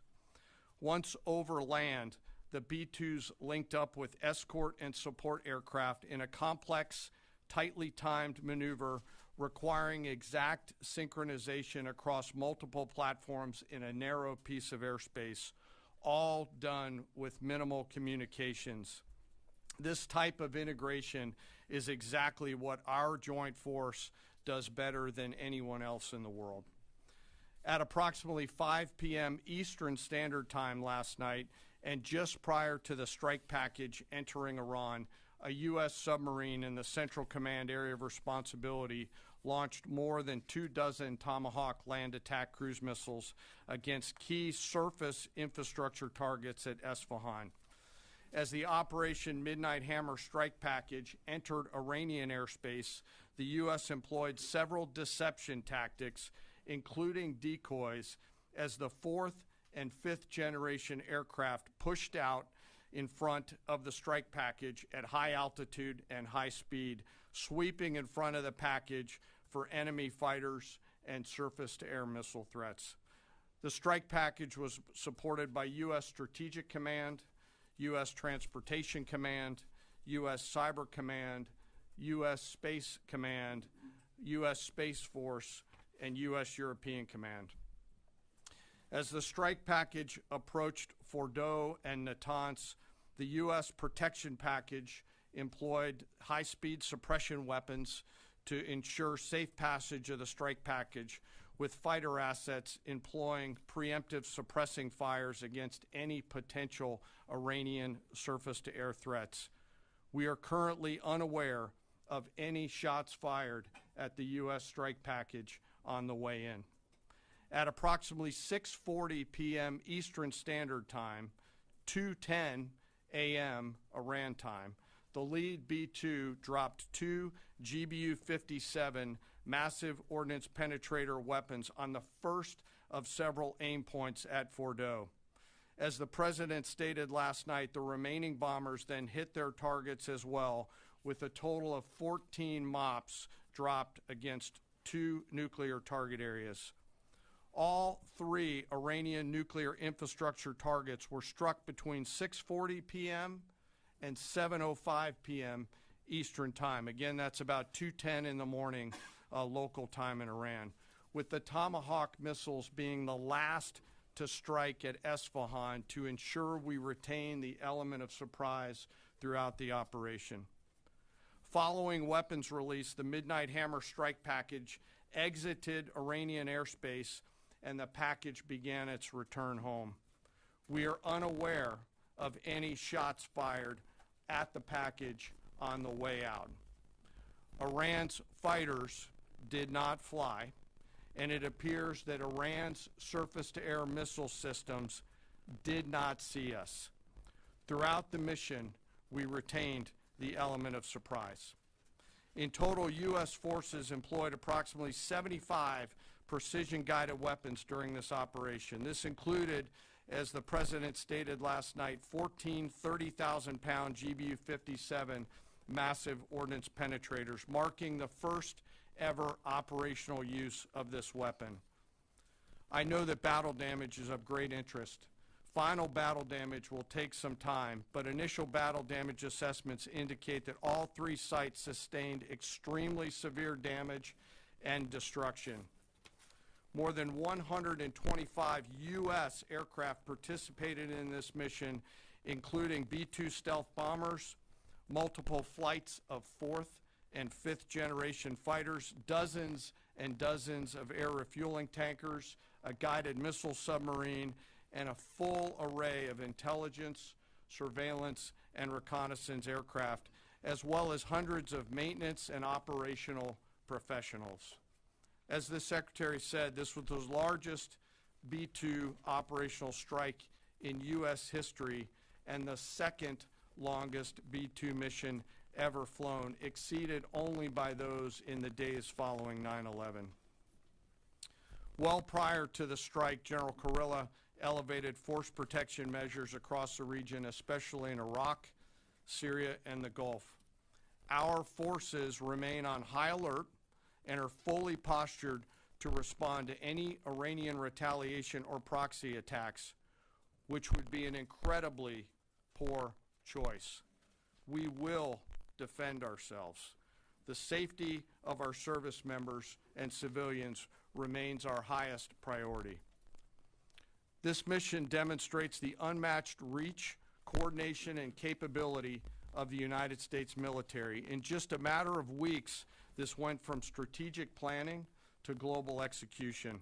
This operation underscores the unmatched capabilities and global reach of the United States military. As the President clearly said last night, no other military in the world could have done this. I join the President and the Secretary in being incredibly proud of the air crews, naval forces, cyber operators, planners, and support teams, and commanders who made this mission possible. It is their skill, discipline, and teamwork that makes this operation possible. I am particularly proud of our discipline related to operational security, something that was of great concern to the President, the Secretary, General Kurilla, and me, and we will continue to focus on this. As we stand here this morning, many assets are still airborne, and we have hundreds deployed. I ask that we keep our warfighters on their way home and our deployed service member in our thoughts. Our joint force remains ready to defend the United States, our troops, and our interests in the region. Thank you very much. We will take a few questions, Phil. Me? Yeah. So, is regime change off the table, Mr. Secretary? And to the chairman, you said the battle damage assessment is still ongoing, but do you believe that some nuclear capability in Iran remains? This mission was not and has not been about regime change. The President authorized a precision operation to neutralize the threats to our national interests posed by the Iranian nuclear program and the collective self-defense of our troops and our ally Israel. Thanks for your question. I think BDA is still pending, and it would be way too early for me to comment on what may or may not still be there. But thanks for the question. Green. No, behind you. Excuse me, Mr. Secretary, can you tell me, was there a particular moment when the President decided to pull the trigger on this operation where he said, now, rather than being, something in the holster, now we're going to pull the trigger on it? I would just say, having the opportunity to witness his leadership, he was fully committed to the peace process, wanted a negotiated outcome, gave Iran every single opportunity, and unfortunately was met by stonewalling, which is why he gave them plenty of time to continue to come to the table and give up enrichment, give up the nuclear program. But there was I won't say the particular moment, there was certainly a moment in time where he realized that it had to be a certain action taken in order to minimize the threat to us and our troops. Yeah.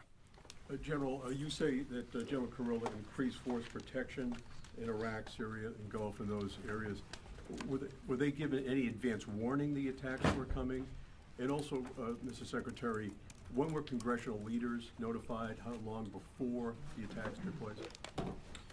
Sure. To your first question, the risk has clearly been rising over the last few weeks in the region. Based on that, and not a particular awareness of this operation, we've made smart decisions to minimize the risk to U.S. forces in the region. So they were given no advance warning? No, sir. And congressional? They were notified after the planes were safely out. Well, we complied with the notification requirements of the War Powers Act. After the attacks, they were notified? They were immediately thereafter. Yes. Thank you, Secretary. Two quick questions. Do you believe you completely destroyed Iranian nuclear program? And how about Iranian ballistic missiles? Your ally as Israel always saying that is biggest threat. And second question is very important. What will be your next step if Iran or militias under Iranian influence on the region attack U.S. interests or allies in the region? And you can chime in on this too, Mr. Chairman. The battle damage assessment is ongoing, but our initial assessment, as the chairman said, is that all of our precision munitions struck where we wanted them to strike and had the desired effect, which means especially in Fordo, which was the primary target here, we believe we achieved destruction of capabilities there. Ultimately, wherever it may be, whether it's in Iraq or Syria or bases in the Gulf, as the president said, it would be, as the chairman said, it would be a very bad idea for Iran or its proxies to attempt to attack American forces. Yes. Thank you, Mr. Secretary. Regarding retaliations, Iran and North Korea are cooperating on nuclear and missile development. Do you think there is a possibility that Iran, North Korea, and the other forces, such as China, will join forces to retaliate against the United States? Well, unfortunately, because of the policies under the previous administration, we drove those countries together, and ultimately that creates a challenging environment. For this particular operation, the focus is on Iran and Iranian nuclear capabilities. That's our focus here, is to not just say that they can't have, but President Trump has said from over 20 years, frankly, Iran cannot have a nuclear weapon. And ultimately, he decided this is the moment, given their stonewalling, when direct military action had to be taken to prevent that from happening. Yes. Thank you very much. General Kane, I understand OPSEC, I respect OPSEC. Can you say at all what security procedures are being taken to protect U.S. troops in Iraq and elsewhere in the Middle East? And Secretary Hegseth, as a global war on terrorism veteran, what do you say to veterans who may be concerned the U.S. is getting into another open-ended war in the Middle East over weapons of mass destruction? Thanks, sir, for the question. I won't comment on what force protection measures are being taken in the region. What I will say is we're being proactive and not reactive, and being very thoughtful about ensuring that we do all that we can to protect our forces out there. And I would just say, as the president has directed and made clear, this is most certainly not open-ended. It doesn't mean it limits our ability to respond. We will respond if necessary. The most powerful military in the world is postured and prepared to defend our people. But what the president gave us, as I said, was a focused, powerful, and clear mission on the destruction of Iranian nuclear capabilities. Those were the targets. That's what was struck. That's what was overwhelming. That's what was overwhelming. That's what the Iranian regime needs to understand, as the president put out last night. He wants peace. There needs to be a negotiated settlement here. We ultimately demonstrated that Iran cannot have a nuclear capability. That is a very clear mission set on this operation. Yes, hold on. Yes, right there. Thank you, Mr. Secretary. Question for the Secretary and the Chairman. How was this strike coordinated with the Israelis on a strategic level, militarily, and on a tactical level? Was there any direct Israeli military participation in this operation? Well, I would say certainly Israel had an incredible military success, especially at the beginning and ongoing, in degrading Iranian capabilities, in degrading Iranian launchers, MRBMs. It's been incredible to watch what our ally Israel has been able to do. And there certainly have been conversations. I mean, General Kurilla at CENTCOM has worked closely in the defense of Israel for many years. And part of this operation was the defense of Israel and the ongoing defense of Israel. But as it pertains to this strike, this was U.S. operated and U.S. led. We took advantage of some of the preparatory work that's been done over the past week and a half in terms of axis of approach. I won't get into the particulars, but as the Secretary said, it was a U.S. strike. We made sure we were not in the same piece of airspace and sky. Aside from that, that was the extent of it. We'll take a couple more. Right, that was the first press conference from the Pentagon we've had since The U.S. strikes on Iran's nuclear facilities. We've got U.S. Secretary of Defense Pete Hegseth speaking at the press conference there, confirming that Iran's nuclear program, quote, has been obliterated, adding that it did not target Iranian troops or Iranian people, and praising the troops involved in the operation, as well as Israel, its allies, calling this as a successful, coordinated effort. So we've also got the chairman of the Joint Chiefs of Staff, General Dan Kane, speaking there, giving a rather detailed description about how this military operation was carried out, a military operation that took out 3 nuclear sites in Iran. Now, Iranian President Masoud Pezeshkian has condemned U.S. strikes on his country's nuclear site. In his first response, Pezeshkian said the attack revealed Washington was, quote, behind Israel's military campaign in Iran and acted after seeing what he calls Israel's obvious inability. Let's now go live to our correspondent, Tony Waterman. She's joining me in Washington, D.C. Good to see you there, Tony. What can we expect from the Pentagon briefing? Now, the briefing is still ongoing. What do you think this message is going to be resonated by the public? Well, we're getting a lot of new details about how this operation took place. Just last night, in the last 12 hours or so, we have a name for the operation now called Midnight Hammer.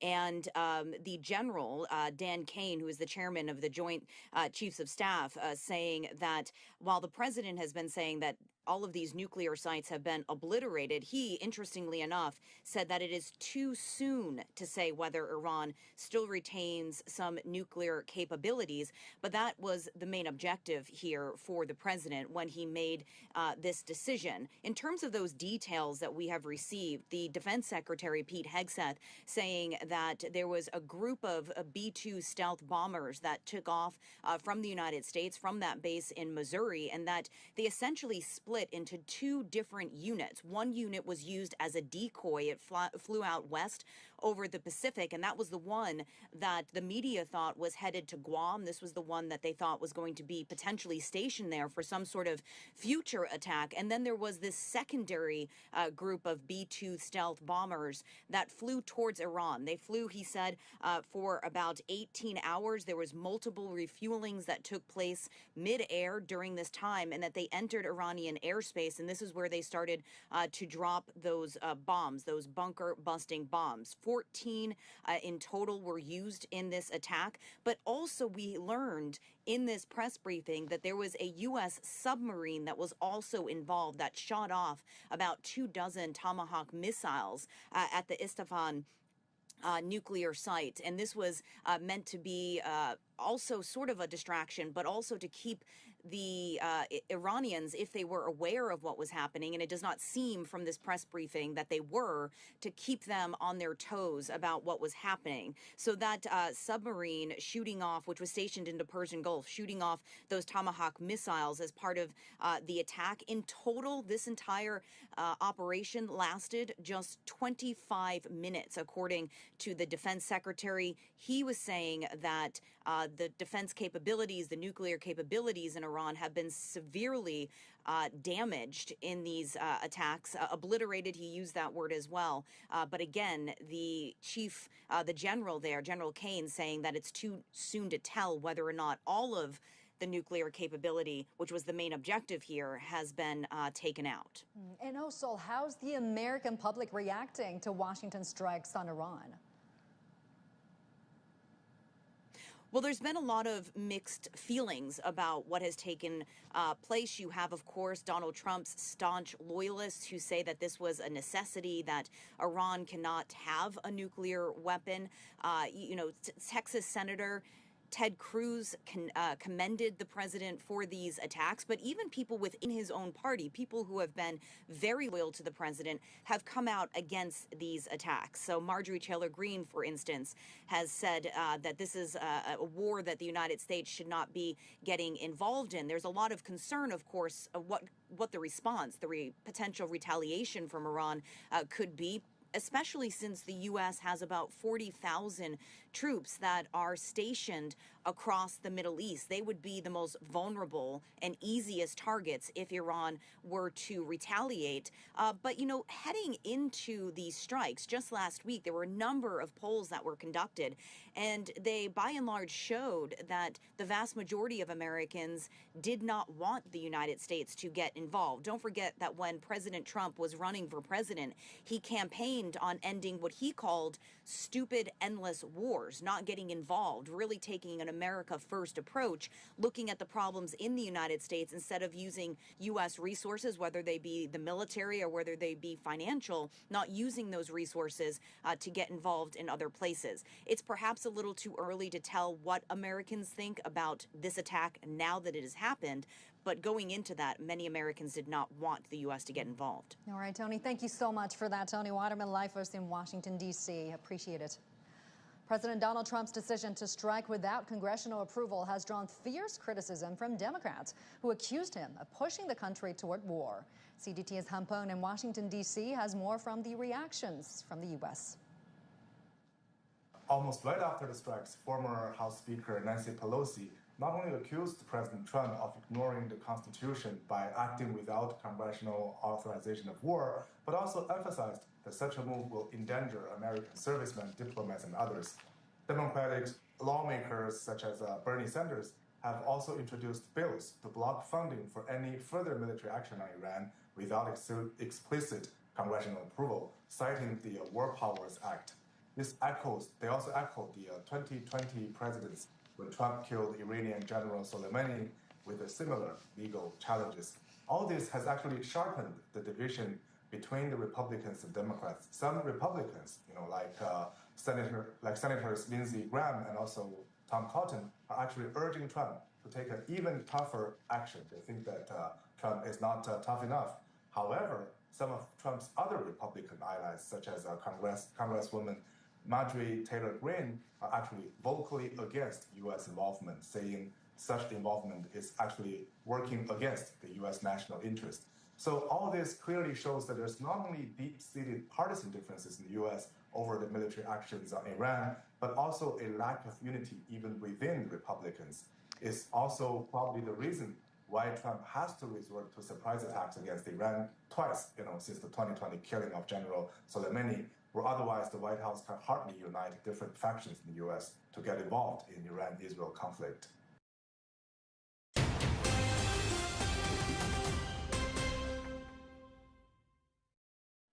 Welcome back. Now let's take a short break.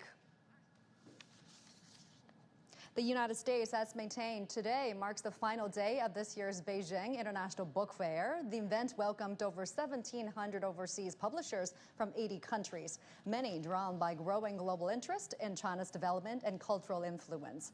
Highlights included leading academic journals like Science China and National Science Review, showcasing the country's rising role in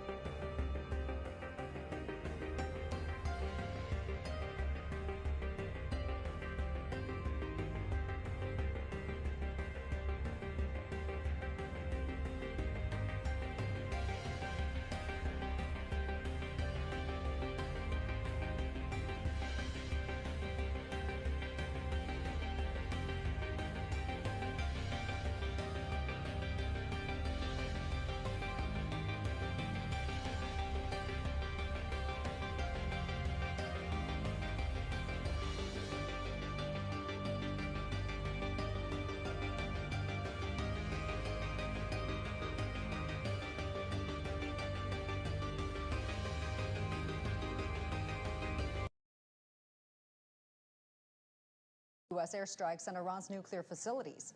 Earlier, President Donald Trump said U.S. airstrikes totally obliterated Iran's main nuclear sites, marking a dramatic escalation as Washington joins Israel's conflict with Tehran. At a news conference in Istanbul, Iran's top diplomat accused Trump of betrayal and said Iran reserves all option to defend itself. Take a listen. So it was not Iran, but the U.S. who betrayed diplomacy. They betrayed negotiations. When at the middle of negotiations with us, they gave green light to Israelis, if not instructed them to attack Iran's nuclear facilities. The United States showed that they have no respect to United Nations Charter. They have no respect to international law. And as I said, the damages are not only for our nuclear facilities, the damages are for the United Nations Charter. It was not only Iran's facilities which was bombed, it was also the United Nations Charter. It was also Non-Proliferation Regime and NPT which was bombed last night by Americans. and it was the rule of law and international law which was bombed. So now we have to see how much room is left for diplomacy, and we will decide.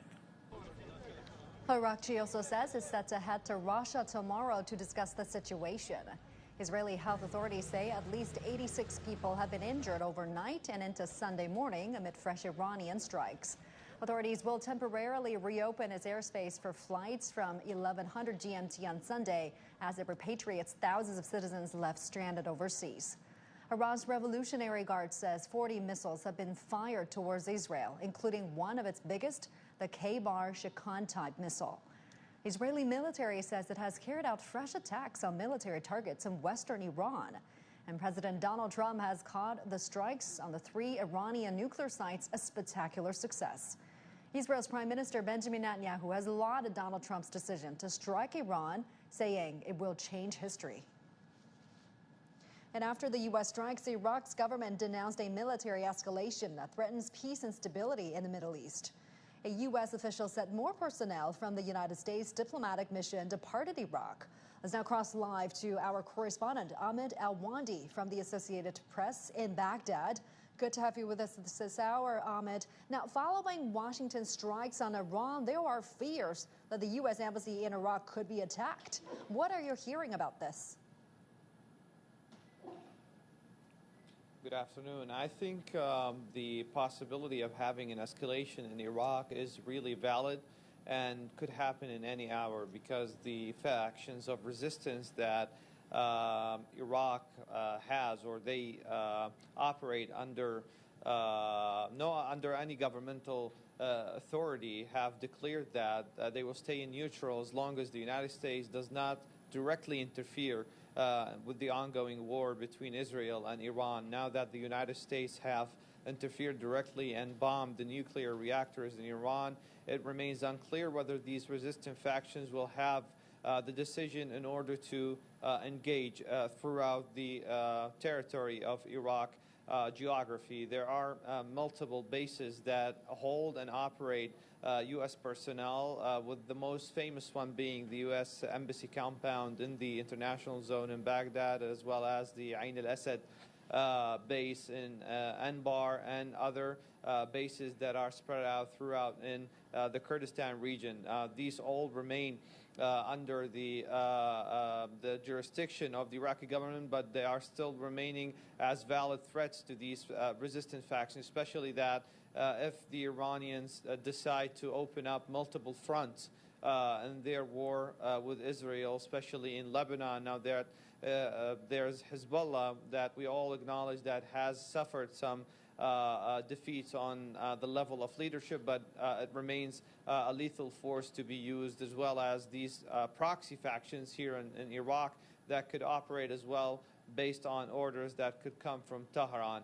What we are hearing as well is that the Iranians have perceived this U.S. attack on their nuclear reactors, and that they have emptied and evacuated the reactors 2 to 3 days ago, as the satellite images show that have been spread throughout the social media, that the Iranian regime has withdrawn all the valuable equipments, including the uranium from these reactors, into hidden sites. So that's symbolic hit, could be considered symbolic by some. Now the world waits for the Iranian retaliation, whether it will use rockets to hit the American bases, not only in Iraq, but in the region as well, especially in Emirates and Qatar, which they hold the largest U.S. base in the region, or they will intensify their hits over Israel in order to maximize the pressure on the United States government for doing what they did this morning. All right, Ahmed, thank you so much for the update. We're going to have to leave it there. Ahmed Al-Wandi, live for us in Baghdad. Thank you. U.S. Secretary of Defense Pete Hegseth and Chairman of the Joint Chiefs of Staff General Dan Kane have given a news briefing at the Pentagon following America's airstrikes on Iran's main nuclear sites. Our Einar Tengen is joining us now for more discussion as a senior fellow at the Taihe Institute and chairman of Asia Narratives. Good to have you with us this hour, Einar. Now, what key messages did the press conference convey to you? What stood out to you? Well, Hegseth is obviously glorying in the moment. He sees this as a win after his many losses. Notably, he only mentioned one ally, Israel, very different from past actions. He talked about months of positioning, which later became weeks. They gave it a name. There were 7 $2.5 billion dollar stealth bombers who delivered 14 bunker busters at 20 million apiece, estimated. Over 60 Tomahawk missiles launched from submarines, cost about between 2.4 and 4 million apiece. So this was not inexpensive, at minimum 400 million US dollars, not including all the other costs. So obviously there was no end game talked about here, just pure military stuff.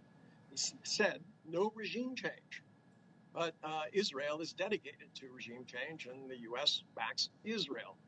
It claims self-defense, but what did Trump offer? Unconditional surrender. So there's going to be some problems with the fact that there was no advance warning to bases. They didn't comply with the War Powers Act, which it doesn't say you can shoot and then tell us. You're supposed to confer beforehand. And interesting, no battle damage assessments. So it seems that they're trying to parse exactly what war means. If you just fire off missiles, that's fine. If you have troops there, then it's not okay. And the U.S. has directly entered the conflict 9 days after Israel's attacks on Iran. Before his second term, President Donald Trump said he would keep the U.S. out of foreign conflicts. How to interpret the timing of this U.S. intervention? Well, Donald Trump has been all over the place. I think he's been stung by this kind of Emperor Taco moniker that he's gotten, that, Trump always chickens out. And he wanted to show that he was serious. But, remember, this is asymmetrical. U.S. beating up on Iran is not exactly, taking on a peer competitor. This was just aimed at sending a message not only to Iran, but the rest of the world that Donald Trump is willing to use missiles to blow you up if you don't give him what he wants. All right, Einar, thank you so much for that. We're going to have to leave it there. Einar Tangen live for us there. Appreciate it. Now, President Donald Trump's decision to strike without congressional approval has drawn fierce criticism from Democrats who accused him of pushing the country toward war. CGTN's Hampon in Washington, D.C. has more on the reactions from the United States. Take a listen. Almost right after the strikes, former House Speaker Nancy Pelosi not only accused President Trump of ignoring the Constitution by acting without congressional authorization of war, but also emphasized that such a move will endanger American servicemen, diplomats, and others. Democratic lawmakers such as Bernie Sanders have also introduced bills to block funding for any further military action on Iran without explicit congressional approval, citing the War Powers Act. They also echoed the 2020 presidents when Trump killed Iranian General Soleimani with similar legal challenges. All this has actually sharpened the division between the Republicans and Democrats. Some Republicans, like Senators Lindsey Graham and also Tom Cotton, are actually urging Trump to take an even tougher action. They think that Trump is not tough enough. However, some of Trump's other Republican allies, such as Congresswoman Marjorie Taylor Greene, are actually vocally against U.S. involvement, saying such involvement is actually working against the U.S. national interest. So all this clearly shows that there's not only deep-seated partisan differences in the U.S. over the military actions on Iran, but also a lack of unity even within Republicans is also probably the reason why Trump has to resort to surprise attacks against Iran twice, since the 2020 killing of General Soleimani, where otherwise the White House can hardly unite different factions in the U.S. to get involved in Iran-Israel conflict. On Friday, British, French, German, and EU top diplomats held talks in Geneva with Iranian Foreign Minister Abbas Araghchi. They urged Iran to revive diplomatic efforts with the United States to find a solution in the standoff over its nuclear program. Our correspondent Ross Cullen has the report from Paris. There is alignment in terms that France, the European Union, the United Kingdom all say that they believe that Iran can never have a nuclear weapon. There needs to be negotiations. They need to continue in that format. The Iranian Foreign Minister, Abbas Araghchi, who's off to Moscow to meet Vladimir Putin on Monday. So they are hoping, the European countries, that they can somehow manage to keep open those diplomatic channels to Iran to convince the Iranian officials and Iranian ministers that there is a path for diplomacy, because we heard a little bit earlier on today from the Iranian foreign minister saying that he thinks there may be no room now for diplomacy, saying that the United States and Israel blew up that diplomatic solution. Certainly the European Union and other European countries like the United Kingdom will be hoping that there is. And that's a wrap for this hour's World Today. Thank you so much for watching. Coming up next is the World Today with Hona. Stay tuned.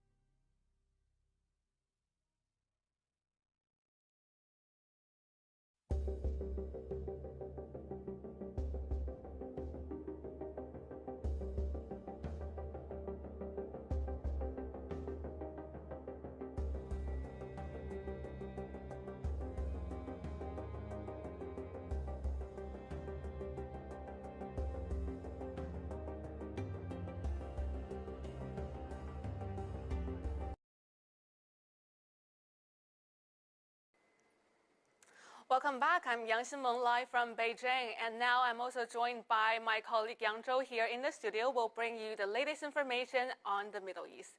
Well, the Middle East has now entered a dangerous and unpredictable phase. Earlier today, the United States launched airstrikes on 3 major Iranian nuclear facilities, Fordo, Natanz, and Isfahan, joining Israel's ongoing bombardment. Well, President Trump declared that these sites have been completely obliterated, and global reactions have been swift and deeply divided. Well, in Tehran, Iranian Foreign Minister Abbas Araghchi condemned the U.S. strikes as a serious violation of the UN Charter and a dangerous escalation. He accused Washington of enabling the attack and urged the IAEA and UN Security Council to respond. He said Iran had been engaged in talks with the US and EU when the strikes happened.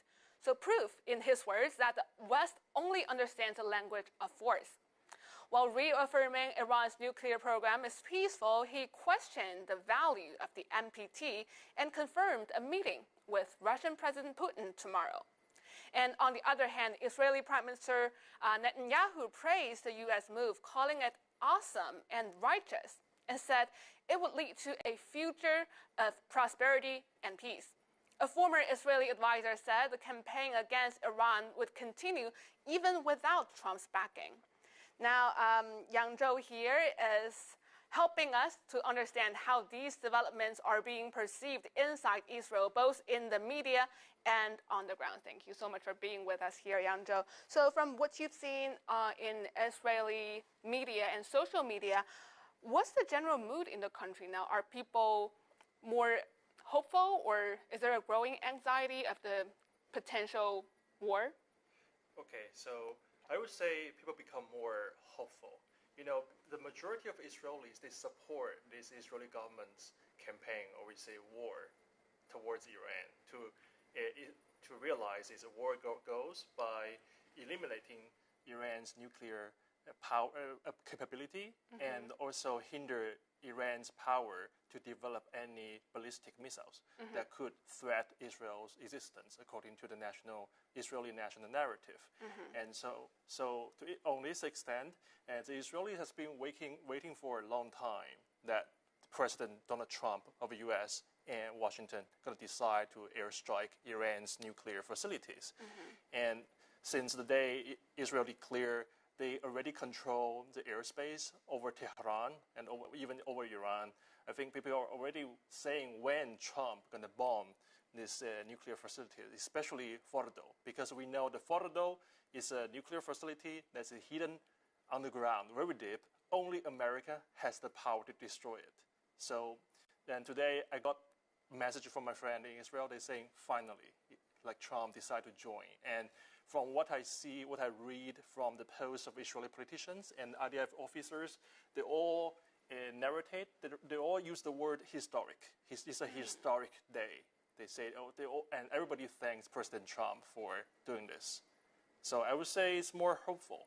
But as you mentioned, there's anxiety, and we know like a few hours after Israel did this, after U.S. did this to Iran, especially bombing the Fordo, Natanz, and Isfahan nuclear facilities, Iran launched around 30 missiles from Iran towards Israel, and we see from the media when those missiles hit Haifa, hit some Nes Ziona, some Israeli cities, and the damage was pretty bad. We see the civilian residential buildings were hit, and the building collapsed even. But and from this perspective, we can say maybe there is some anxiety when people are seeing this kind of damage. But comparatively, the fatalities, there are no fatalities today, but there are around over 20 people injured. So comparatively, the fatality rate is very low. So I would say this kind of help Israelis still feel safe because all over the country they have a bunker, they have shelters. When there's a sirens, when there's a launch from Iran, they always find a place to shelter, to hide themselves from these attacks. So in general, they still feel safe. So even though that the damage today is quite hard, there's still more hope than anxiety. That is a long-awaited move. I would say, yeah, I agree with you. This what you said. Okay, we know that Prime Minister Netanyahu just said it's a awesome and righteous move. So how does his message perceived by the public and by the analysts in Israel? So I opened his Facebook and I read the comments, and everybody was saying thank you, and thank you Netanyahu, and thank you Trump. But we know, like, people in Israel are very divided in terms of their perspective of Bibi Netanyahu. Some people really like him; they call him the King of Israel. Some people very dislike him because we know he faces some scandals, like he took briberies, or there were some corruption like charges against him in the court. People were so divided, and we know, like. In 2023, on October 7th, 2023, Hamas took Israel by surprise, and they killed so many civilians on that attack, and many blamed Bibi Netanyahu for failing to stop this from happening, and also the prolonged war in Gaza had led to, I would say, human catastrophes, like many deaths in Gaza. And Hamas is still not eliminated according to Israel's war goals, and many also blame him for this prolonged war with Hamas. But in terms of Iran, even the opposition parties in the parliament, Israel's Knesset, they support publicly Netanyahu's move to attack Iran's nuclear facilities. Everybody say this is the right thing to do. So for this specific event, I would say people support him in doing this. And today, when he released the video of saying he expressed his gratitude to President Trump, and in both English and Hebrew, I feel people agree with him. But I still saw some posts saying, "We thank you for what you did today to Iran, but we don't forgive you for what happened on October 7th, 2023. That's the general mood there. So we've heard that just a few hours ago, Chinese Foreign Ministry said in a presser that China strongly condemns the U.S. strike under the regulation and safeguards of the IAEA, and calling this a serious violation of the UN Charter and the international law. So even so, how is the Israeli government framing this moment? So, are they portraying like a pure success? Or any concern? Yeah, I would say a pure success. We have to understand Israeli logic from here. Like, why? Like, many people are asking me also, like, why Israel suddenly decided to attack Iran? And Iran didn't do anything. Like, they just want to have developed some nuclear power for peace, according to their narrative, right? But from the Israeli narrative, they see this war not starting from, like, last week, a few days before, when Israel decided to strike Iran by Air Force. It started right before, from October 7th to 2023.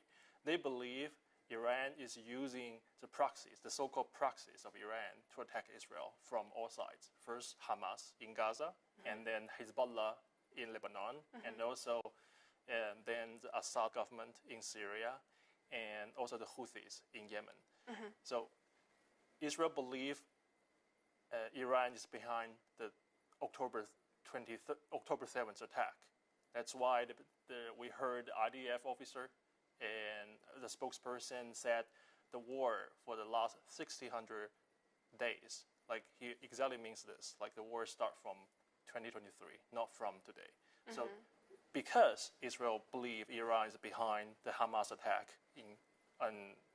at Israel, so they believe this is something they has to do, because if Iran is not, I would say, weakened, there will be more attacks on Israel in the future. And the government even used the frame the war for existence, like because Iran threats Israel's existence. That's the main narrative of the Israelis. So for them, it's for national defense. Yes, and they believe the Iran has to be weakened for the Jewish state to be safe. And as you were mentioning, for Israeli people, this is a long-awaited move from the U.S. Now with the U.S. directly involved, how do commentators or analysts see this? Do they see it as a turning point or just a temporary strategic move? Many would say this is a turning point. This is a historical point because U.S. directly joined this war on the Israeli side to go against Iran. And many think this will help to prove they're going to be a success for the Israeli side. They're going to achieve their war goals. But you know what is very interesting, quite after today's airstrikes by the U.S., and there were some photos, satellite photos from the Fordo side, and like from a few days ago. They're showing there were trucks, mysterious. I saw Israeli media quite mysterious trucks, maybe around the site of Fordo. Like there are some assumptions saying probably the Iranians were transferring those uranium enrichment equipments from the Fordo site because they expect U.S. were going to strike there sooner or later. So probably, so for now we don't understand, we don't know yet like how much the Iran's nuclear ability, I would say, will be curbed, I would say hindered. We don't know the result yet. And also I heard from some Israeli media commenters saying at this moment the site itself probably is hit very hard, but we don't know if Iran has more hidden or other mysterious like uranium enrichment site in the country. So since they're thinking this is a, the U.S. joining is a turning point for the overall situation there, is there any indication, either officially or in the media, of plans for further strikes? Yes, right after the U.S. strikes. For U.S., probably no, but because Trump said this is a once for all. If Iran did not attack U.S. back, there will be no more strikes on Iran. This is one-time thing.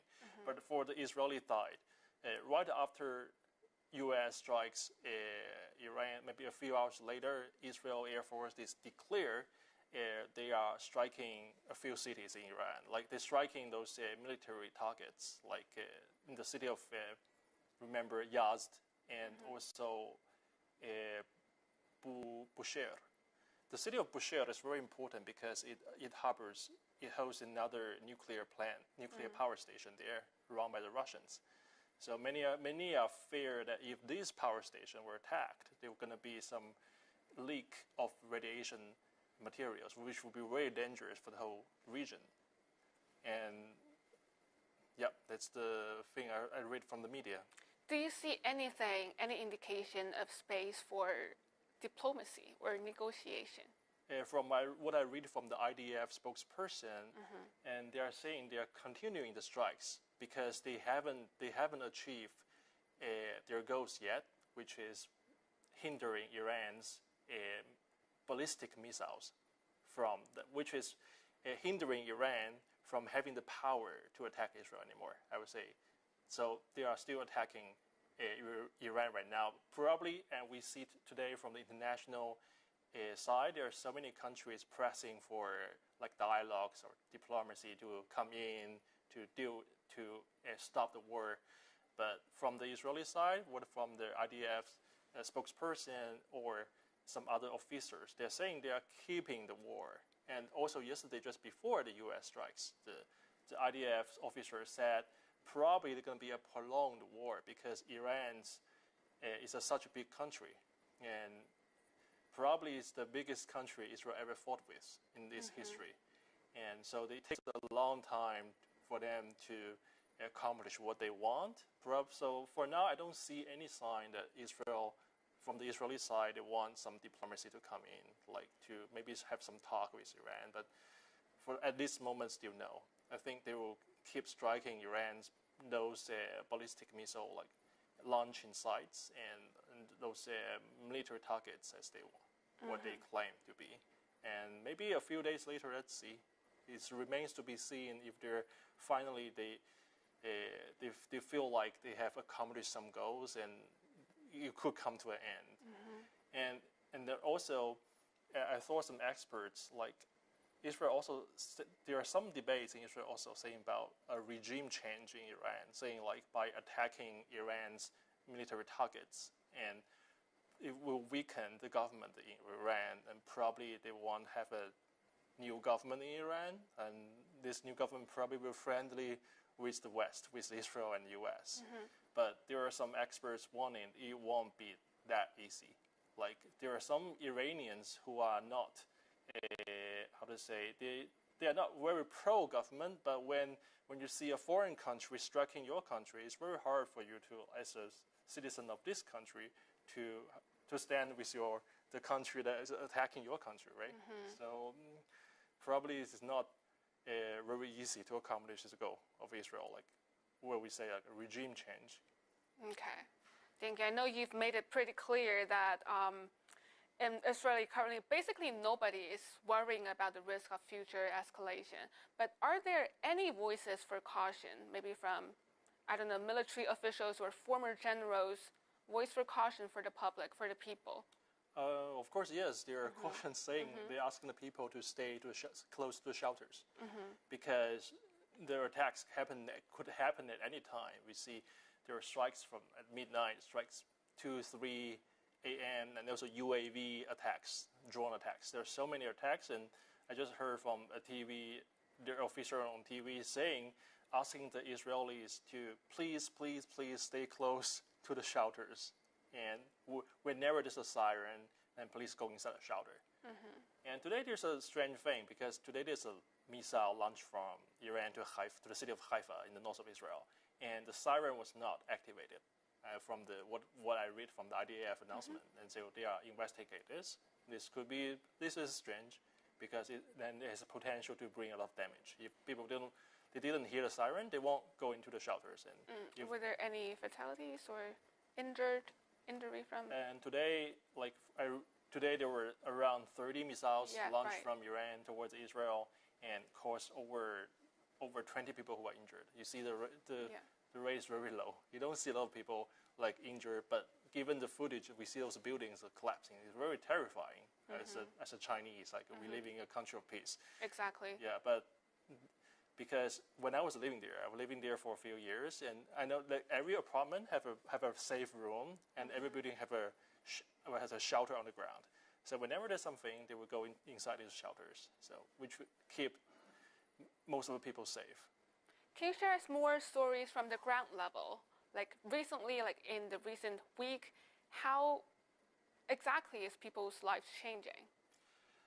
Well, yeah, I was briefed by my friend of how these things going on. Like, firstly, many people living in Tel Aviv, they say their sleep was interrupted because Iran launched missiles. I mean, like 3 a.m. or 4 a.m. in the morning. So, and when you're hearing the siren, you have to go to the shelters. And there's also an app on your phone which sounds very loud. Push notification. Yeah, exactly. Yeah. So they say the first thing they complain is like their sleep were interrupted, and also from what we saw, like many people's there are some people's houses, like those apartment buildings, were hit and collapsed. So your belongings are all gone in one night. This is terrifying, right? And also, you see the pictures of Israelis now. They're sleeping at the metro station underground, and also or in the parkings, because the underground parkings, because they feel safer there and their sleep will not be interrupted. And yeah, this is the things I was briefed by my Israeli friend saying. Okay. Yeah, and also there are interesting things, like when you a lot of people get into the same bunker, same shelter, and very limited place, but yeah, you have to spend a long time there.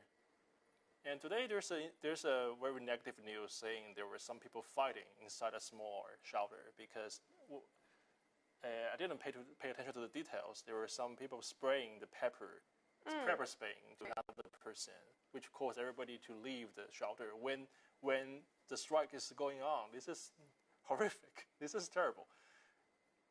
All right, so that's basically all the questions I have here. Do you have anything more you want to share or add? No, for now. It's a pretty good conversation. Thank you so much for your time and analyst. So let me summarize to our audience here. So Israeli media appear largely supportive of today's strikes, echoing the government's belief that they've dealt a major blow to Iran's nuclear ambitions, while meanwhile China's foreign ministry strongly condemned the U.S. strike under the safeguards of the IAEA, calling it a serious violation of the UN Charter and international law. And Beijing urged all parties, especially Israel, to immediately cease hostilities, protect civilians, and return to dialogue. China said it stands ready to work with the international community to help restore peace and stability in the Middle East. And at the same time, UN Secretary General Antonio Guterres also issued a stark warning describing the situation as a dangerous escalation and urging all sides to show restraint, reminding the world that, I quote here, there is no military solution. The only path forward is diplomacy, and the only hope is peace. And other governments around the world have also responded with growing alarm. We see New Zealand, Australia, and Mexico have all called for de-escalation and the return to diplomacy. At the same time, Venezuela, Cuba, and several Middle Eastern groups, including Hamas and the Houthis, have condemned the U.S. strike as a clear violation of international law. And in Europe, the EU's top diplomat urged all parties to step back and resume negotiations, warning that Iran must not be allowed to develop a nuclear weapon, but also stressing that dialogue is the only solution. And even within the United States, several lawmakers criticized the decision as unconstitutional and dangerously reckless, warning it could draw the country into yet another prolonged war in the Middle East. And with that, we now return to live feeds from Tel Aviv and Tehran as the situation continues to unfold in real time. This is Yang Shenmeng and Yang Zhou here in Beijing, reminding our viewers, only peace offers a sustainable way forward. Stay tuned.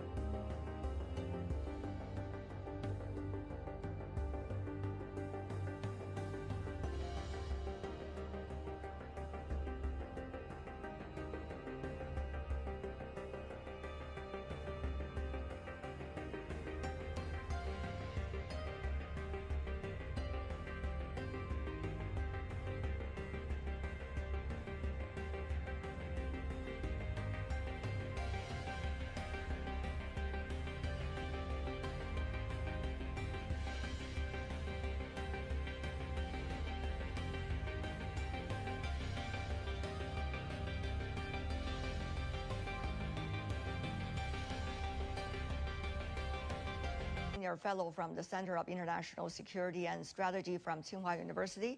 In Shanghai, Joseph Gregory Mahoney, Professor of East China Normal University. And in Damascus, Talib Ibrahim, political analyst and Middle East expert based in Syria. Gentlemen, thank you so much for joining us. Now, according to the latest news coming from Press TV, which is based in Iran, Iranian Major General earlier suggested that the country's parliament has reached a conclusion that the Strait of Hormuz should be closed. But now, for the moment, the action has not been taken. According to the media report, the final decision will lie with the Supreme National Security Council of Iran. Once again, that is a source coming from the Press TV based in Iran, talking about the possible closure of Hormuz. Now, your immediate response, Professor Ibrahim.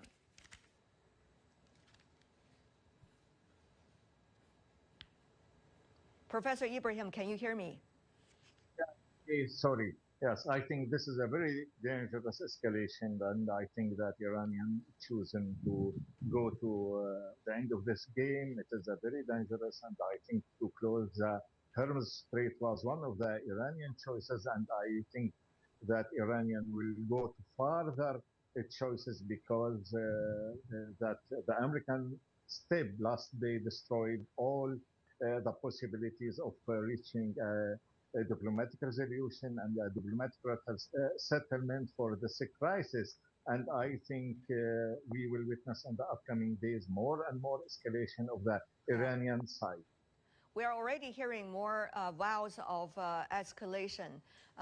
First of all, this strike against the nuclear sites by the United States directly is already quite a signal. Now, to you, Professor Gregory Mahoney, you are an American professor. Tell me more about your immediate response about the latest decision suggested by Press TV about the Hormuz. Well, I agree. It is a clear indication that Tehran is not going to capitulate or unconditionally surrender as demanded by Donald Trump. And to be honest with you, I think this is exactly what he hoped to avoid. I think he hoped to get in, do these 3 hits, hold a gun to their head and say, okay, that's it. And then he could go back to his political base and say that he wasn't going to get sucked into this sort of conflict. Unfortunately, he has now put the ball in Tehran's court, and they will be able to escalate in ways that will complicate the matter for him politically in terms of his domestic audience, and certainly run greater risk for U.S. involvement. Senior Colonel Joe, what does that mean for the region and including for others around the world? We understand the UN Security Council already had an urgent meeting. Meanwhile, we're also seeing a NATO summit the coming week. What are we talking about here with the possibility of further military escalation and nuclear leaking possibilities if further strike happened, and as well the closure of the Strait of Hormuz? Well, I fully understand how Iranian would be feeling, but I still have some doubts whether they could really block Hormuz Strait, because that would be unprecedented. Even during the Cold War, neither the United States nor Soviet Union tried to block international straits. You remember, at that time, they were just enemies, right?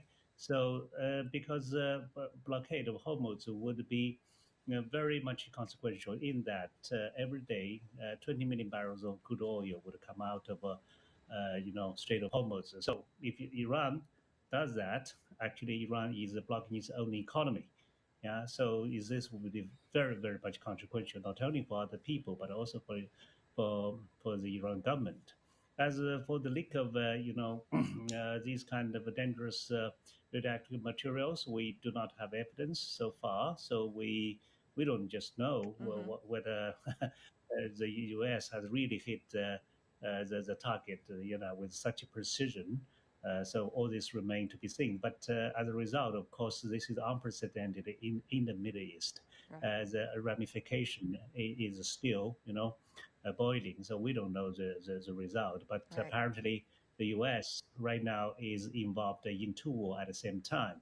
That actually would very much affect the prescribed ambition to come to the Indo-Pacific, to focus in this region, because that's was said to be the top priority. I want to thank the three of you, in fact, for discussing our topics today based on facts, not assumption. I really appreciate that. Having said that, though, it is already a fact that the U.S. has entered this war, quote unquote, against Iran directly. That is at least the title used by some of the leading media organizations in the headlines. So obviously, Professor Mahoney, a quote, a president of peace, for his very first term, he was the very first U.S. president, didn't start a war during his first term, now actually went directly into a military conflict.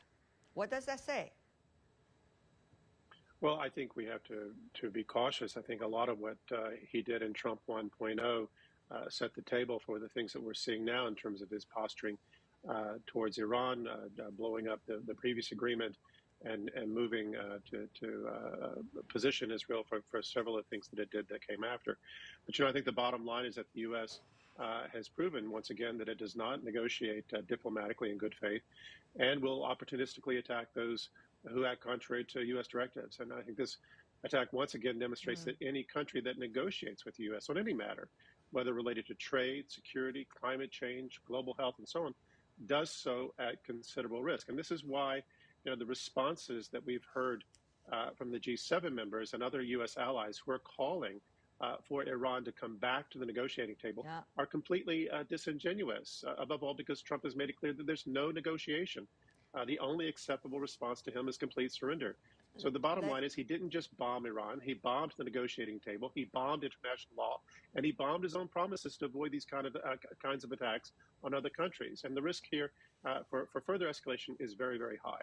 Professor Ibrahim, how do the players and stakeholders in the Middle East are thinking about this? I mean, they are pretty torn in a way because they differently have an interesting relationship with the country of Iran, but at the same time, they do not want the conflict in the region to escalate much. So at this moment, what does Washington's action directly go militarily against Iran say to the regional players? I think this is a very bad message from the United States because all the regional players except Israel, they want peace and they want to improve their economy. Now Iran has a good relations with Saudi Arabia, with Qatar, with the United Arab Emirates, and with Turkey, with all regional players except Israel. And I think that Benjamin Netanyahu now, who became a war maker in the Middle East, and he is the only one, he is the only man in the Middle East who wants this war, and this is a terrible mistake by the United States of America, while the American president is talking about peace and about ending the era of war in the United States policy. Now he's launching a very, very big war, and no one can expect what will happen next day. And I think that we are very close to a regional or maybe a world war. This is a terrible mistake, and all regional players are very much anxious, and they want to see an end to this military escalation and to come back to the negotiation table. And I hope that, personally, I hope that will happen, because think about the consequences on the international economy, in the international security, and in the international world order. What happened after that? Indeed. Senior Colonel Joe, earlier we saw the Iranian foreign minister talking to the foreign minister of some of the leading European countries. But eventually the negotiate table was not set, but rather bombed. Meanwhile, we also see China coming out condemning directly, very clearly, by the foreign ministry spokesperson about the actions taken by the United States. Now, your reaction to all of this? Well, I think the Chinese government rightly condemned this, right? But I think that is definitely needed. But apart from that, probably there aren't many things that we can do. China used to be part of the JCPOA, which actually have basically reached a kind of a deal, but Trump actually did destroy that. So that is a pity. So think of what we have already achieved. and think of the situation now. So it's really, really sad because right now the Pandora box is really opened. Right. The fact is, so we might be thinking about this in a very complicated way, but I could just think about it in a simple way. That is whether Iran would have more interceptors or would Israel have more interceptors or would Iran have more missiles, right? It is highly unlikely that Israel can just conquer Iran on land because actually they are separated by several countries. And then would the United States send troops to set foot on Iran? Of course, it is impossible. So therefore, Iran's military capabilities would not be fundamentally crippled. It can still produce missiles, and so that means they can still fire missiles, on Israel from time to time at the time of their own choice. So that is a kind of a Pandora box already opened. We don't know where they're going, but that is the situation. Yeah, Senior Colonel Zhou, I want to ask you further because this is not just any military conflict. It has a lot to do with the nuclear security that we are talking about, nuclear safety as well. Today, we heard the so-called claim of success by the Trump administration bombing the Fordo and some of the other areas without giving details as to what the result is. Now, we also know Iran at this moment, its contact with the rest of the world seem to be the least at its level. So how much really it takes for the rest of the world to understand what exactly is going on and how do you see some of the military weapons used by the United States during this round of strikes is likely to do, given its publicly known functions? Well, you see, Iran is fundamentally different from DPRK. DPRK said that they would want to develop a nuclear bomb, even if they have to eat grass. But from the very beginning, Iranian did not say that they're going to develop a nuclear bomb.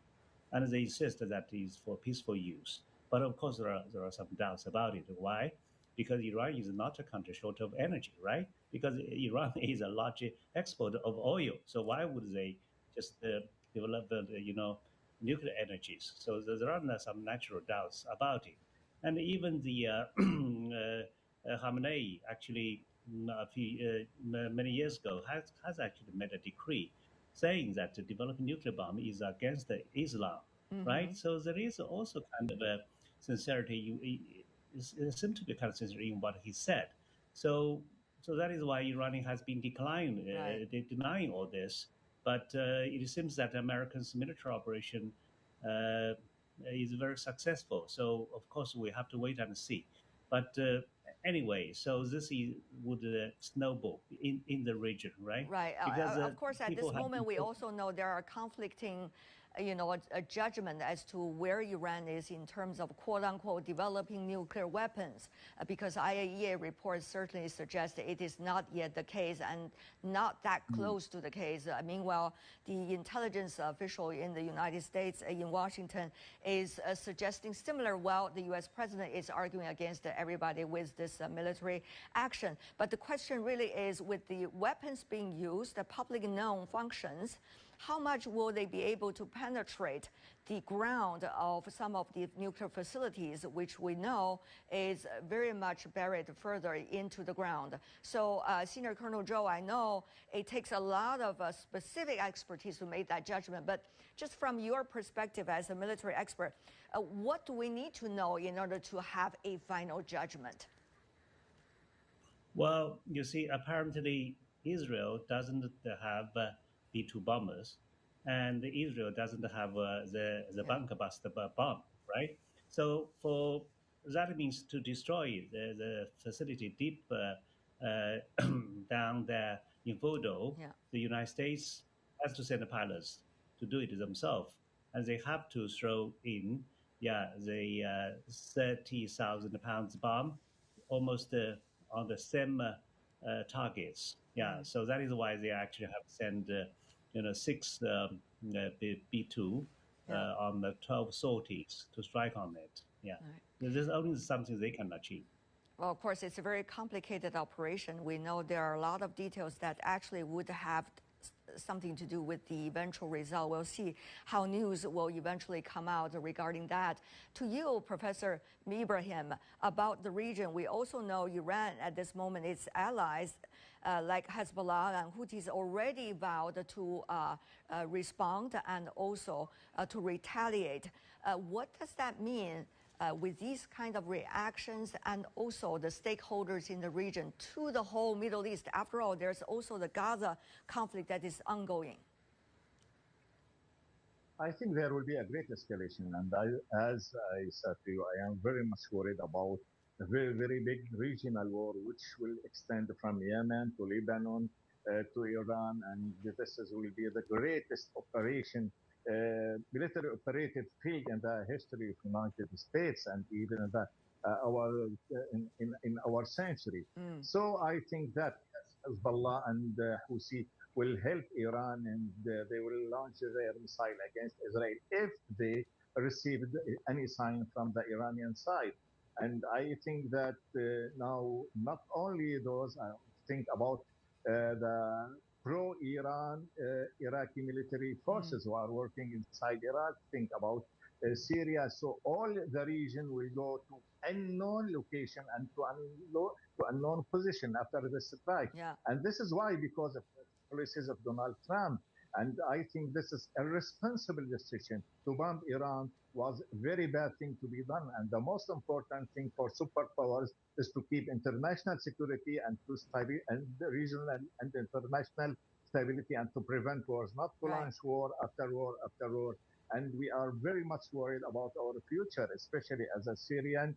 I witnessed war, and I am praying every day to see in for any war in the world and to begin a new era of cooperation and coexistence with other nations. Well, I'm afraid you're going to be disappointed at this moment. Yes, indeed. Professor Mahoney, on the other hand, what do you think this could mean for the region, which is already plagued by conflicts and also refugees, you name it, as a result of the Gaza conflict? Well, you know, unfortunately, this conflict is distracting us once again from what's happening in Gaza. There were more reports on Israeli attacks on aid workers today. It's distracting people from the conflict in Ukraine. And certainly, we now run the risk of Iranian retaliation. We've already seen Iran retaliate with strikes against Israel, multiple volleys in close intervals overnight. We've heard experts saying that this won't end quickly, that both Iran and Iranian proxies can strike U.S. targets. And it's unlikely that the Iranians will or even can politically and militarily speaking capitulate per Trump's demand. So I think that we're going to see this continue. Now, I'd like to pick up on one of the questions you asked Colonel Bowe a moment ago, and that is with regard to the assessment of whether or not the U.S. was able to destroy these sites. And I think it was very telling that in the immediate aftermath, right after the planes had left Iranian airspace, Trump was giving reports that the sites were completely destroyed. And I think we have to take that with a grain of salt, that we can't be sure. It usually takes more time. It takes satellite views and studies to determine whether or not those sites were in fact destroyed. But additionally, there are now reports that there were a number of unusual activity at the Fordo site ahead of the bombing, that there were a large number of trucks. And it may be possible that Iran moved all of its assets out of the Fordo and perhaps other areas to safer locations. And so if U.S. intelligence or Israeli intelligence comes to that conclusion, then we may see additional attacks on other parts of Iran, because they may start chasing these materials around, trying to destroy them. Right. Senior Colonel Joe, now we know that the Iranian foreign minister is still traveling around the world, for example, going to Russia and also talking to other UN Security Council members as well. Now, what do you expect that this round of diplomatic talks likely to achieve, or provide us with any clues about what's next? Well, certainly Iran can get a lot of sympathies from around the world, but that would not work really. The central question is whether this kind of a military strike on Iran would actually prevent Iran from becoming a nuclear weapon state. The answer is probably not, because first of all, Iran might just walk away from NPT treaty. And you see, nuclear technology actually is not something new. China even could develop nuclear weapon in 1960. Now this is the 21st century. If they are, determined, like a DPRK, eventually I believe it is highly unlikely that they could still develop a nuclear bomb. So by that time, then, so what have been doing? Yeah, people will have to ask this question. Right. One of the things I want to also have the views of Professor Ibrahim from the region as well on this. I think Iran has the right to have it as peaceful nuclear technology, and I think it's the right for any nation. And Iran is like other nations, want to improve its economy and to improve its infrastructure by using this technology, not by using the nuclear weapons at all. But what is happening now is very much different from what we used to see. And I think now Iran will think about other choices. And I am very much worried that Iran may withdraw from the NPT and begin its own nuclear military program. And no one can expect what will happen tomorrow, because after the closure of Strait Hormuz, everything now is possible in the mind of decision makers in Iran. I hope that diplomacy work actively, and we may see, and I hope that we may see an end to this madness which is striking Middle East now. Right. Besides what we are talking about here, when it comes to military, strategic, as well as future impacts on the rest of the world, we know already Iran is a country that hosts 3.2 million refugees. Many of them were coming from Afghanistan originally, which was a place earlier experienced military attacks by the United States, of course, decades ago. And now, as a result of this, things will be even more chaotic when it comes to the humanitarian crisis that we are now on the ground in Iran and probably beyond.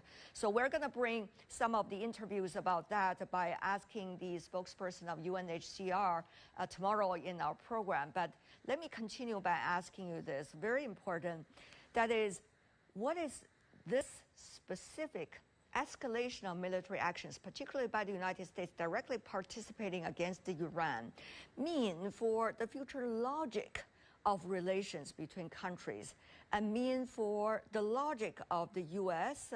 Apparently going through its own internal debates about what the country should be about, mean for its future strategies dealing with others or enemies? Is it going to be rules of the jungle and that's it? Senior Colonel Joe. Well, you see, when Donald Trump was re-elected, I was asked by so many journalists, how would his second term look like? I say I don't know what he's going to do next, right? But I'm very much confident by the end of his second term, America's whole credibility and image will be further tarnished. Yeah, and this seems to be the case. Yeah. Because this kind of a double standard cannot be more obvious. I think there are a lot of discussion about whether U.S. has really declined or not. If you say they have ready to decline, Americans would have to admit. But it seems that this kind of flagrant invasion of another country, and this kind of unpredictability of a president who even wants to get a Nobel Prize. And there's a whole division of the United States domestically, and even on this attack, the division caused, even within his own party. This is chaotic. So we are heading in a more dangerous world. But at the same time, I believe the world is also trying to fathom, the future, because we are now seeing the development of BRICS Plus. Why? Because nobody knows where it is going, but it's just like a train that is already moving. Everybody is afraid of not being able to catch the train. So that is why people see that there is another way out. So that is why this kind of organization are becoming more attractive. And that tells where the world international order is moving. it is shifting toward this region. We are reaching the end of our show today, but I really want to thank the three of you for sharing with us your insights based on the facts we know. Senior Colonel Joe Bo, Professor Mahoney, Professor Ibrahim, thank you. And that's all the time we have for today. If you'd like to know more, search World Insight or check out our YouTube channel. Follow us on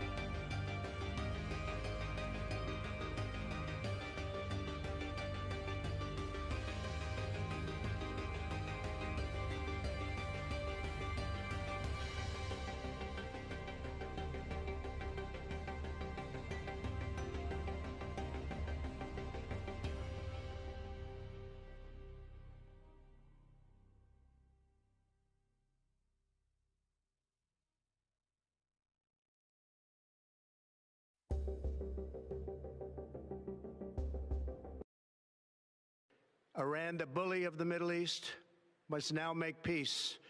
If they do not, future attacks will be far greater and a lot easier.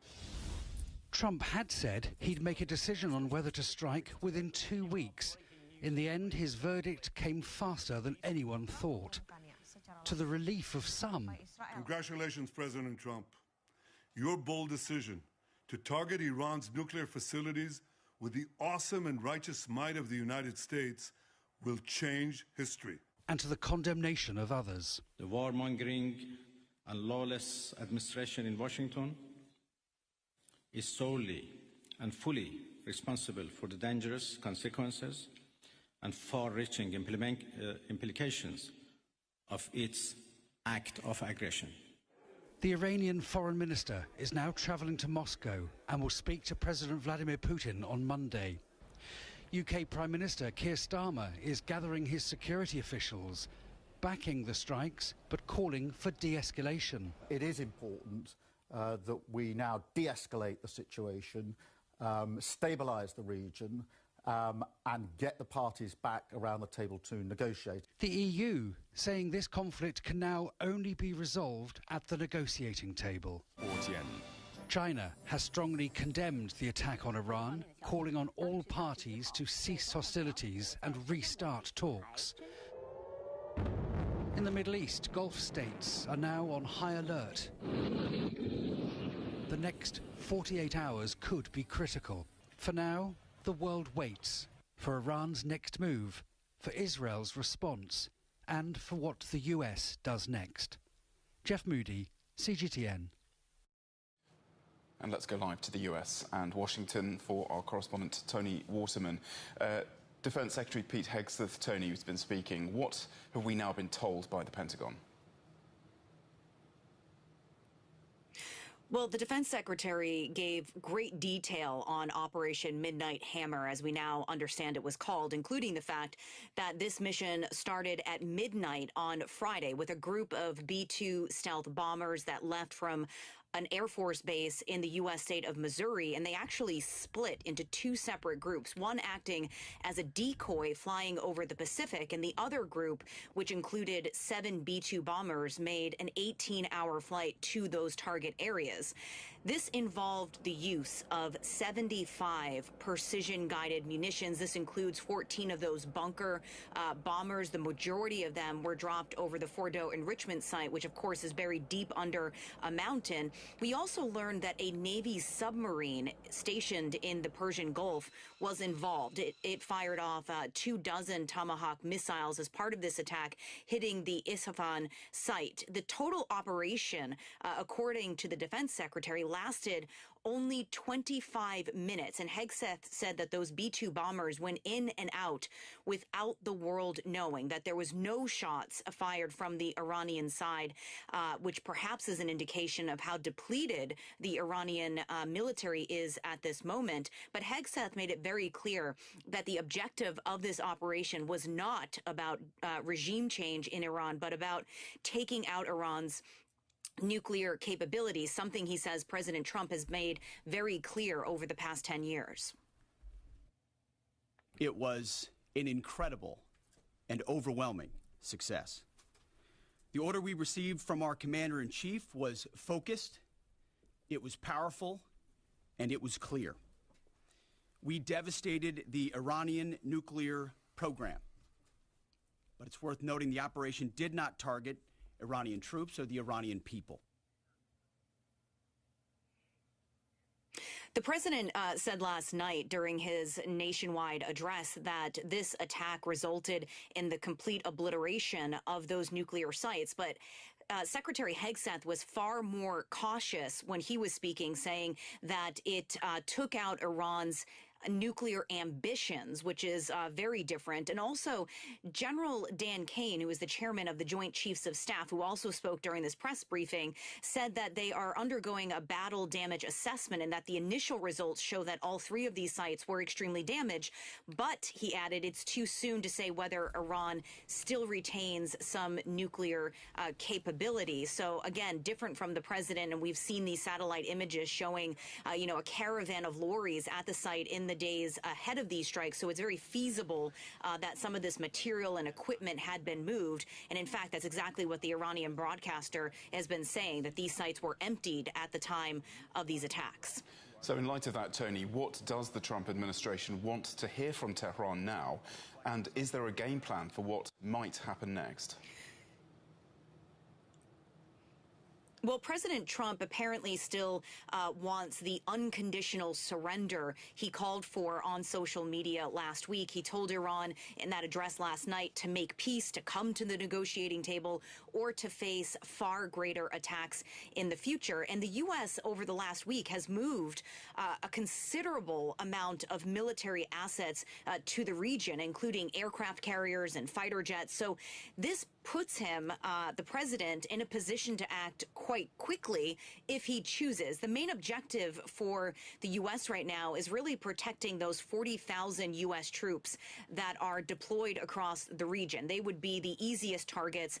They would perhaps be among the most vulnerable. So those bases are very much on high alert right now. And the Iranians have made it very clear that they plan to retaliate. The Iranian foreign minister said that it's Iran's right to defend itself and that the U.S. is responsible for the consequences. And already we have started to see some of this response, about 20 ballistic missiles fired towards Israel earlier today. And that may just be the beginning. The next 48 hours is really going to prove critical. Tony, we will be checking in with you as and when we need to during this next hour. Thank you so much for now. That's Tony Waterman, our correspondent in Washington. And let's get the picture now from Iran and our correspondent, Ehsan Kevani. After days of rhetoric from U.S. President Donald Trump, Washington launched strikes on 3 Iranian nuclear sites. Following the attacks, a major concern among the Iranian public is potential nuclear contamination. Iranian officials have repeatedly denied any radiation risks, insisting that no nuclear radiation has occurred and urging citizens not to worry. One MP further claimed that dangerous materials had already been evacuated prior to the strikes. Iran's Supreme Leader Ayatollah Ali Khamenei warned in a televised address last Wednesday that the U.S. military incursion would have irreversible consequences. Attention now turns to Iran's expected retaliation. Tehran had previously warned that U.S. military bases in the region could be targeted. While reports suggest some bases have been evacuated, several remain operational and vulnerable. The U.S. maintains a significant military presence across West Asia, including Bahrain, the United Arab Emirates, Saudi Arabia, Iraq, Jordan, and elsewhere. Another potential response hinted at by senior officials involves threatening the energy transit route through the Strait of Hormuz. Iran's foreign minister said the U.S. attacks on nuclear sites had blown up any chance of dialogue. And the Israeli attacks on Iran have not stopped. On Sunday, the IDF hitting the outskirts of Yazd, the first such strike on the central Iranian city. Explosions were heard and smoke was visible in mountainous areas controlled by the Iranian armed forces. The Khatam al-Anbiya central headquarters, Iran's unified military command under the Armed Forces General Staff, issued a stark warning after the Sunday attacks. It declared that any country providing Israel with military support would be deemed complicit in aggression against Iran and could become a legitimate target. Ehsan Kevani, CGTN, Yazd. And let's talk now to our correspondent, Jonathan Regev in Tel Aviv. Jonathan, what's been happening there today and what are we hearing from the Israeli government? So from the government, Paul, nothing but congratulatory messages. The ministers and the prime minister, it seemed as if they were holding a competition as to who will congratulate the American administration, and especially President Trump, more and more. All of them, from the prime minister on to the defense minister, the Israeli president, the speaker of the parliament, and so on. Everybody congratulated. More than anyone, it was Prime Minister Benjamin Netanyahu. Before even President Trump spoke, Benjamin Netanyahu released his first statement in English. Before he even spoke to the people of Israel in their own language, he spoke abroad to Americans, to the administration in English, and then he carried out another message in Hebrew. Let's hear, just to understand the atmosphere, let's hear what the Prime Minister said. Right after the completion of the operation, President Trump called me. We had a warm and moving conversation. He congratulated me. He congratulated our army. He congratulated our people. And I congratulated him, the US pilots, and the American people. President Trump is fiercely leading the free world. He's a great friend of Israel like no one before him. On my behalf and on that of the Israeli people, on behalf of the whole Jewish people, I thank him from the bottom of my heart. So fulsome thanks there from Benjamin Netanyahu. Jonathan, this is a very tense moment, of course, for the region, for the world. What's the feeling there about what might happen next? The feeling is better, I will call it this way, because when it seemed as if the United States will not join up until 24 hours ago, and President Trump was speaking about the 2 weeks in which that he will take to decide, there was a lot of anxiety, and there was quite a difficult feeling that Israel is once again left to fight on its own, with doubts as to how much can Israel do on its own. Now Israel knows that the U.S. is also involved militarily, and I'll put it this way, there's a feeling that the United States has Israel's back, meaning someone else is fighting alongside Israel. Having said that, there was quite a substantial rocket missile launched towards Israel this morning, with plenty of hits and sirens, and again people running to shelters, and even the few restrictions that were eased by the Home Front Command were again toughened this morning. So along with the happiness to see the United States joining, there's still an understanding that tough days and difficult days are still to be expected. Jonathan Regev reporting for us live from Tel Aviv. Thank you so much for now. Well, foreign ministers from Muslim countries are in Istanbul to discuss the situation in the Middle East. It's the second day of a meeting of the Organisation of Islamic Cooperation. Our correspondent, Michal Bardavid, is there for us now. Hello, Michal. So that meeting has just wrapped up. What can you tell us?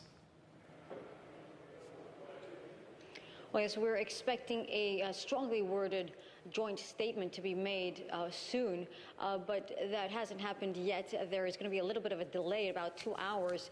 We expect that the press conference is going to be having 2 hours of a delay. Now, yesterday already there was a unified voice of condemnation against Israel, and today in that joint statement we expect that they will be condemning the United States quite strongly to show solidarity to Iran. We expect that they will be calling for a de-escalation.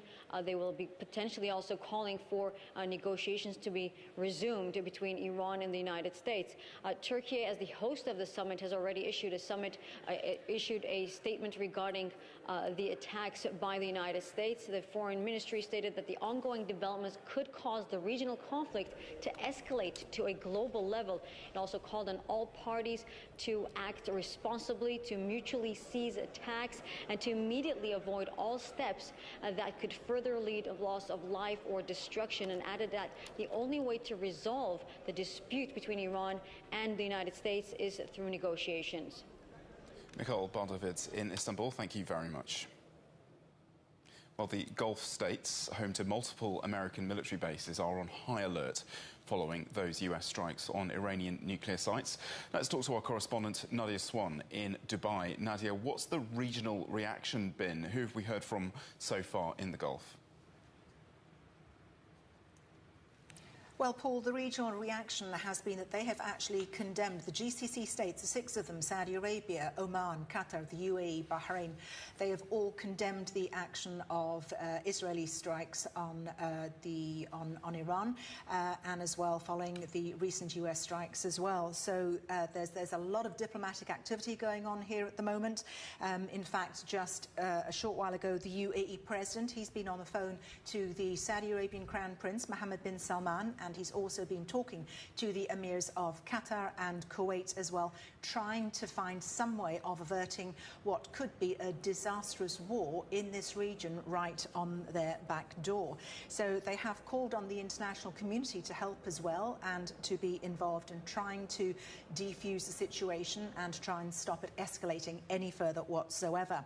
Saudi Arabia, obviously one of the world's largest oil exporters, they are reportedly on high security alert after those US strikes.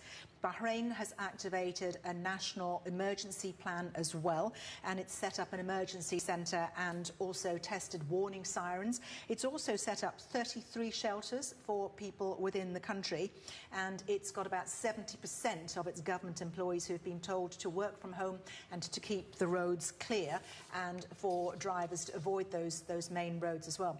Kuwait's Defence Council is on permanent standby at the moment as well amid the current crisis. They too have set up shelters in their ministries and their complexes as well. And so far, what the Gulf states have said, which is somewhat reassuring, is that they have been obviously monitoring the air contamination and water contamination in the Gulf area to make sure that there is actually no nuclear contamination so far from any of those US strikes on Iran's nuclear facilities. Paul. Nadia, thank you so much for that update from Dubai. And that's our correspondent, Nadia Swan. Iran's foreign minister says that he will be travelling to Moscow to discuss the latest developments with the Russian President Vladimir Putin. Let's get more on this now with CGTN's Dasha Chernyshova, who is in the Russian capital for us now. Dasha, how is Moscow responding to these strikes, and what might we be able to expect from Monday's meeting with the Iranian foreign minister?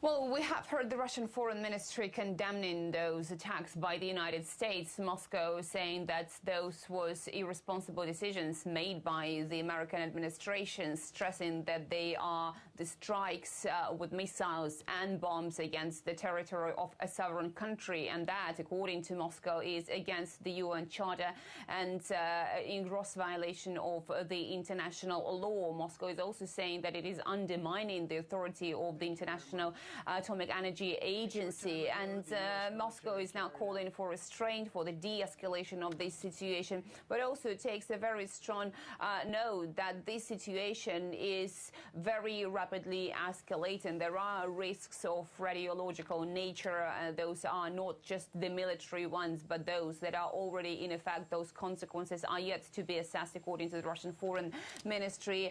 Moscow is saying that there has to be the widespread condemnation of those attacks. Meanwhile, what we understand Moscow will be trying to do is to provide more diplomatic support to Iran. Moscow earlier saying that it is ready to mediate the negotiations on the peaceful solution of this situation, and also suggesting that there is no other way of resolving this crisis without the return to the diplomatic talks or the negotiating table. Also, we understand that the Russians have been saying that they got some guarantees that the Russian staff at the Bushehr nuclear power plant is safe, because Moscow has been earlier saying that Iran has the right to develop its peaceful nuclear program, although Moscow has voiced concerns that there should be no proliferation of the weapons of mass destruction. Moscow was against Iran getting the nuclear weapons, but there was no also evidence pointing to the fact that Iran allegedly was producing and attempting to get its nuclear weapons. And Moscow has been saying that Israel has been informed about the lack of that evidence repeatedly. And so at this stage, we understand Moscow is ready to provide its diplomatic support, but also is calling on the United States to cool this situation down, because Moscow has been against the involvement of more actors into this conflict. Dasha, thank you very much. That's Dasha Chernyshova, our correspondent in Moscow. China has strongly condemned the US attacks on Iranian nuclear facilities. In a statement, the Foreign Ministry said that this action by the US seriously violates the purposes and principles of the United Nations Charter and international law, and further escalates tensions in the Middle East. China calls on all parties to the conflict, particularly Israel, to cease hostilities immediately, ensure the safety of civilians, and initiate dialogue and negotiations. China stands ready to work with the international community to uphold justice and contribute to restoring peace and stability in the Middle East. And let's get more analysis on the situation with Dr. Wang Jin, Associate Professor and Assistant Director at the Institute of Middle East Studies at Beijing's Northwest University of China. Thank you so much for being with us today. how do you think Iran will likely respond to these attacks now? What options does it have? I think Iran has several options. I think Iran could directly attack the targets in its neighboring countries, because we know that there were many United States military presence, military bases in Saudi Arabia, in the Emirates, in Qatar, in Kuwait, in Oman, and in Bahrain, so even in Iraq. So that's why Iran could target them directly. And also, on the other hand, Iran could mobilize its allies, such as Hezbollah in Lebanon, such as the Houthi in Yemen, such as Hashd al-Sha'abi in Iraq, to launch the attacks against the targets inside different neighboring countries. I mean, targets the military presence there, the political establishments there, and as well as the military diplomats and even civilians there. But I don't think that Iran will do this, because I think it would further escalate the tension. And from the rhetorics and what the statements from Iran after the United States direct attack against the nuclear facilities, I think Iran now still keeps a very rational and restrained manner, and Iran still hopes to manage the crisis rather than to escalate it into a new level. But I think the very determining factor would be how Iran evaluates its losses. And so we are still waiting and see what will happen next. Because if Iran says, okay, the losses are heavy, I think it will retaliate very strongly. But if Iran says the loss is not so much, I think Iran will still to keep the very rational and restrained manner rather than to escalate the tension. So these next few hours, the next 48 hours, it's being said, will really be crucial. What do you think is going on behind the doors, behind those diplomatic doors in the corridors of international power? China, we just heard, strongly condemning the US attack on Iran, saying that it violates the UN Charter and international law. What are the chances of regional escalation now, and what are the regional and global powers doing to prevent it? I think on the one hand, we cannot deny that the regional tension are on the very verge of further escalation, because we know that Iran now has the excuse to retaliate, and Iran still has the very capabilities to retaliate further, not only the targets inside Israel, but also the targets belonging to the United States in the neighboring countries. But that could be the very dangerous one.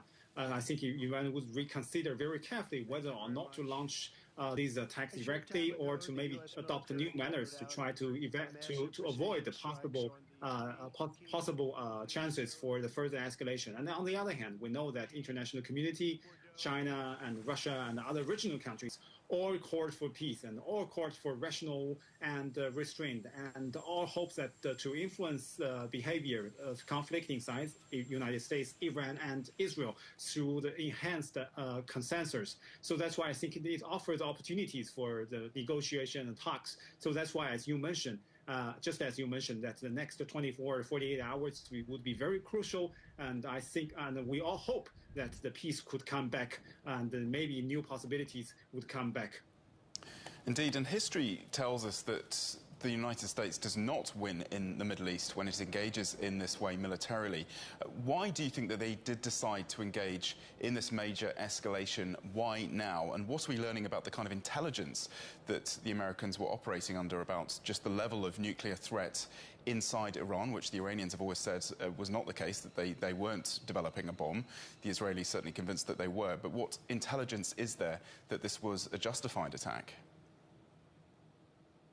I think no matter what kind of justified excuses the United States has, it has no legal rights to attack the other targets because it's directly violated international norms and regulations. Yes, as you mentioned, the United States always lose the wars in the Middle East when they directly involved and directly engaged heavily. But I think this time it's quite different, because the United States does not and did not heavily engage. It's just attack the targets and then just withdraw. And from the statements and the expression from Donald Trump, as well as other high seniors inside the United States, they just want to stop, and they just want to wait for the reactions from Tehran, and want to accept the so-called maybe possible concessions from Tehran.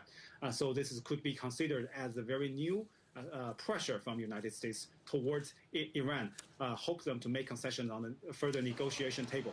But we cannot say that even the United States did not heavily directly engage in the war, it should be justified. It still should be condemned, very strongly condemned, because it could further escalate the tension and could lead to the region into a more dangerous scenario. So that's why I think international countries, as well as the international communities, regional countries, should work together to prevent the further escalation, and the United States should further reconsider what could happen next by their own activities. Dr. Wang, we really appreciate your insights today. Thank you very much for joining us here on CGTN. That's Dr. Wang Jin, Associate Professor and Assistant Director at the Institute of Middle East Studies at Beijing's Northwest University of China. Thank you. And you're watching CGTN. Do stay with us for the latest developments following the US attacks on Iran. We'll be right back.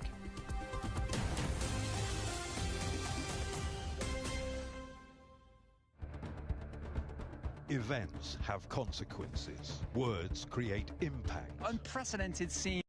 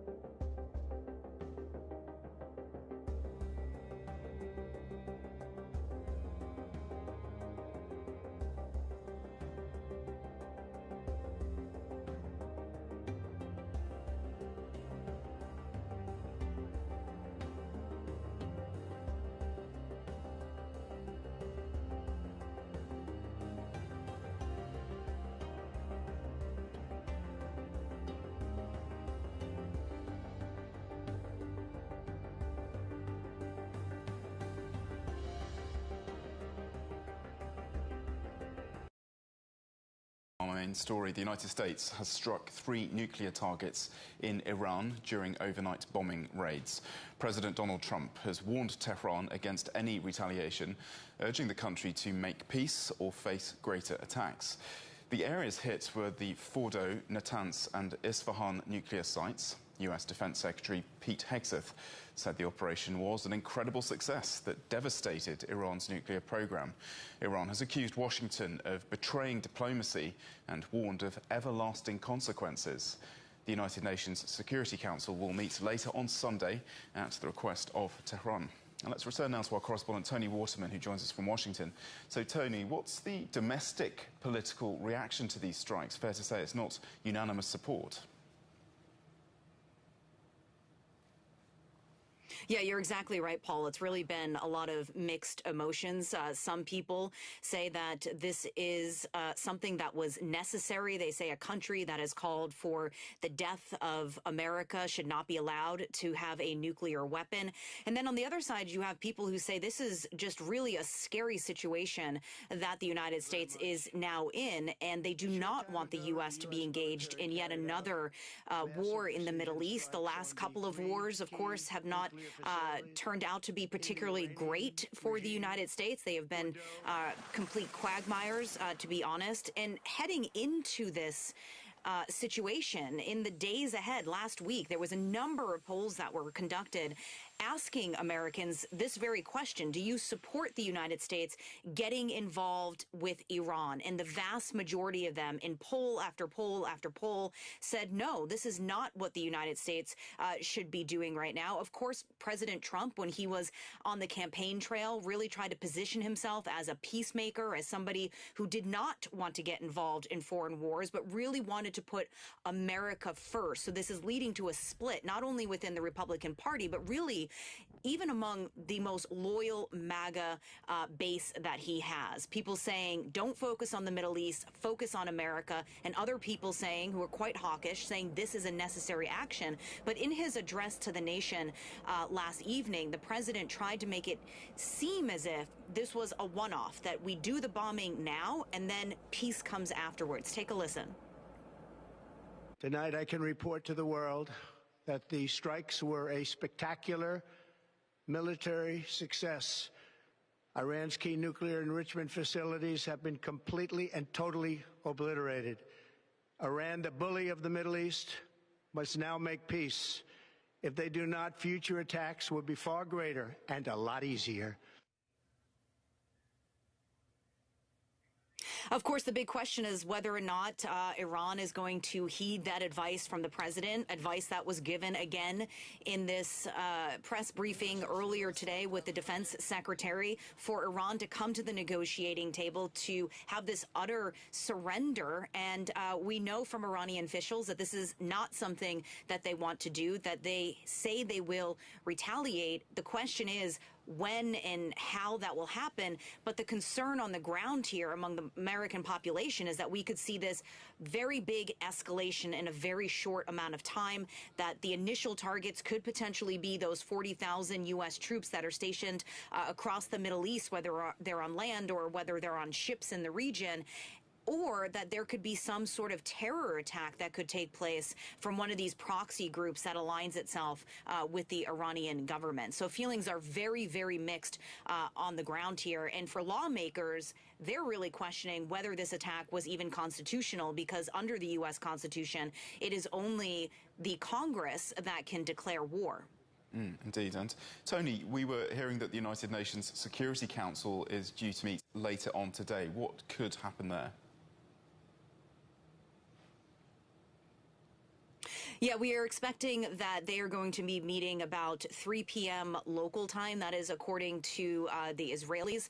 And so that's just in about 4.5, 5 hours from now. And what we had seen take place is a letter was sent from the Iranian ambassador to the United Nations. He has called this a blatant and unlawful act of aggression. And he's calling on the Security Council to condemn Washington's strikes in the strongest possible terms and to make sure, in his words, that the perpetrators of this are brought to justice. I mean, you look at the makeup of the UN Security Council, and a couple of those big members, China and Russia, they have already condemned these attacks by the United States. The Europeans, we know that they were really trying to push for a diplomatic solution to this matter, even saying now that this is really the only pathway to peace is to get back around the negotiating table. But the United States is a permanent member, which means that it has veto power. So anything that may be brought up in terms of a resolution or strongly worded language is going to be shot down by the Americans, because obviously this is a fight that they are now in, and they are not going to sign something that's going to condemn their own actions. Okay, Tony, thank you so much for now. Tony Waterman reporting for us from DC. The Iranian foreign minister says that he's spoken to his UK counterpart, David Lammy, in a phone call. Earlier, Abbas Araghchi said that Iran could not return to talks while it's being attacked by Israel and the United States. Tehran says the US airstrikes on its nuclear sites are a grave violation of international law and it has the right to retaliate. Araghchi has accused the US of blowing up diplomacy.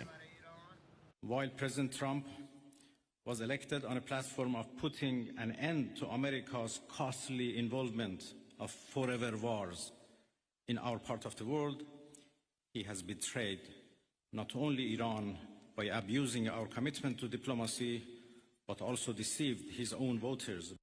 There is no red line that they have not crossed. And the last one, and the most dangerous one, was happened only last night. I don't know how much room is left for diplomacy. Abbas Araghchi there. Well, let's return to our correspondent, Jonathan Regev, in Tel Aviv, in Israel. So, Jonathan, how are these US strikes being seen there in Israel amongst Israelis?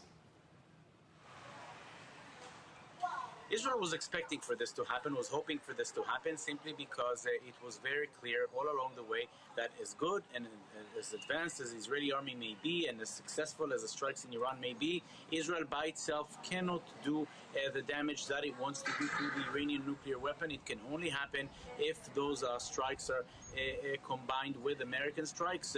It happened only a week into the war, actually even more than a week, and for some days it seemed as if we would have to wait much longer to even find out if the United States will do it, following those statements by President Trump saying he will give diplomacy another 2 weeks, which eventually it did not even give diplomacy another 2 days.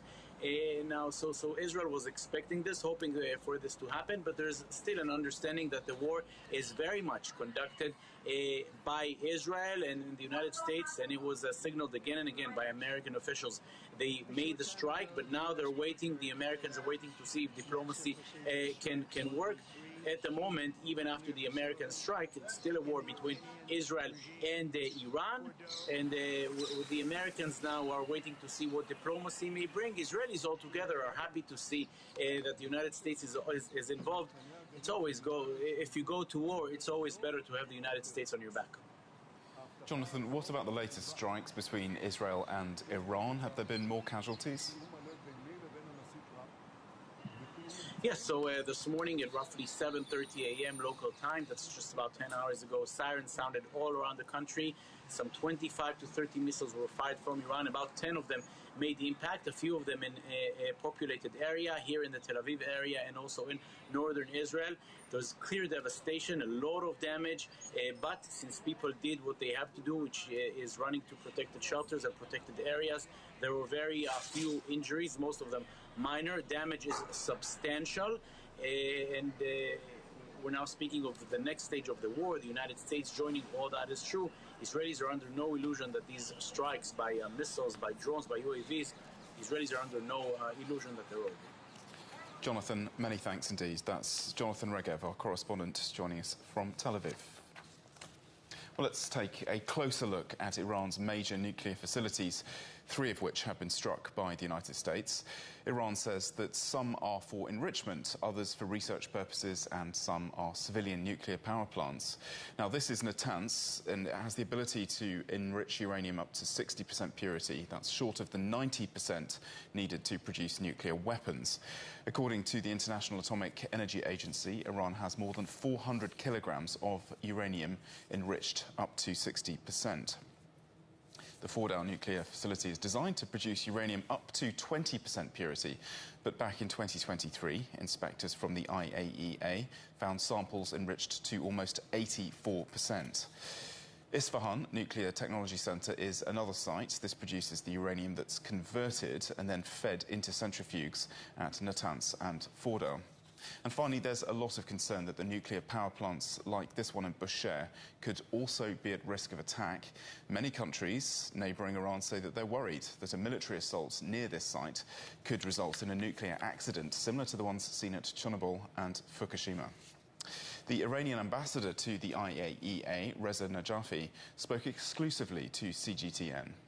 What we are witnessing today is unprecedented in the history of the Non-Proliferation Treaty, NPT, because for the first time a depository of the NPT, which supposedly should be the guardian of the Non-Proliferation Treaty, made coalition with a non-NPT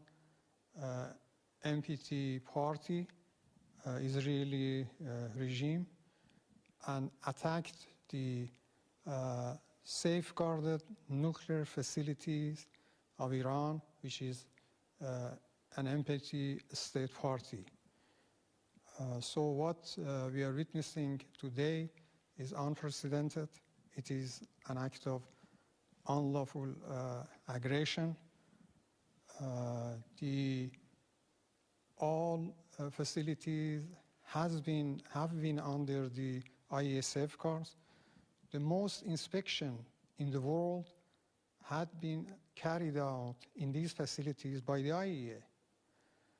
The most budget and money paid by the member state of the IAEA is spent here for the verification of all activities in these facilities.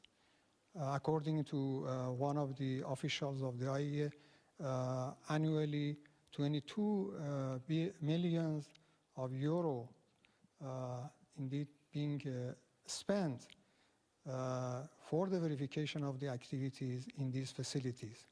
So there is no justification for attacking facilities which been under the most robust verification activities of the IAEA, and indeed the IAEA had the knowledge and information of these facilities, even to the extent that the agency knew very well even each gram of the uranium in these facilities and to what extent they have been, the material been enriched.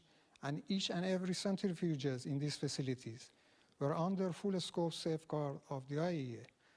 So telling that the attack is to prevent something that is hidden or undeclared is a wrong indeed statement, and there is no justification for attacking such facilities which have been all the time under the IAEA monitoring. Well, our program, of course, has been damaged. This is very clear by the bombardment, but the science could not be destroyed. Well, that was the Iranian ambassador to the IAEA, Reza Najafi, speaking to us a little earlier. Let's bring in now Sean Bell, a retired RAF Air Vice Marshal and military analyst. The RAF, of course, the British Royal Air Force. Thank you, sir, for your time today. What do you think about what the Americans are calling a precision operation? Was this as big a military success for the US as they're signalling? And was Iran expecting this attack so soon? The Pentagon hailing its deception tactics in deploying what it's calling its strike package. Yeah, good afternoon, Paul. I mean, one of the things that you have to admire is just the sheer size, scale and technology of the US forces. Op Midnight Hammer, involved 125 US military aircraft, 24 Tomahawk missiles launched from 400 miles away from a submarine, 75 precision-guided bombs, and most amazing, 7 B-2 Spirit bombers. Now, putting that into context, I think although the US had planned to buy a load of those, they only bought 21 in the end. 2 of those are no longer flying. They've only got 19. 7 of them were involved in this mission, each carrying 2 of these massive bombs. And what's the slight juxtaposition, the oddity, is that this is massively high-tech, air, space and cyber, yet it was all about delivering 14 of the biggest bombs ever used that are available in the inventory, 30,000 pounds of bunker buster. Whether it was actually a successful strike or not, we'll have to wait and see. The battle damage assessment, we can get into that, but that probably hasn't been done yet, so the Americans won't know whether it's been successful or not. Mm-hmm. And what's the thinking now on how Iran is likely to retaliate? What kind of material does it have to retaliate with? Rockets and missiles? Will it look to engaging militias and other organisations, terrorist organisations perhaps? And just how nervous are those US targets in the region? Some 20 bases, I think it is, mainly in Gulf states, 40,000 US troops, also warships in the region. Yeah, Paul, there's a lot of different ways in which the Americans could be targeted. There's no doubt about that. There's also Straits of Hormuz and others. But what you have to work out here is that Iran is feeling incredibly vulnerable. Even just taking on Israel, Israel managed to roll back its air defences and now provides air dominance over the western part of Iran and over Tehran. That was before America even got involved. So there are Israeli fighter jets operating with impunity over the top of Iran. The last thing Iran wants to do is to pick a fight with a major global superpower. What America has just done with this strike has demonstrated just how effective it can be at a time and place of its choosing. And I think that puts Iran in a really difficult situation at the moment. There's no doubt that rhetoric will be high, but I'd be really surprised if they do something spectacular, because they will bring the wrath of the US on them, and they could ill afford to do that. Most regimes, their number one priority is their own survival. I'd be very surprised if the Iranian regime actually does something spectacular, but we are waiting with bated breath to see what they might do. Right, and Sean, you mentioned the Strait of Hormuz. Could that be an area where the Iranians might be able to do something sooner? And what kind of effect could disruption there have, not least on oil prices? Yeah, the Straits of Hormuz, and without getting into a sort of geography lesson, but it is a sort of an arterial route for a lot of the world's oil supply. But it is worth noting that the biggest consumer of oil that comes through that is China. China hasn't been involved in this conflict.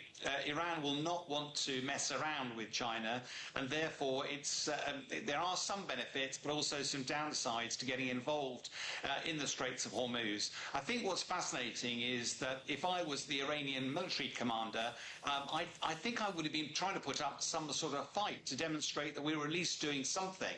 There's no evidence at all of any Iranian jets flying over Israel. There's no evidence of any Iranian jets going up to meet the Israeli attacks or the American attacks as well. And by all accounts, none of the radars were effective at targeting any of the American strike package as well. So I wouldn't overestimate just what Iran's military capability is at the moment, although they might use some of their proxy groups just to cause some disturbance. Sean, looking at the wider US strategy here, we were hearing a little earlier how America doesn't have a good record in terms of getting involved in military quagmires in the Middle East. A lot of criticism over Washington's engagement, their entanglement here in this conflict between Iran and Israel. What's the end game here for the Americans? Well, I think what's fascinating, when you listen to Pete Hegseth and the press conference, he was very straight. This is not about regime change. He was very, very clear about that. And I think a lot of commentators were worried about America getting embroiled in that. Pete Hegseth was very clear. This is a short, sharp shock. We now want to get Iran to the table. If they don't, we'll make it worse. My one issue with that, though, is that we go back to this issue of battle damage assessment. The targets at Fordo are 80 metres below the ground, below rocks, below mountainsides and the like. And when I was in the military, let's give an example. When we were in the Iraq War, you could put a bomb through a hardened aircraft shelter. There was a hole in the top, but you couldn't tell whether you destroyed what was inside. In the same way, it would be very difficult immediately to tell if these attacks on Fordo were successful. If they were not, then actually, unless America continues having a go at them with repeat performances, the danger is that it's taken all the risk by attacking Iran, but with none of the benefits. So I don't think we've yet quite seen the end of the American military capability demonstration. Sean, we really appreciate your expertise on this today. Thank you so much for joining us. That's Sean Bell, retired RAF Air Vice Marshal and a military analyst. Egypt has expressed deep concern over what it calls the rapid escalation threatening regional and international security. Our correspondent Adel Al-Marouhi joins us now from Cairo. So Egypt's Foreign Ministry, Adel, has put out a statement. What's in it?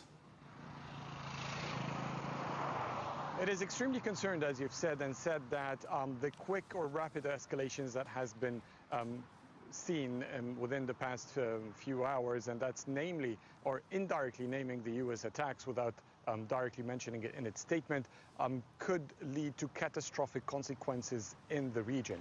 Egypt rejects any violation to international law or the UN Charter, or even to violate the sovereignty of any state. Again, Egypt did not name Iran in its statement. So it's a basic stance, but without pointing fingers to what it means in either way. But Egypt in general called for restraint.